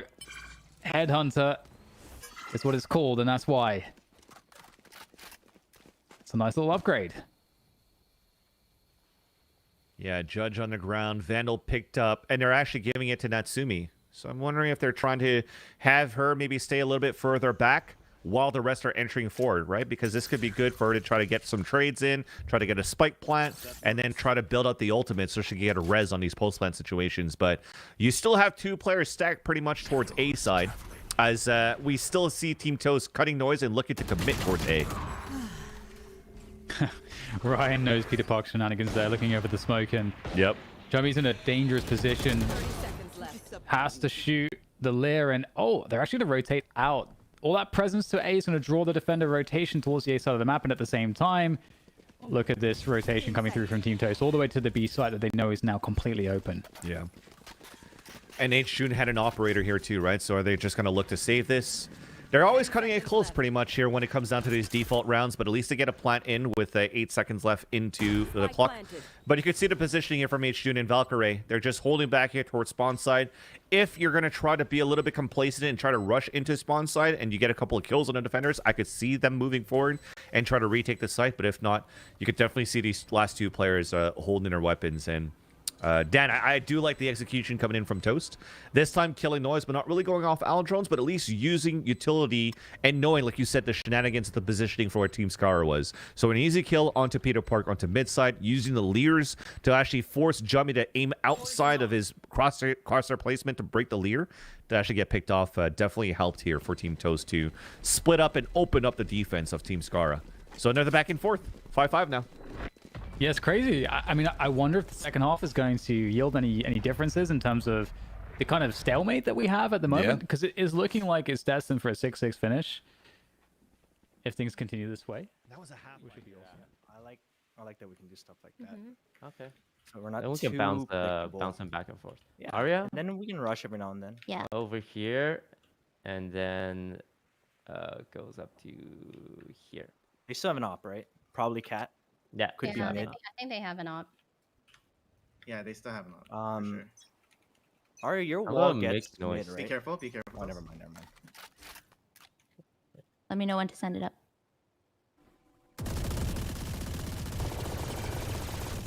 It's Jummy and oh god!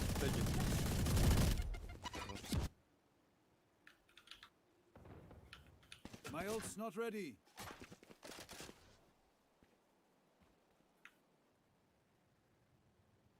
Alright, let's send it up.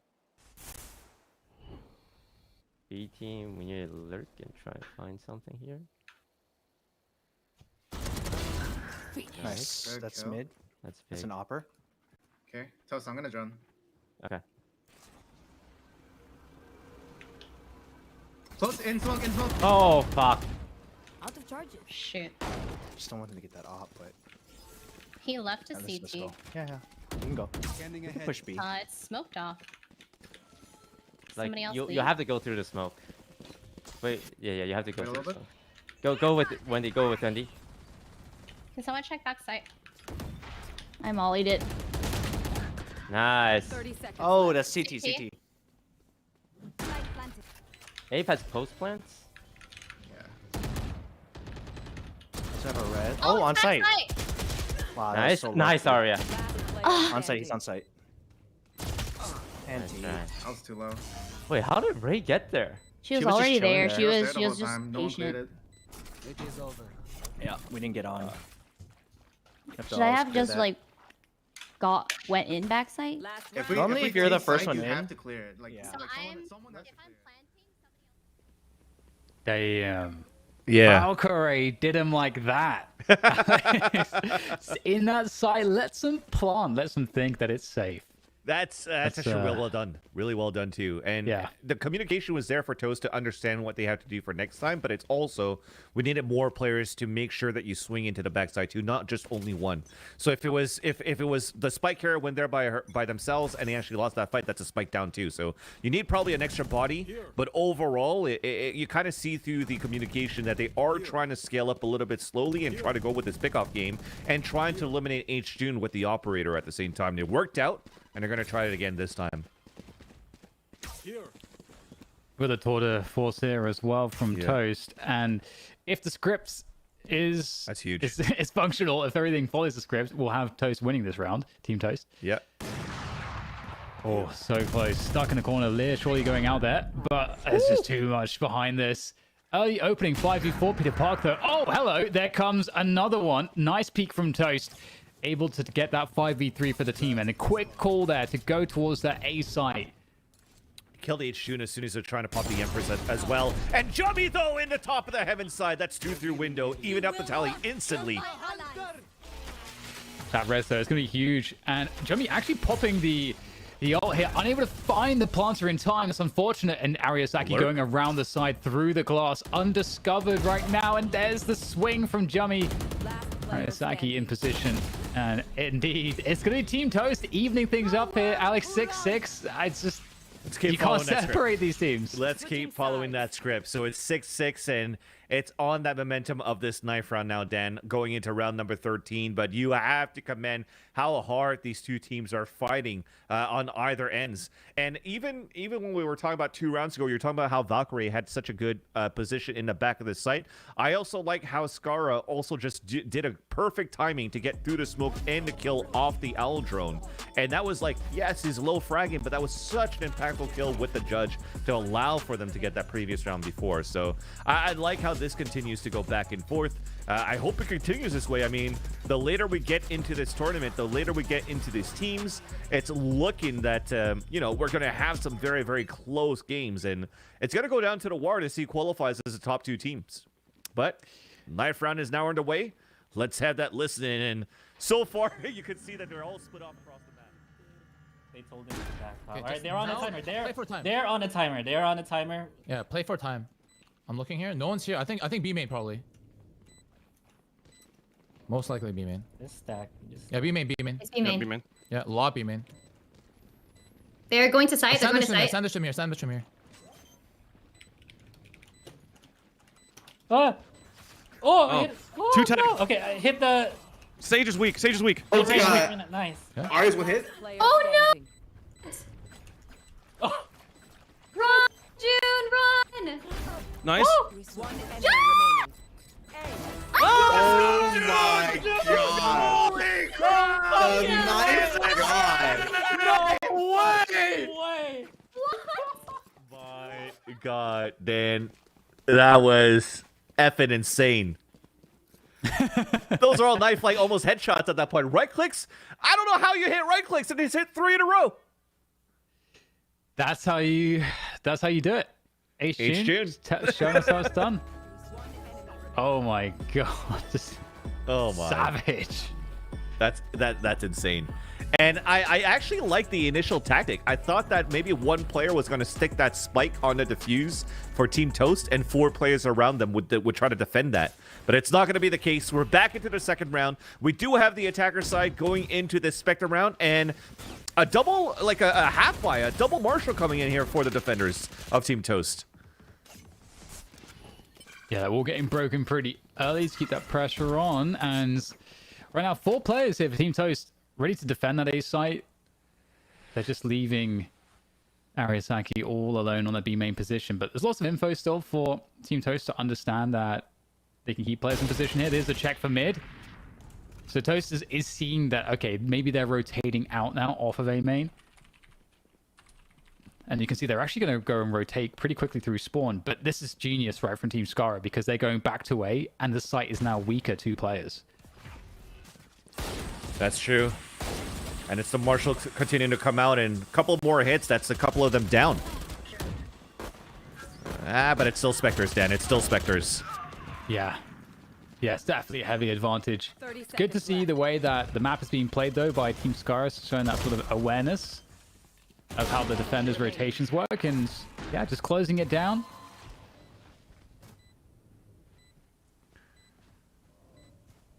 Looking pretty good off of the back of that opening, and 8-6 is the score, as we'll look to find Team Toast now moving into a bye round, and they'll be against some of those Spectres unless we get some upgrades. Yeah. So at least now it comes down to following the same script as we've seen. Whoever won pistol round won the second round, and then it tied up and went back and forth. So we'll have to see what happens now as we develop into the second half. But so far, it continues to be June, continuing to push aggressively and still being on point with how they're placing their crosshair for these kills. And now we're looking at this bonus round, and it is going to stay a bonus. So we're still keeping that Vandal previously bought from H-June in that previous round, leveraging on them to actually get the entry. But then for the rest, Spectres to follow behind the Owl Drone. Big play coming through from Scarra, trying to create space for the team. They're going to take down Ariasaki, though. Ooh, nice. It's a great double coming in from Ariasaki, the reposition as well, to just keep the opponents guessing. And that's it. The push is being just completely stuffed by Ariasaki's efforts on the defense. They're playing that anchor. And a flank. Oh, it's spotted. Be really careful here not to give this one up. Oh dear, the angle's not favorable. Oh, the TP coming through. Oh, I love Not it. gonna work out though. Oh, I thought they were going to line up for a second. Same. There's a lot of damage being done here. After the opening, it's going back in the favor of Team Scarra. Somehow they find themselves in a 2-versus-1 advantage. But the Spike is walking towards that B site right now. Actually, scratch that. It's going to run possibly back to Natsumi, but now back towards B again. Okay, they hear a door close towards the A side, and Natsumi might think that it's towards A, and that allows Valkyrie to get into B. I thought she was going to get such a good timing with Valkyrie going back into the mid side. But this is looking to be secured now for the attacker side, Dan. Unlucky.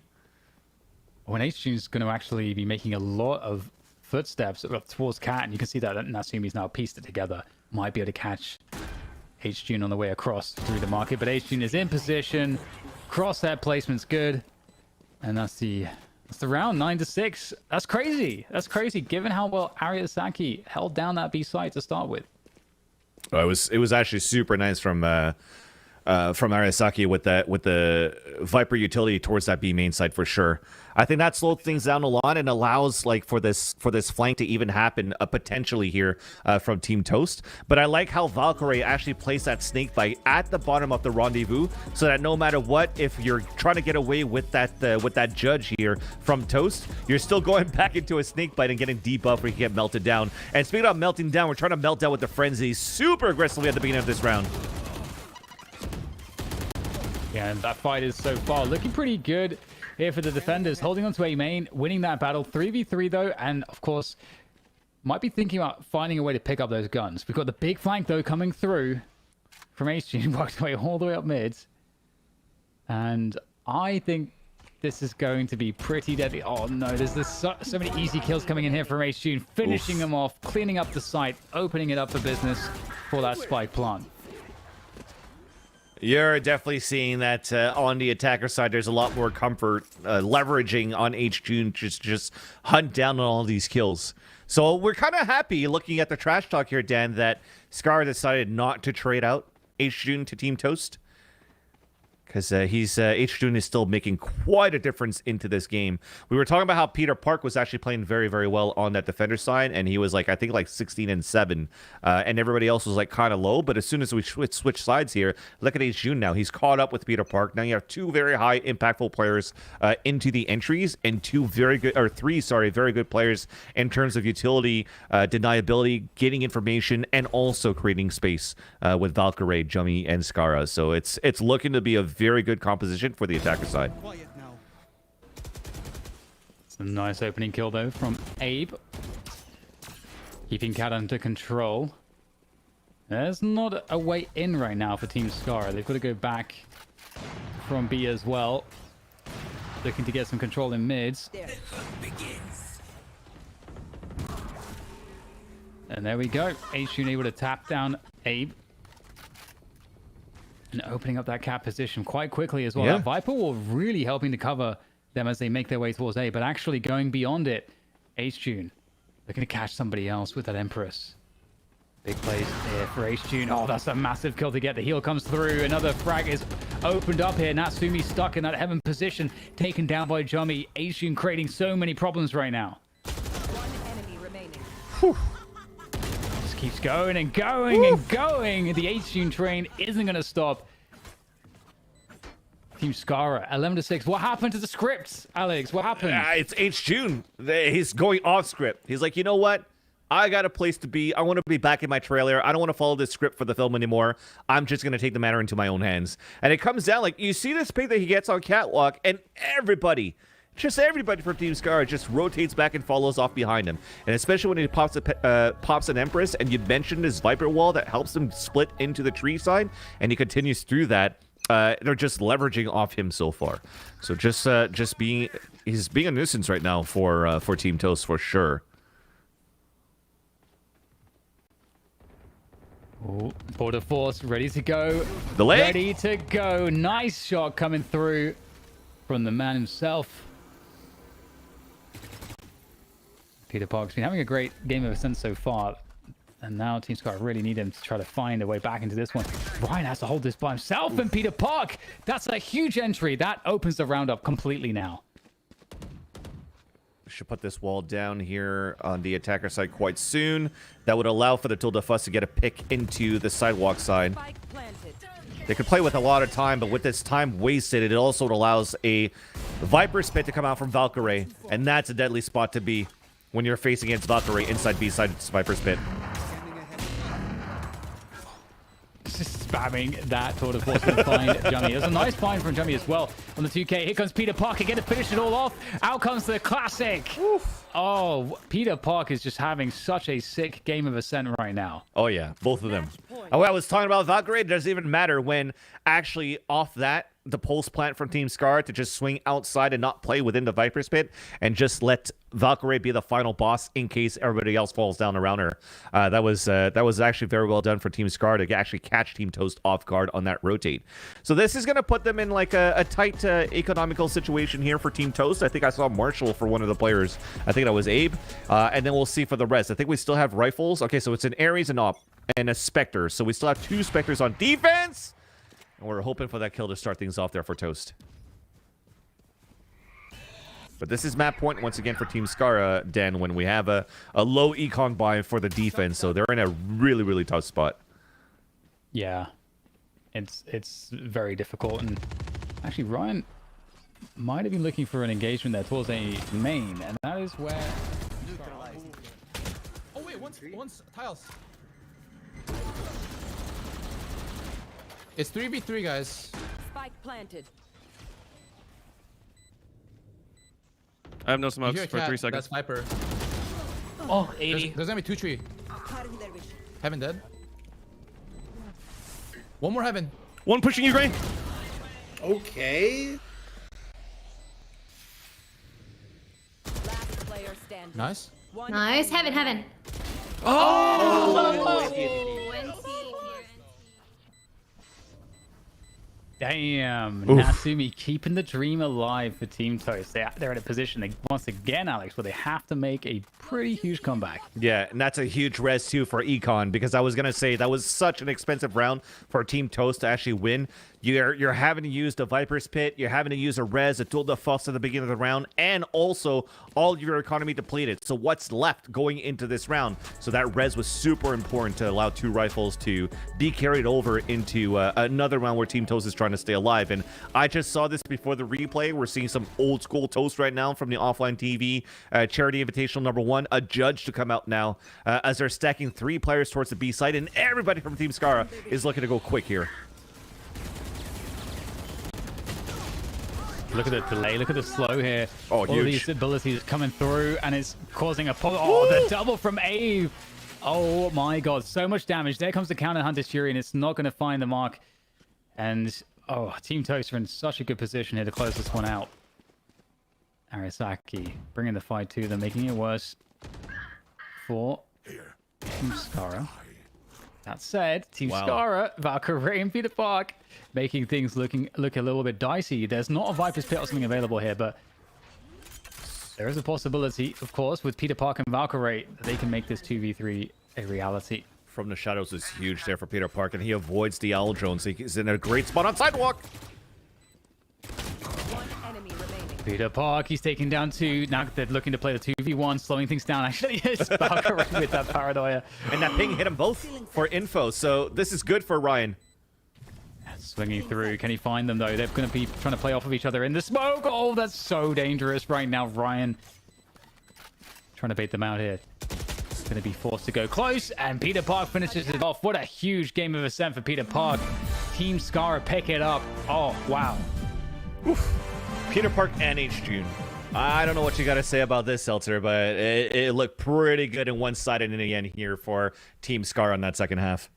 Yeah, you know, the minute Scarra started sandbagging in his trash talk interview, I was like, yes, you're doing it. This is the play. And, like, whatever gameplay came after that is, you know, secondary to the early sandbag strike. But really, like, very impressive stuff here. H-June with the 3 kills on, like, the head knife. What is that? The technical term for that one?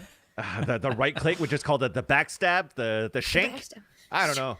But that's that like wasn't what? the back of anybody. That was Exactly in the ear. front, right to your face, right to your chest. I mean, the right clicks is what, like 75 damage, if I'm not mistaken. So I think all 3 players were at least like a little bit more than 50. So those were like important right clicks that had to be hit there to bring that momentum in for Team Scarra. Oh, for sure they better show up in the replays as we take another look at this map. Scarra and Toast really brought the energy. Both of their teams had so much... It's not animosity. They just came to play. So I saw a lot of great stuff from Toast team as well. DDK, what would you say was their standout sort of achievement as a team? Well, I think one thing that I actually really liked was how they played off of Ariasaki's utility on the Viper, because I think, you know, that's one thing that you have to do very well when you have a Viper. You've got a huge amount of ability to just give a sight to that one player, and I felt like they did a good job of doing that and playing off of it, because you can stack other parts of the map, you can make plays elsewhere. And I liked as well how much we saw Toast sort of moving around on Chamber also. Something that is needed, it's necessary. You've got to find engagements early on, you've got to take initiative, and you've got to find ways to kind of get reads on the map. And I felt like they were doing those things. So there's a lot of, you know, they're doing a lot of things right. But I think, you know, switching sides when we started to see Peter Park and H-June on the attack, that seems to be a trend. They are pretty unstoppable on the attack. And maybe if you're fans of Team Toast, it's like, oh yeah, they won the championship last time for the OfflineTV Invitational. If it comes down to Team Scarra winning, you could still be kind of happy, because you did have Peter Park and Valkyrie play for Team Toast the last time. So there's still like winner in your hearts if you want to go for individual players from the previous roster going into this one too. And it shows there for Peter Park that, you know, this continues to stem through from the OfflineTV charity tournament #1 into this one on just how he's able to freely move around with his Omen here. It seems as though he's just able to shrouded step, catch players off guard, get some right timings, off angles. It's just been really, really good how he's played the attacker side of Omen. Battle Omen. One of the things you mentioned early on, Vansily, was that in the default rounds, they seem to be a really closely matched team. So where do you start to see them separate in terms of, you know, skill expression? Yeah, so I think it's definitely looking down as what Dan was mentioning before in terms of like how H-June was playing on the attacker side. Because when it comes down to like the opposite team or Team Toast on the attack, we definitely saw like some moments of some flash in the pan when it came down to very, very aggressive site pushes that worked out in training conditions for Team Toast. When it came down to defaulting, the defaults seemed to be a little bit better for Team Scarra, because we mentioned it and we heard it. It's like, hey, I'm going to drone, we're going to try to work this out. And H-June is just able to get those entries the way that he does in terms of being a little bit more quicker in the draw in these duels. That just sways around over for Team Scarra in the end. Right on. Dan, any last words on this matchup? This is an exciting one. I think the scary prospect for me is that we're also seeing Peter Park now really popping off. So yep, this team is starting to really come together and to be very dangerous. I think on the first Icebox, I didn't feel like they were as dangerous as they just showed us. But if we keep seeing more of their map pool and it keeps looking like this, it feels like we're going to have a team that's definitely good for those grand finals. It's exciting enough. You got to grab the pup for stability. I mean, he's always like, oh, if Van Silly's on camera, I got to scratch his leg because I need my camera time. So he's always, he just knows every time. He does know. He knows we're happy to see him. Got a of fresh course, cut. I hope you guys at home are also happy to see the pup and happy to hang around for one more match today. It's going to be Team Lily versus Team Poki right after this break. Stick around.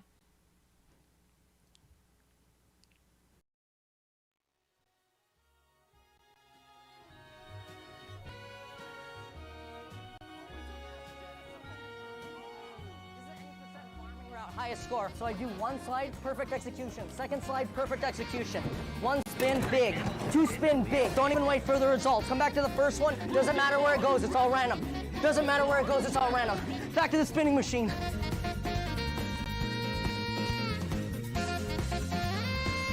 What's up, guys? My name is Jay, and we are OTV today. We are playing our version of hide and seek, and this is our prize. It's a computer sponsored by MSI. Welcome to the annual OfflineTV Hide and Seek Challenge. This year, we rented out a sprawling Hollywood mansion. Our friend Jay joined us all the way from South Korea to be our seeker. Here's some of his music.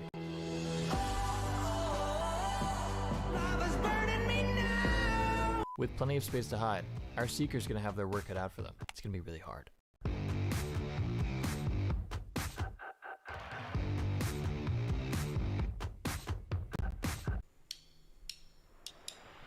Next week, we have interviews for new employees, so make sure you guys are all there because it's really important that we find the right people, okay?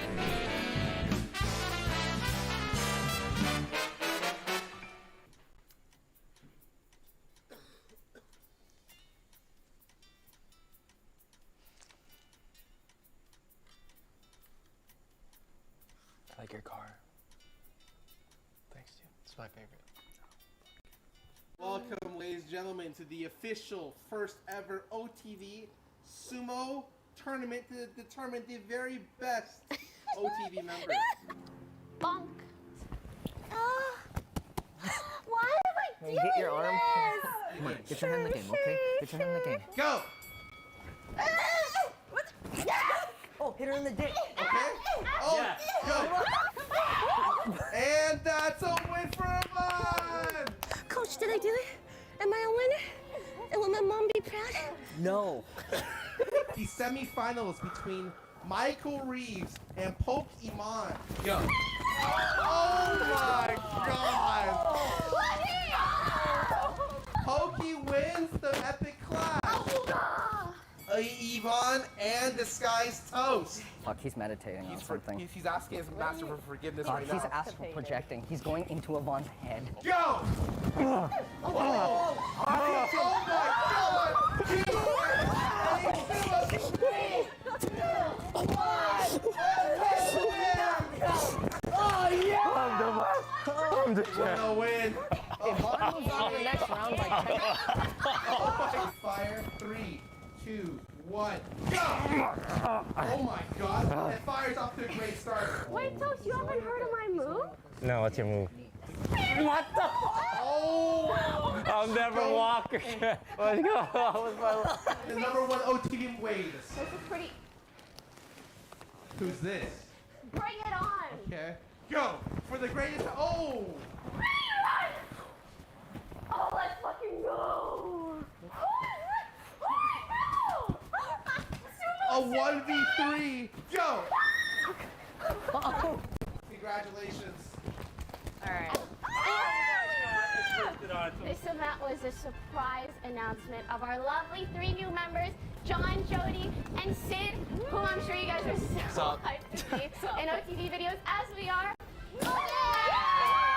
And we can't wait to be here and be a part of everything, and thank you so much for supporting us. Thank you. Oh, yeah. Hey guys, Thanksgiving's coming up and we were going to make a feast. The problem is we don't know how to cook. So we found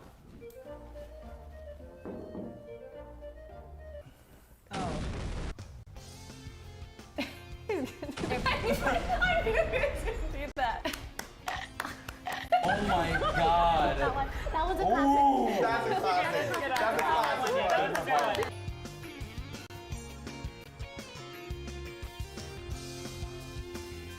What we're doing today is a arcade Olympics of sorts. Oh, it's a mass genocide! Oh! This isn't any percent farming route, highest score. So I do one slide, perfect execution. Second slide, perfect execution. One spin, big. Two spin, big. Don't even wait for the results. Come back to the first one. Doesn't matter where it goes, it's all random. Doesn't matter where it goes, it's all random. Back to the spinning machine.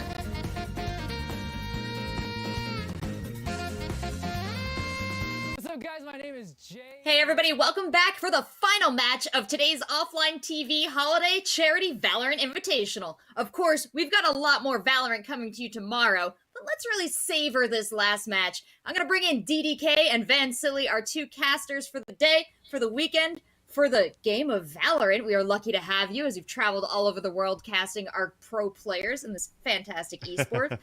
But Van Silly, I'm gonna let you do my job this round. Sure. Do you want to give the people a present this time? Yeah, more Duggo airtime. Yeah.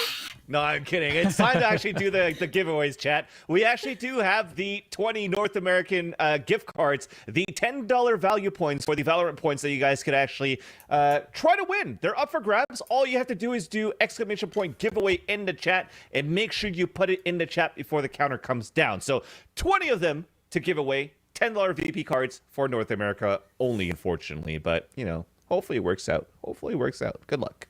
Yeah, the timer is going, but we've got other things to cover, including the teams for our final match. Both of them are undefeated, DDK, and both of them have put up very impressive performances already today. Now I think it's a perfect end of the day to put these two winning teams head-to-head. What do you think?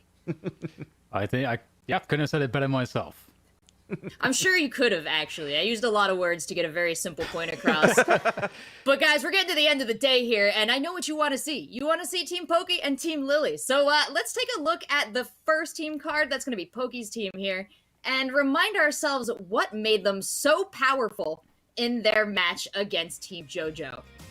I'm looking at a lot of names here, and I'm pretty sure all of them got a shout-out from you, Van Silly, during the match. Agreed. If you're looking from top to bottom, everything looked really good from this roster. From, Poki mains, the way that she played with everything in terms of, like, entering with the Raze, or just doing her job with that. You had B-Nance, the way that she was aggressively pushing towards the defender side when she was playing the Sage on Bind, but also some great slow orbs, so great utility usage from B-Nance moving forward. You also had the Phoenix, so an agent that we haven't seen for such a long time for Box, and was able to farm so many of these run-it backs to actually create such a huge impact on a triple duelist setup for Team Pokimane. Yeah, that was particularly impressive, and also just the skill behind it. I think that team has a pretty. I feel like we have only scratched the surface with that team. And going to Lily Pichu, I think the thing that for me was particularly impressive was actually a lot of the team play. I think it's the same thing across the board, yeah. yeah. Well, there we go. I mean, we had, I think, the right players doing the right thing on the team, which is fantastic to see. And we had a good mixture as well in the composition that I think is pretty adaptable for any map. So this is an interesting one for me because it's not a team that necessarily, I think, on paper, you would say, hey, this team's going to go to the grand finals. But I do feel like they are going to give Team Poki, who for me the favorites in this matchup, they're going to give them a run for their money, and I feel like the defense will be stronger. And the duelist setup, if we see it again, I think it will be harder to make that work. Yeah, who are we picking as our player to watch here on the roster? Because once again, I'm looking at these names, and Sekino is the one that was, again, popping off in the match, but all of them had these moments of brilliance that were really exciting. Oh yeah. I think when it comes down to that team again for Team Sekuno, I also have to give it to Shonik most likely at the same time. I mean, I don't know, man. Shonik's been good on these lurks, but at the same time, I think Ivani was like an amazing like anchor player, getting a lot of like 2Ks into like some very crucial rounds. But I think it has to be somebody with impact, and you're gonna have to look at the lurk plays. That's very, very important in this game too. And Shonik demonstrated that very, very well. Yeah, Dan, And I I can want to also- hear your opinion too, and I do want to encourage chat through. We're going to be picking the map that they're going to be playing on, so we'll pop that up and let you vote. And then Dan, take it away. Yeah, no, I was going to say as well, I had the same answer to Alex, but I'll add on Shifter as well, because on the other end of it, not just having the lurk, able to capitalize on what the team is doing, the kind of the main pack of people walking around, it's going to be your duelist as well, creating space. And Shifter did a great job on the Jet doing that and doing it in the correct ways. So you got both things working there, the pressure in the right places, and then the players performing in that regard with Shifter, and then also the lurk, as you set up with Shawnick. I think those are the two players for me. Definitely players to watch as we head into our match, and I'm a little excited to get into the heads of our team captains. I think it might be Sakuna that's coming out and doing the team interview for Team Lily Pichu. Any questions that you guys think I should ask them before we see them duke it out? Ooh, I want to continue with the festivities, Seltzer. I want to go with like, hey, what are the nicest thing you could actually tell to your opponent right now as you're going into this final match of the day? That's a contest I'd like to see anybody win. Dan, any questions for the people? No, I'm just going to let you do your thing, Rachel. Thanks, man. I'm going to let you chill out. Then both you guys take a break, bring the energy for this last match of the day. And of course, make sure you get some rest because we got more tomorrow. But go, young men. I am going to talk to our team captains next for the final trash talk of the day. That us? Huh? I'm so hello. excited to Hi. see you guys. Hello, Hello. Poki. Hello. Hello. That's us. That's us. That's us. That is you guys. Oh, you're here. Hello. It is me. Hello, I'm back. I'll try to make this less awkward for you this time, Sakuna. I'm sorry about that. That is all me, because you are a pinnacle of just Oh no, poise, it can't get any more brilliance. awkward. Don't worry. No, you got this. I'm gonna get out of your way, man. Let me just do the speech that I heard you rehearsing and tell the people what you wanted to tell them and say all the things. Rehearsing. Yeah. We didn't rehearse. I mean, Poki told me to. Oh yeah, he was in-game. gonna slap In-game. me. What? Like In-game. abuse, yeah, abuse. Wait, what? And No, now I'm she invigorated to get revenge in game. Okay, I guess it worked in a weird way. Yeah. Well, this is gonna be good. Hopefully, we put up a good fight. I'll be honest, team, we're demoralized. Wait, I don't know if why? we're You gonna guys win, won, but- didn't you? I mean, we won, but we like barely held on. Like, we're about to fall off, like Simba from Lion King. Actually, I fell don't think off? he falls off. No, he doesn't. He doesn't. Plus the other guy, L? the other guy who does Plus fall off, that's us right Rachel. now. We're barely holding on. It's rough. out Leslie there. told me to say that, by the way. Oh, Yeah, she did. she's kind of right. She's kind of right. I don't know, Poki, this is exactly what you have to watch out for, because this is the attitude that he brought into the match against Team Oh no, Toast. I know. and He they likes to destroyed- like underplay his contribution just- and his skill, but I will not let that throw me off. I'll be jump peeking every angle. I'll be droning. I'll be darting. I'll see if you're opping. I will telepathically jump know peek is. if you're opping, Saikuno. We're on the same wavelength and you don't even know it. I know you're gonna op rounds 5, 9, and 13 when you lose. Dude, she is in your head. Calculate. You are I mean, I don't prepared know for half this the question things mark? she said because I'm bronze. I'm bronze in this game, but you know, we're gonna try our best. I think Lily's gonna carry us to victory. She's a good captain. I will end the interview on a nice note. Saikuno, I think you're at least silver 3. Oh, thanks. Well, I think you're also really good at the game because you stream in the morning, so I get to watch you when I wake up sometimes. Oh, So he's doing the flattering thing, so I'm thrown off, but it's not gonna work. what not what- gonna One gets work. you, Poki. But You've got aren't too you many like great immortal? people on your team and too good communication to fall for Yes. that. But Uh-huh. so you know, you got a great team yourself, so I'm excited to see how this match pans out. Thank you for the lovely wholesomeness too, Poki. That's the last question I wanted to ask, and you already nailed it. So I'll let you both get back to your teams, and good luck to you both. Good Hope luck, you guys Poki. enjoy. Good luck. You too. All right, let's throw it over. There we go. Again, another fantastic interview. Do you edge any one team from what you heard, Alex? Oh my god, this is a tough one. But I think I might have to give this to Team Poki. I think I'm going to be in the Poki camp here. Are we going to be split in our decisions for the predictions, though, Dan? Because I feel like if you're going to go for one, I want to go for the other one. Oh, don't do that, Alex. That's not what they call analysis. You can't just pick it based on that. Okay. But because it's going to be so even on both ends. And I feel that because we're going into Haven as well, I don't think we're going to see like a triple duelist come out of Team Poki anymore. And I think we're going to see her play, speaking of Poki herself, probably play a Sova into this map as she was mentioning. She's going to drone out. She's going to do recon. She's going to try to ping everybody out. So I think that from teamwork, from the teamwork of how they want to throw these executions and retakes, then it's nice because I don't think that Sykkuno has that in his team, right? I don't think they have an initiator in there. Right. I mean, I want to go with Team Poki, so I guess that means so I'm going with Team Sykkuno. So... I got it. I'm going the other there team. We go. I got this. Easy. Awesome. Well, I'm glad you're happy with that. Okay. So yeah, it's going to be interesting because I think the individual skill factor that Team Poki has is it's going to be interesting to see, as you say, if that's as transferable on a map that's maybe not as good for that playstyle that they were using on Bind. So, I mean, it remains to be seen. We get such a small sample size, so generally speaking, I feel like a surprise could happen at any moment. Yeah, I think we've seen that a few times today, so it's good to see kind of where everybody's at in their map pool. Because of course, this is just day one. We've got another full day of this. Another full day, another 5 games, and then looking at the format, just to reiterate things, is whenever we're done these 10 games and it's going to compile all the final scores, then the top 2 plays into a grand finals of a BO1. So really the same format as we had on the first OfflineTV charity tournament. So this is finally going to be the matchup to figure out who's going to be moving forward in a 2-0 today between these two teams, because they're both 1-0.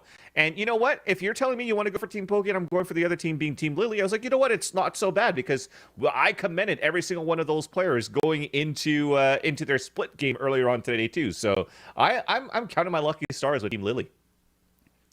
Yeah, I mean, I do like the compositions that they have access to with their players. I think that's a lot of fun for me, because this is a lot you can do with it. Who are you going for? Again, with Team Poki, if you're a fan of just brute force, then there you go. That's what they're all about. If they continue to run something like a triple duelist setup. But like you say, you know, we did hear from Poki that she was probably going to be playing a Sova. She's talking about shooting arrows and stuff, so I assume that's what's going to be happening.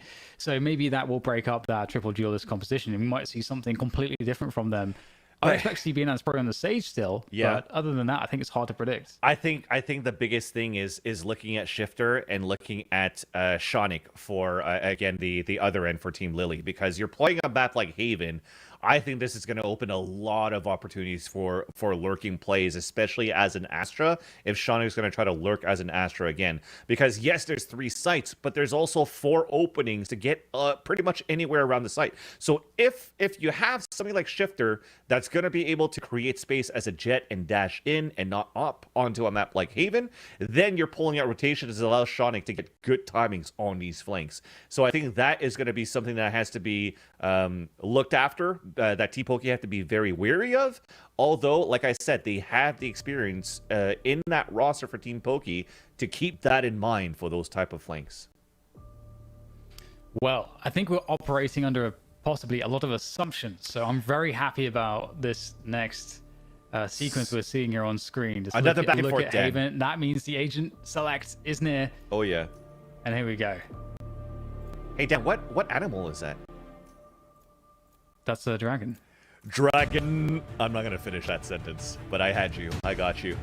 You got me? I definitely got you. Is this some Zuma thing? Yeah. What's happening? Yeah. Don't worry, Dan. Chat will understand. But yeah, let's look at the composition though. We're gonna have Sykkuno continue here with the chamber, so I think that's pretty good. So pretty much a very same combination right now for Team Lily as they had on Split. And I still believe that despite not having an initiator, it's still a pretty good comp right now for Team Lily. But I feel like, Dan, we could definitely say the same thing here for the defenders of Team Poki. I definitely agree with that one, but I want to draw the attention to the fact that we're seeing again the Astra from Shonik. I feel like this was such a good look on Split. I think the Astra provides a lot. One of the things we mentioned at the beginning of that match was the fact that with Astra, you have a lot that you can do when synergizing with your team, or some of those gravity well setups that we tend to see in pro play. So I'm curious if we'll see something like that. Obviously, you can shut down a lot of the forward choke points with that on the defense, which I think, around A lobby, for example. The A lobby control is a big part of focus for me when it comes to Haven. So we'll see if that comes out as well from one of these teams. Yeah, so let's definitely wait and see what's going to happen in this knife round between Team Poki and Team Lily. And of course, once we start things off here, the final game of the day for day one of the Offline TV Holiday Charity Tournament. It is going to be now looking at the team comms to figure out who's going to get this knife round.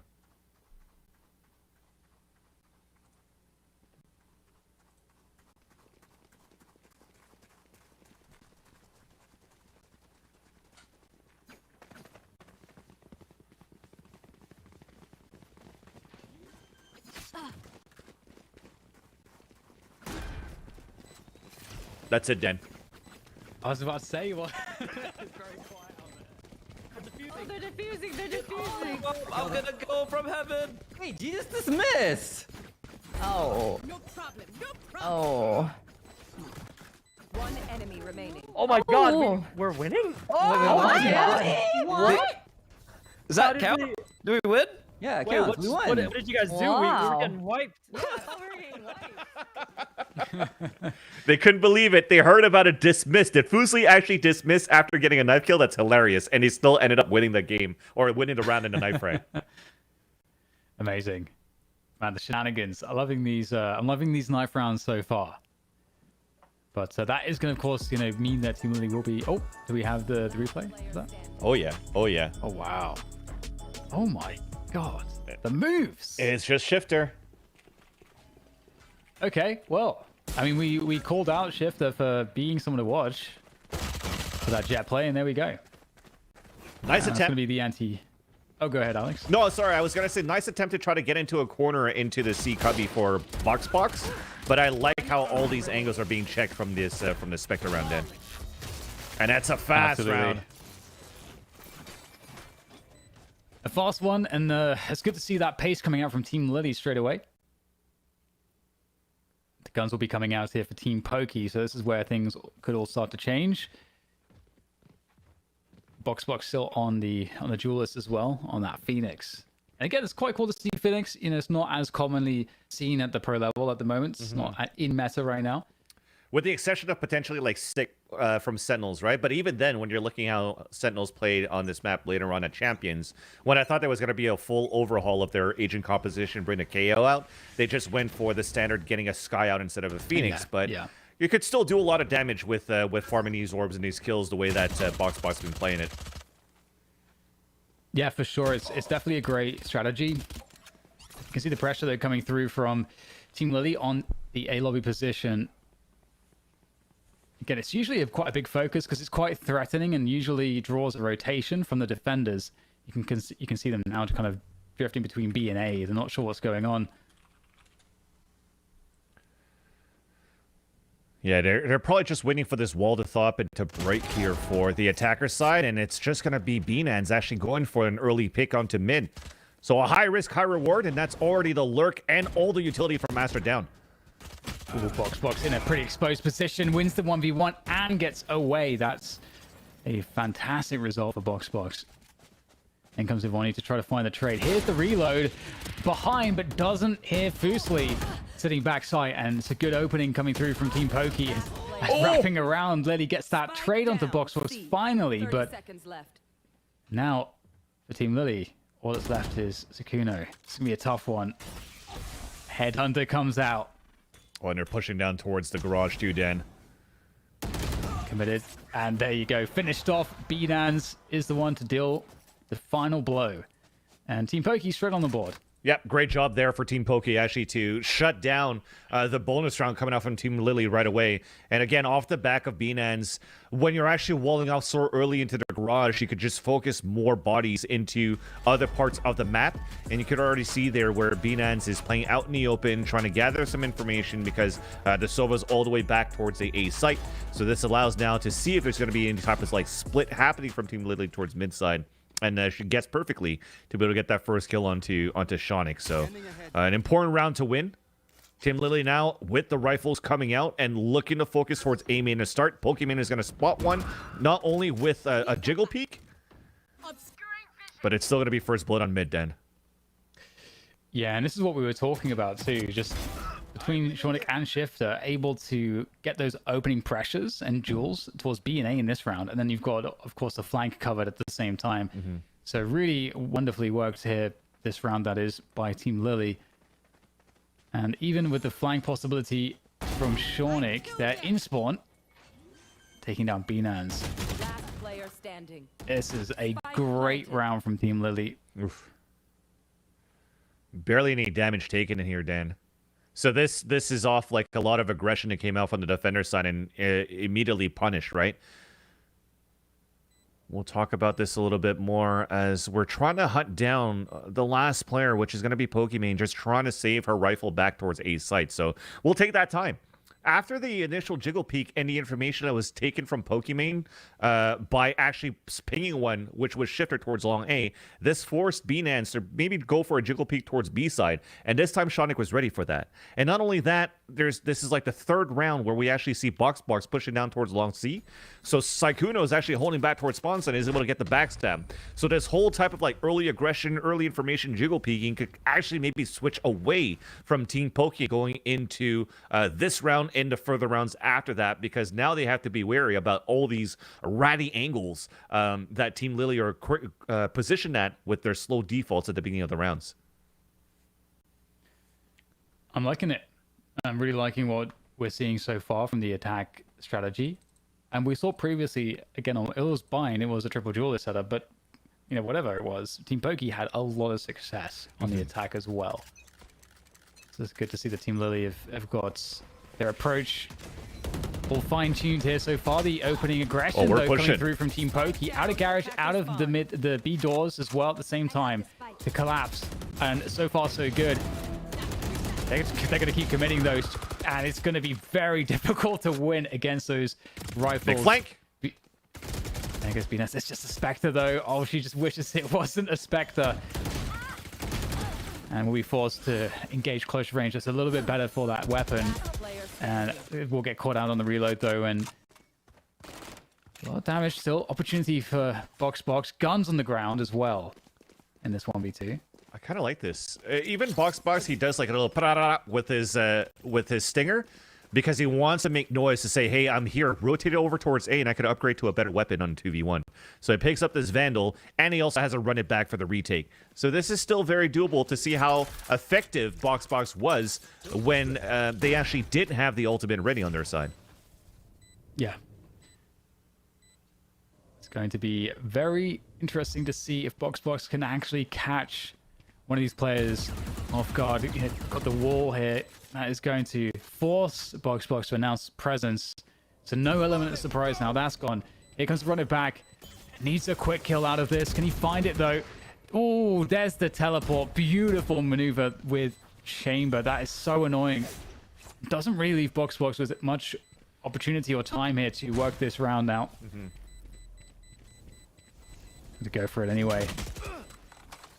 And there we go. Sakuno closes it down, but love the use of the rendezvous down. I love how Chamber says "all good." I didn't know that title was in there. That's so awesome.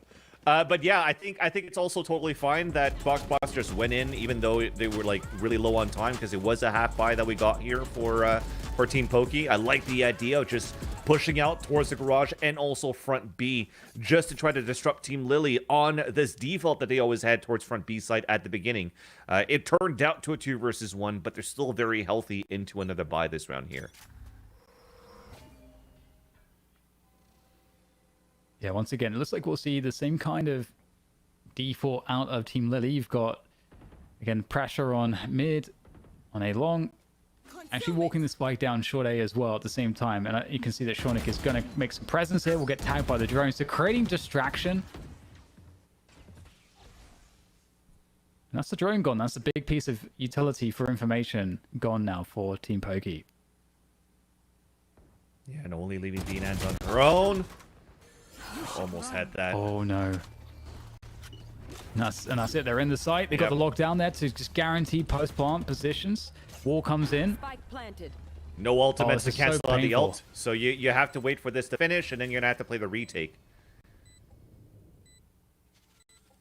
You are divided. Recon Dart should be available for Poki. There you go. It's on the top. It's going to ping out Ivani. It's only going to ping out, maybe... Actually, I didn't even see it ping out. Was it too high, Dan? I'm not sure, but the Cosmic Divide is going to be used here as well, and it's just disgusting how strong this defensive setup is. I mean, they've invested for it. And that's... I mean, they didn't have to use the Cosmic Divide. They decided to. And it's just so difficult to deal with. Very dangerous too, though, right? You saw from the way that Shonik was placed in that Cosmic Divide, so that he could actually have a Jiggle Peak angle going into spawn side, but it also kind of creates an opening if anybody's dropping up from heaven side. So thankfully, it didn't really happen. The drop that went in was like an off timing where Star Smitten, went down and drop in the other side of the wall where Shauna could take advantage of that and get the kill. So 5-1 for Team Lily. I don't think this game is over yet, Dan, because technically on a map like this, on a map like Haven, when you're actually when you're able to play these type of defaults and you're punishing your opponents that are playing aggressively on defense, it turns out to be easier rounds here on the attacker side. So if Team Lily could get punished the same way, it could actually turn back into a very close game. Yeah, I definitely agree. I am really enjoying what we're seeing here from Team Lily, but we've got a push coming on the A side of things from Team Poki on the defense. Looking to collapse on what has been some A lobby pressure in previous rounds. There's nothing here, though. And there's that alarm bot. Lily goes for the face, swings wide, and Poki is going to deal with that. And here comes Box catching them as well with that garage push. The timing couldn't be better if only trades, but Poki's already in position, and there's very little left here. But Shifter looking confident on the aim battles there in mid. Yeah, Spike, though. That is a problem. You've got Takuno who will have to work on that. But the wall is... Oh, that's a pretty tight wall. No vision. You have to break that one. The res coming through as well. To add insult to injury. Shifter trying to punish, but can't find it in time. The updraft. Oh, gets the first one. 30 seconds. And the Blaze-Storm still activated. I can't believe he doesn't manage to find the kill on that one. Very unfortunate. Star Smitten as well around the corner. Oh my finds God, the the last headshot. bullet. It's labored. Oh my God. That looks so doable. All right, Dad, I need your help here. This is me with my 3 languages, right? Because I speak French, English, and Vietnamese, and I never knew this term. So it's adding insult to injury. I always thought it was just adding salt to injury. Because you know when you have an injury, let's say you have a knife wound and it's open, right? So if you add salt, it burns. So I thought because of that, it's like, oh, let me add salt into your injury and not adding insult to injury. Wasn't it salt to the wounds? Is that also another expression? Yeah. Wait, am I just dropping British things in? No, I think it's more me. I think it's more me. Yeah, I'm trying to help you explain it to me. Nonetheless, though, here comes the attacker side. Quick push from Team Lily into the C site, and they open it up off the Brimstone ult too. 5 versus 2. Looking fantastic here for Team Lily. Spike down. I'll make things, I was going to say easier, but Ivani with that res ready to go. Picks one up again. So still the 2v4 here for Binans and Poki coming on through. Again, these walls have been very annoying in the post plant. The element of surprise is usually all you have to work with, but here it's not even going to be operating in favor of Binans and Poki as they make their way forwards. Both positions known at this point, and everything's held. It's just going to come down to hitting those shots, and Ivani is going to be quicker to it. So that's Poki down. And now that leaves just Binaz. Binaz not able to find anything. So another great conversion from Team Lily. They look so organized. Yeah. I was calling the orbital strike too that I thought was going to be really good on the defender side to hold things back from Team Lily and not allow them to get into sight. Hey, Dan, what is that? It's a dragon. That's Lily. Yeah, but nonetheless, I think that the dash in coming in from the blaze wall right after for Shifter to clear out the site as well. Like 3 kills, huge right now there for the attacker side to really catch Team Poki off guard. We talk about a lot of like shifting gears, Dan, when we're looking at the ways that you could play the attacker side, because a lot of these rounds for Team Lily has been a lot of defaults, and then suddenly you're just going for an all-out push and it catches your opponent off guards, and now we're doing the same thing on the defense. So it's like Kudo gets the first kill onto Box. Now Spike is down in the forward position to fight over it. They line up for Ivoni. She'll have that every day.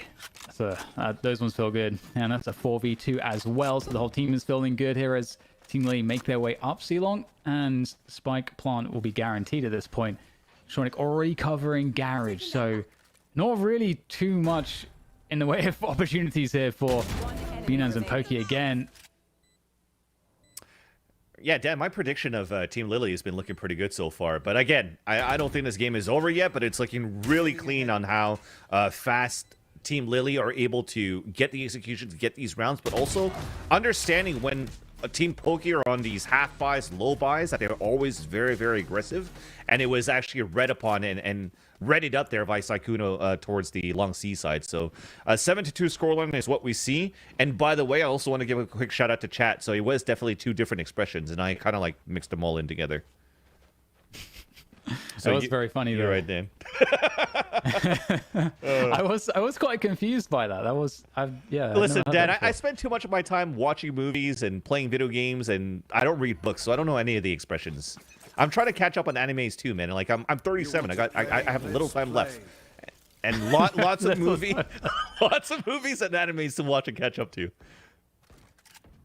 All right. Well, there's quite a bit of catch up here for Team Poki. 2-7 down at the moment, and looking for possibly some information. As Star Smitten gets struck by Shonik, and that's a problem. That's a 5v4 early on here. The Team Lily on the attack. Poki though answers that towards the short position, and there's another frag there as well. That's crazy. Here's the footsteps on long. Poki has it every day. All 4 kills, 1 player left, and maybe Poki can find Sykkuno as well. Tour de Force out in hand. Sykkuno looking ready for this one. Opponents on all sides. Totally pinned in. This is not a good look whatsoever. But Sykkuno will try to find a way out. 40 seconds, and you can see just absolutely surrounded. Not giving any opportunity right now to Sykkuno. But Poki is hungry for the ace. And here she comes, Sykkuno. It's going to be absolutely timed right from the back. Poki's got herself the ace. Oh, it's a quad kill. There's a V in there. There's a V. It's close enough. It was essentially the ace. It was still a very good hold in the end. I think right now we wanted to see something a little bit more out of Team Poki, especially on our defense so far, as you know, any type of like ideas that they were trying to go for, shifting gears on the defense, that is, right? Trying to find information early, trying to go for any type of aggressive pushes. They've always been punished, so it's nice to see that it's paid off with an anchor hold that was actually an all-star play there from Pokimane. To have a 7-3 or 3-7 scoreline right now with 2 more rounds to go, this is still potential to close it up on a very close half in the end. Yeah, absolutely. It's going to be interesting here because the approach is totally different from Team Lily as well. You know, they've given up the A lobby side of the map completely, going for a fast split on the C side of things, but have to get through Garage first. Firstly, unable to escape. Box with the trade, has no idea where next to look, and that's the C site now under control here for Team Lily. Hunter's Fury to try to delay, goes for the backside plant, but Lily able to escape there. Even saw the Hunter's Fury that came out. So the spike is going to be just planted at a default spot. So this is actually a bad position here for Team Lily on the pulse plan, because you're stuck in a cubby. There's a flank coming in from long C, and you also have to wide swing when we eventually get into sight. So Sykkuno has to come up huge with this op, and he does. That's a great start. Oh, 2 players in cubby, that's a problem. Binans doesn't even get a chance. Star Smitten charging forwards, confident. 3 players to go. It's going to be a tough one. Very convincing first kill, but time is of the essence, and there's nothing left. And another round here for Team Lily. Honestly, they're so impressive, I have to say, Alex. Yeah, definitely. And we talked about it before, too, and just post plants utility. And to have actually Ivani being the one that's playing the off angle, right, on that double cubby, so that you could just make sure that Lily's the one that's going to stay alive, so you could run the Killjoy utility on Pulse Plan, really just securing the round based on time if you're losing players too. So I just love how they're applying like the layers into their attacking rounds here for Team Lily to potentially close into a 9-3 curse on the first half. Yeah, it's back to that A lobby control here again now for Team Lily. Just constantly switching things up, keeping Team Poki guessing on that defense. You're right. Oh, gonna get spammed. There comes the spray through the smoke, but can't quite find the damage. That's two. Saltzman got tagged down very low though. 2 players so low too, because we had some sprays going on towards the C side earlier on too, and you now have Box down to about 45 HP as well. Yep. We're having some jiggling around the garage position here from Team Poki as well, so they're getting some information, and I would expect that they've worked. Yeah, they've definitely worked out what's happening at this point. Already 2 players on that mid flank. There's a trap, I think. They can hold it off here. There's just so much. Oh, they got stuck in the slow. It's so unfortunate. Can you imagine really... that? You saw all that? There was Insane. Nano Swarm's alarm bot on top of that too, Dan. They had so much to watch that flank. Sorry. And just look at this massive rotation coming through as well. And this is just not going to be discovered in time. 30 seconds left. So an open sight plan, a late lurk coming in from Sykkuno with the Yop. He's going to hear the rotates coming out from Sewers. Could potentially get this kill onto Star Smitten. And... Oh! Okay, at least gets the wall bang. At least gets the wall bang. Oh my god! Sykkuno! That was insane. Oh, man. That was insane. Yeah. That's what we call the aim lab flick of the day, Dan, usually when we're casting these games. Hell yeah, that was beautiful. Oh, the orbital strike coming in. I love that. In the last round, obviously, you got to burn it, and at least we get 1 kill out of it. All right, so it's going to be a 3-9 finish. The 3-9. Team Poki, we know they're good on the attack. Yes, I definitely do think that as well. And when we talked about these rounds where, you know, Box is able to get a lot out of the run it back, and with the type of composition that you have a Brimstone that has some thick smokes that last super long at 15 seconds. So you could actually, like, if you're actually trying to get into a site and you're slowly slowed down or denied by, let's say, Nano Swarms from Lily or from these trademarks left behind by Sykkuno, once those are broken out, you still have potentially enough smoke time to even get into a site, commit, and plant. So the comp is still really, really good here for Team Poki on the attacker side, and it starts off with a knife round, much needed here for Team Poki. So let's check out the comps. Let's get him. Running up long. On Asta. Got her. Good job. There's All a right. jet here. 1 CT. Yeah. 2 CT. Too long. Too long. I'm zoning him off. I feel like we're playing football. I agree. I did 50 to chamber. Oh my, Sykkuno's nice. Last player standing. Oh god. You could play Oh god. time. Oh. We didn't play time enough. NT. NT. Honestly, that started off well. Yeah. Oh, this is gonna be so hard. Yeah, Dan, I love that snow globe knife. Just the clubbing that you get, right? Yes, I love that was the weapon to get the final frag there. But you could also hear though, Team Poki, this is going to be so hard. You know, they know that this is such a difficult spot. 7-round deficit. It is a very difficult spot to be in. And you could see the desperate measures, Dan. Because of that, they're like, we have to buy into this. So full armor across the board, a Marshall, 2 Sheriffs, a Spectre, and an Ares from Box. And they're just going to try to use the advantage of the distance of these Marshall to try to get this pick towards long, and it works out for that kill. Sykkuno falls. Yeah, the Astrosar is there, though, so that could slow things down, but it's going to be a smoke there. And the slow orb comes in. Is it going to be enough hit? Shifter looking to get the swing, and they're going to line up here. This is going to be massive damage from Shifter. Somehow, though, Starsman able to bring it back and gets that backside control. Spike can now go down. Doesn't know how far away they are, though. So going for the bait. Trying to draw a player out. So they're going for the guaranteed plant, and it's going to be Lily to take the kill. And it's all on Poki now. And they have no idea about the flank. They have no idea at all. Poki knows the trigger discipline. Takes down the first and the second for the round.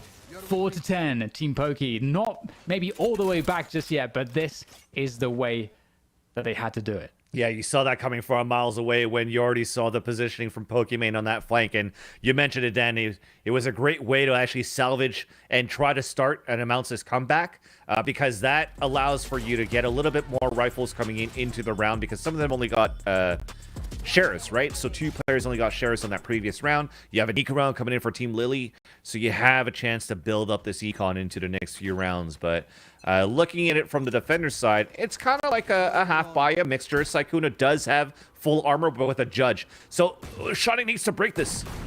There you go. Trying to bait it out because he only had a shorty. Oh, no. Yeah, that's it. Oh, it doesn't ping him. Does it not ping him? Nope. I'm confused. It didn't look any pings? Yeah. Oh, my goodness. That is a ping, though, from Shifter with the Sheriff finding the head of Box. And more comes on through as well with the Sheriff. Shifter pulls out the knives. It's not over just yet. There's more frags to be had here as they go for the challenge. Poki puts an end to that. I had enough is probably what she said. Okay. It's a 2 versus 4, though. And here comes... there's more. There's more. Oh, God. The Shorty's coming through the Shorty. Oh, my God. Fuslie. Yeah, I thought she was going to walk into that. Oh, they both avoid the deadly timing of getting absolutely wrecked by that smoke. But, oh, no. You can't avoid it. Poki has to do it all. She's going to have to clutch again. Is this going to be another Katamina situation in this series where now this is Pokimane? If she wins this one, that's a second clutch in a row. Oh, she got the pings as well. That's actually really helpful. She got the 3rd ping. She's going to have a good idea as to where Lily is. Just charges it down. Does she go to another site? She doesn't have any time to do so. Sticking it. And that's going to be Avani straight in the back there. And that's going to be the round saved for Team Lily. And oof, that is difficult. Didn't get the spike money for the team. And correct. They just won a round. So they've got nothing in the bank. Well, they got some vandals, though, because they ecoed on that second round, right? Of course, but the money's like going to be broken all across the board, so it is going to be weird. You're going to have to go with a couple of hero buys here. Same thing here for Team Lily. They have full rifles keeping out that judge in the end, but yeah, definitely Shifter. Oh, man, sorry, chat. Shifter shifted that round, definitely with just the Sheriff there into the first kills. Really slowed things down in a split that Team Poki were trying to do there on the attack. Oh, but Shornik's going aggressive down mid. They have no idea about this. Moving forward, Shifter gets a pick over the top of the wall on garage doors. And in the mid window, Shornik goes. And I don't think they have a sense of this. Well, it looks like the only person that's actually on this angle is Starsmith with the Sheriff. Oh. Wow, was that through smoke? That was through smoke. There's the peak. Shornik, he's spotted the spike. He knows where all of them are. Team Poki's trapped. They've done so good here for Team Lily these last 2 rounds of just pushing and taking advantage of mid where Team Poki's not doing it. So if somehow Team Poki survives this round, Dan, they're going to have to think about that in the future rounds. And potentially winning here as Pokimane is still alive. We can get a recon dart back at the site. Because if not, Sykkuno is going to be in a tough spot again with the judge in the corner. Getting pings, yeah. Oh, there's the TP coming on through, but as he spotted, might still go down to the Hunter's Fury. Doesn't find it. Sykkuno goes down to Box. They found a way in. Ice coming out. Oh, look at the turrets. And Lily in place to deal with that. And that's a spike lost beyond the smoke. And 13 seconds. The Poki's going to have to go for it, but there's no time for this one. They could just try to play time. Lily, she's going to try to just ring around the Rosie on this one. Oh my. Finds Poki. And that's going to be the round for Team Lily. 12-4. 1 more to go. Match point. That was so close. That was so close for Pokimane to actually win that clutch. And now I've noticed it here, Dan. Maybe it's because when Chamber has that gold vest on, ready to go for a teleport with a rendezvous, then it doesn't really show on the UI from the observer's mode that he actually gets pinged out. It feels like he did because those are 2 great Hunter's Fury pings that came out there from Poki on the attack that almost got that kill there onto Sykkuno. So And it looks like a heavy lean towards A. desperate right measures, now. definitely. 3 Vandals at least for Team Poki to try to get something going in this round. But there's so much utility in these positions around short. It's a turret. Yeah, turret to, oh no. Lockdown as well. They might be able to just push this. They're going to straight push it, and they're going to be successful. Lockdown goes down, as do the 2 defenders. The Brimstone Orbital Strike will lock out any retake attempts. And we're going to have Fusely and Poki actually fighting Spawn. They're still pushing. I like this So now. much delay. Yeah, I definitely like these delays now, Dan. This is looking pretty good, at least, to hold out spawn side. They're in a pretty good spot. Poki very close to this angle, so be very careful. It is somewhat of an off angle. You don't expect it, and it will pay off this time around. Everyone going down on the retake for Team Lily. And Team Poki, 5-12. It's a long road, but that was a very convincing look. And that was off like a lot of these ultimates, actually, Dan, right? So we had the Brimstone Orbital Strike that went towards the spawn side, plus the run it back. And that just off one single leer to actually disrupt the whole hold, double hold on the sewer side from Lily. And I think it was Shonik that was with her. And that really just nullified that lockdown where Lily saw that coming after the turret spotted somebody towards sewers. So a little bit of trade-off in terms of utility, in terms of ults that paid off for Team Poki. And this also forces Team Lily into a half by this round. So moment of salvation, silver lining, still an opportunity to come back into this game and bring it to overtime for Team Poki. As understanding how, you know, we're getting really close to losing this match, we're playing it very, very cautiously this round because we don't have those ultimates to explode with her, Dan. So very slow defaults, and we're finally inching towards this A sewers, sorry. Yeah, and I would like to see, you know, constant clearing of this Killjoy utility.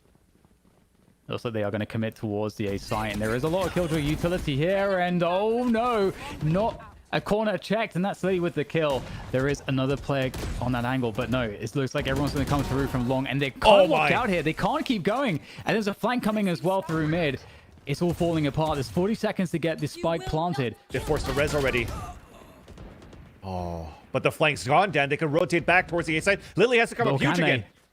Yeah, she's just found a hole. She's found a hole in this one, and she's still going to get taken out by Poki. However, Star Smitten looking to get into the B site will get stopped by Shifter. Can they go to B? Do they have to go to C now? There's so many questions. Having to make all of these adjustments last second. And speaking of seconds, there's almost none left here to get this spike planted in this 2v3. Running through the alphabet of spike plants now, and it's finally going to be towards the C site. Oh my god, that was huge! Spinaz left 1 versus 3, takes down 1, 2 more to go. Both back site, is she able to find the finish? Where is the last player? Sonic in from the long position. Very unfortunate for Binance. And there you have it, fans. 13-5, Team Lily, they've done it. I'm glad you made me switch my predictions, Dan. Going with my girl, Team Lily. And that was actually, we were talking about Team Lily, but it's also Team Lily that had the most impactful kills in that round for them to win that last kill. The last round, sorry. That kill into Fusely, into sewers, and also getting a second spray onto the long A side to drop another player down, forcing the ult out at the time. That was actually huge right there to actually like slow down any type of like aggressive push coming out from Team Poki in the end. So very, very well done. We thought that it was going to go back and forth, but once we hit that second half, Dan, that's where we saw, again, a one-sided victory. Yeah, Team Lily were really impressive in terms of just how well coordinated, how well organized they were. Their attacks looked really great, the way that they pressured, and they always had the right person covering the right position at the right time on their attack. When they were able to control things, I felt like they did a great job, and that's how they got that dominant half in the first place. So really impressed by these various looks that we're seeing so far from Team Lily. We saw Split and Haven looking pretty good. Oh yeah, the map rotation or the map pool, at least for Team Lily, looks pretty deep so far. But I also do like at least even though it looked like a one-sided scoreline here, Dan, what I did like for Team Pokimane was how they were able to execute into sites when they actually had the ultimates. They did a very good job when it came down to that, but when it came down to not having ultimates and having to play slower defaults or trying to gather information early, they were losing a lot of grounds on the aggressive pushes from Shifter and his teammates pushing down towards the long B, or sorry, the mid B and also garage side. So maybe trying to use potentially a cipher into your composition to put the camera in the middle there to try to get some information, or to maybe leverage Pokimane's utility as that Sova for a recon dart or an owl drone to clear that out towards mid side to understand when the aggressive pushes are coming out here from the defender side of Team Lily. But overall, you definitely have to commend of how good and prepared Team Lily looks into this tournament. Maybe they're the ones that look pretty practiced. Yeah, it does feel that way. I mean, again, looks really organized, and it's good to see a team that does look like that because it's replicable. It's something that you can bring to just every single map, and so far we've seen that be the case. And it means that you're setting up your players in the right ways as well, generally speaking. And that is the kind of feeling that I get from what we're seeing from Team Lily so far. I really love the pressure that we see on the attacking side in particular, because we, as mentioned, you know, Shifter and Shawnick are both pressing at least two sides of the map at once. Yep. And they're both pretty good at winning those opening kills. And if not, able to at least create that pressure. And they work really well off of it in the mid-round core. Yep. So that's the thing I'm enjoying the most about Team Lily and their success. Oh yeah, it's looking to be potentially Team Lily a favorite to go into the grand finals of tomorrow. So far, at least, they make out of this group what 2-0 at least when we're looking at all these games that we've casted from Team Lily. So it's looking pretty damn good to start things off here into that second day where they can make another appearance into the grand finals tomorrow. Where last time they faced off against Team Toast, and when we look at Team Toast, for example, Dan, we saw the opposite day pretty much. Yeah, absolutely. I think that's completely correct. And, you know, it's been interesting to see the form of everyone. We were talking about it at the start of the day, you know, how is everyone going to be is that how it happened? Compositions we're going to see. Yeah. And, you're just checking out replay? Yeah, I just noticed that knife round where it looked so good for Team Pokimane off that plant, Shifter actually jumped from the window side and then just floated down and just knifed everybody in the back for 3. I didn't even notice that. Yeah, that was crazy. Yeah, it's pretty dope. We've been blessed with some pretty sick knife rounds, to be honest. Oh, yeah. Yeah. They've been We've fun. had a good time with those. They've been fun. They've always been fun. I actually, like I said, I think every time I finish doing these tournaments so far, this is our second one here, Dan, that we've done together with OfflineTV, but my cheeks always hurt. So like they always make me smile, like wide grins from the trash talk into like these crazy plays that they're currently doing as well. I just like how wholesome all of this is.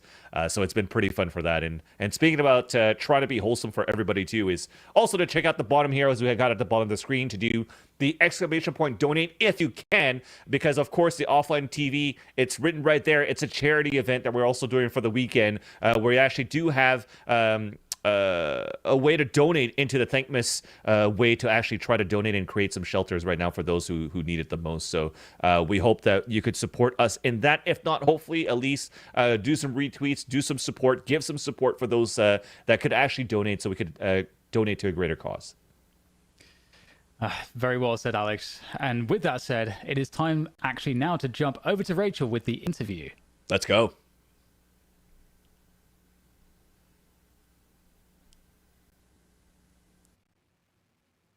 Hey guys, thanks so much. Lily, congratulations on 2 incredible games today. Very nice job with your team altogether.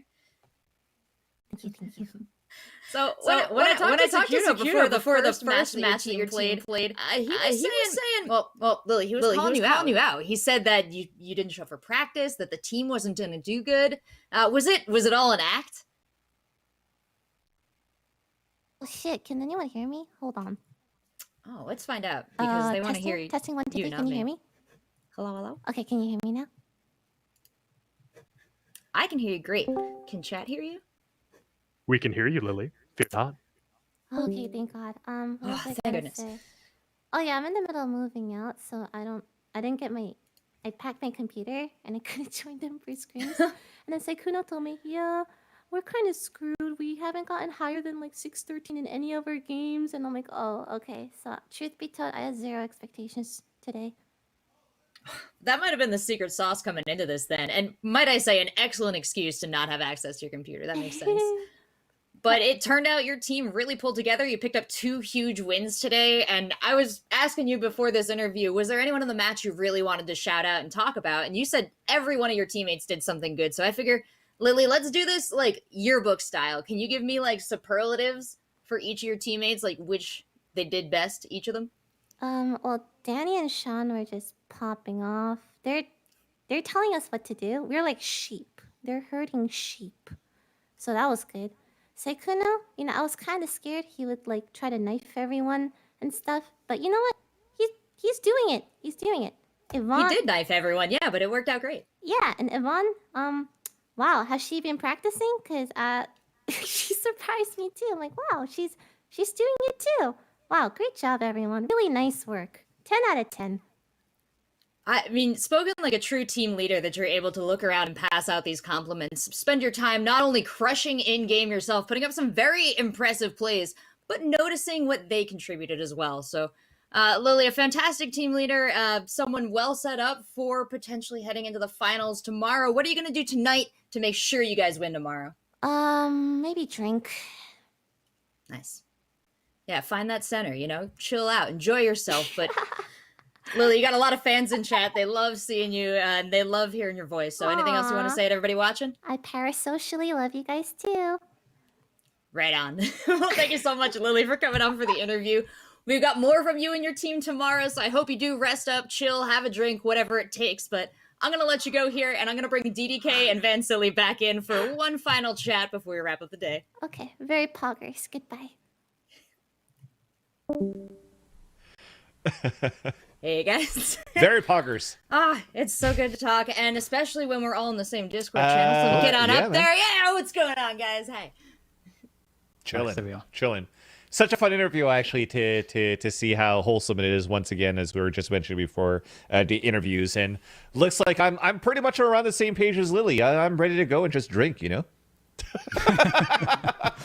I mean, if anyone has earned it today, it's definitely Team Lily Pichu. They put up numbers, they put in a lot of work, and well, they just have to kick back a little bit. Oh yeah, for sure.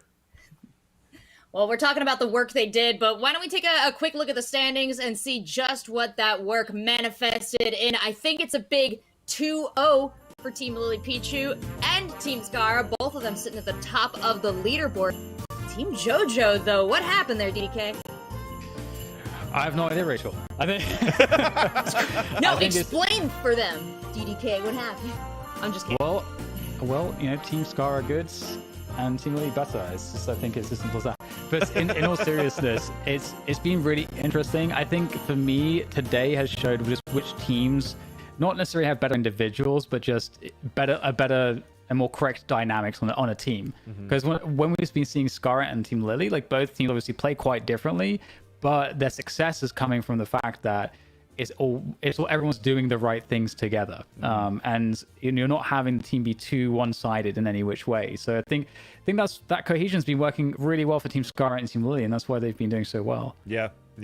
And I think when you're having players that are in their element and are happy to play a main agent, but it also helps out into a team composition, also is actually quite nice to have a look at, right? Because this makes me think, Dan, when we're looking at all these like young cracked aimers or these ranked demons that are always like insta-locking duelists at like the Radiant level, but they never really get picked up by a team, it's because you're missing that cohesion as well. Sometimes the duelists do a great job, but then who's your clutcher, right?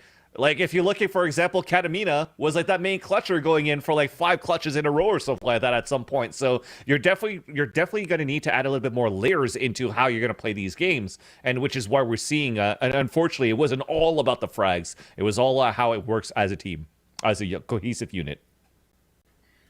Well, everyone here today played against about half their matches, so tomorrow we're going to play another 5 where they get to settle the score, figure out who rises to the top, and who is going on to our best of 1 very intense final, where it's all on the line. And what is on the line? Money! Charity! Money.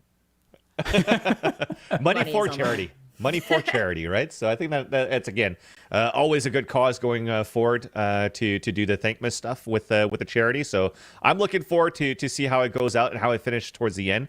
I like how just day one we've already made very close to like $8,000 on a very quick day. Actually, I think I had a lot of fun. That the time just flew by with you guys. Oh yeah. Yeah, the games were fantastic. Your commentary was excellent. DDK, why don't you start us off as we wrap up the day? Anything you're looking forward to tomorrow and where we can find you in the meantime? Yeah, tomorrow I'm just looking forward to more of this. We get this again, but plus an extra bonus game, which is going to be the grand final. So I'm looking forward to seeing sort of the storylines between each of the teams. As we check in with them. That's been a lot of fun throughout today. I'm also looking to see if we, what new storylines we get in terms of the plays and the clutches, the moments that we get. For example, we had that buying game with Katamina where we had this huge story now. She'll always have that story behind her in this tournament, and that's a beautiful thing. And I'm sure we'll get more stuff like that tomorrow. So that's what I'm looking forward to. Nice, Vincent. On my end is today we were able to witness some great stories of the underdogs, right? We saw like the underdogs play very well, the underdogs on top currently on the scoreboard. What I want to see tomorrow is now the top dogs who we expect to make it to their grand finals to come back into the game. So to see Team JoJo potentially come back on a 2-2 just to make things harder for admins, for Daphne and for Amanda to be like, oh no, we're going to have to go into like a quadruple tiebreaker and have to try to figure out our math to see who's going to move on to the top two, and then we're gonna have to fill in air for like 3 hours. I think this is what I'm most looking forward to tomorrow. just the most crazy round robin ending scenario possible, right? You would. You know what? I'm on board. Always down for fun. I agree with both of you. I've loved the matches today. I'm so excited that we get even more of them tomorrow. And Dan, you called out what I was gonna say. I want to see Katamina just flip this whole round robin bracket on its head, go all the way to the finals. She was amazing, but a lot of amazing plays here today. Gentlemen, we'll be rejoining with you tomorrow. Van Sidley, DDK, I've been your host, Seltzer. We have an amazing production team back here, and of course, all the wonderful folks at OfflineTV who are putting this on to raise money for a very important charity, which is Thankmas. The Tiltify link is going to stay active all night long, so if you happen to find your credit card after the show wraps up in a few minutes, you can still donate. It's still going to be a great cause, and we will see you tomorrow at 1 p.m. Pacific. So until then, have a great night. Ma, get the credit card! Ma!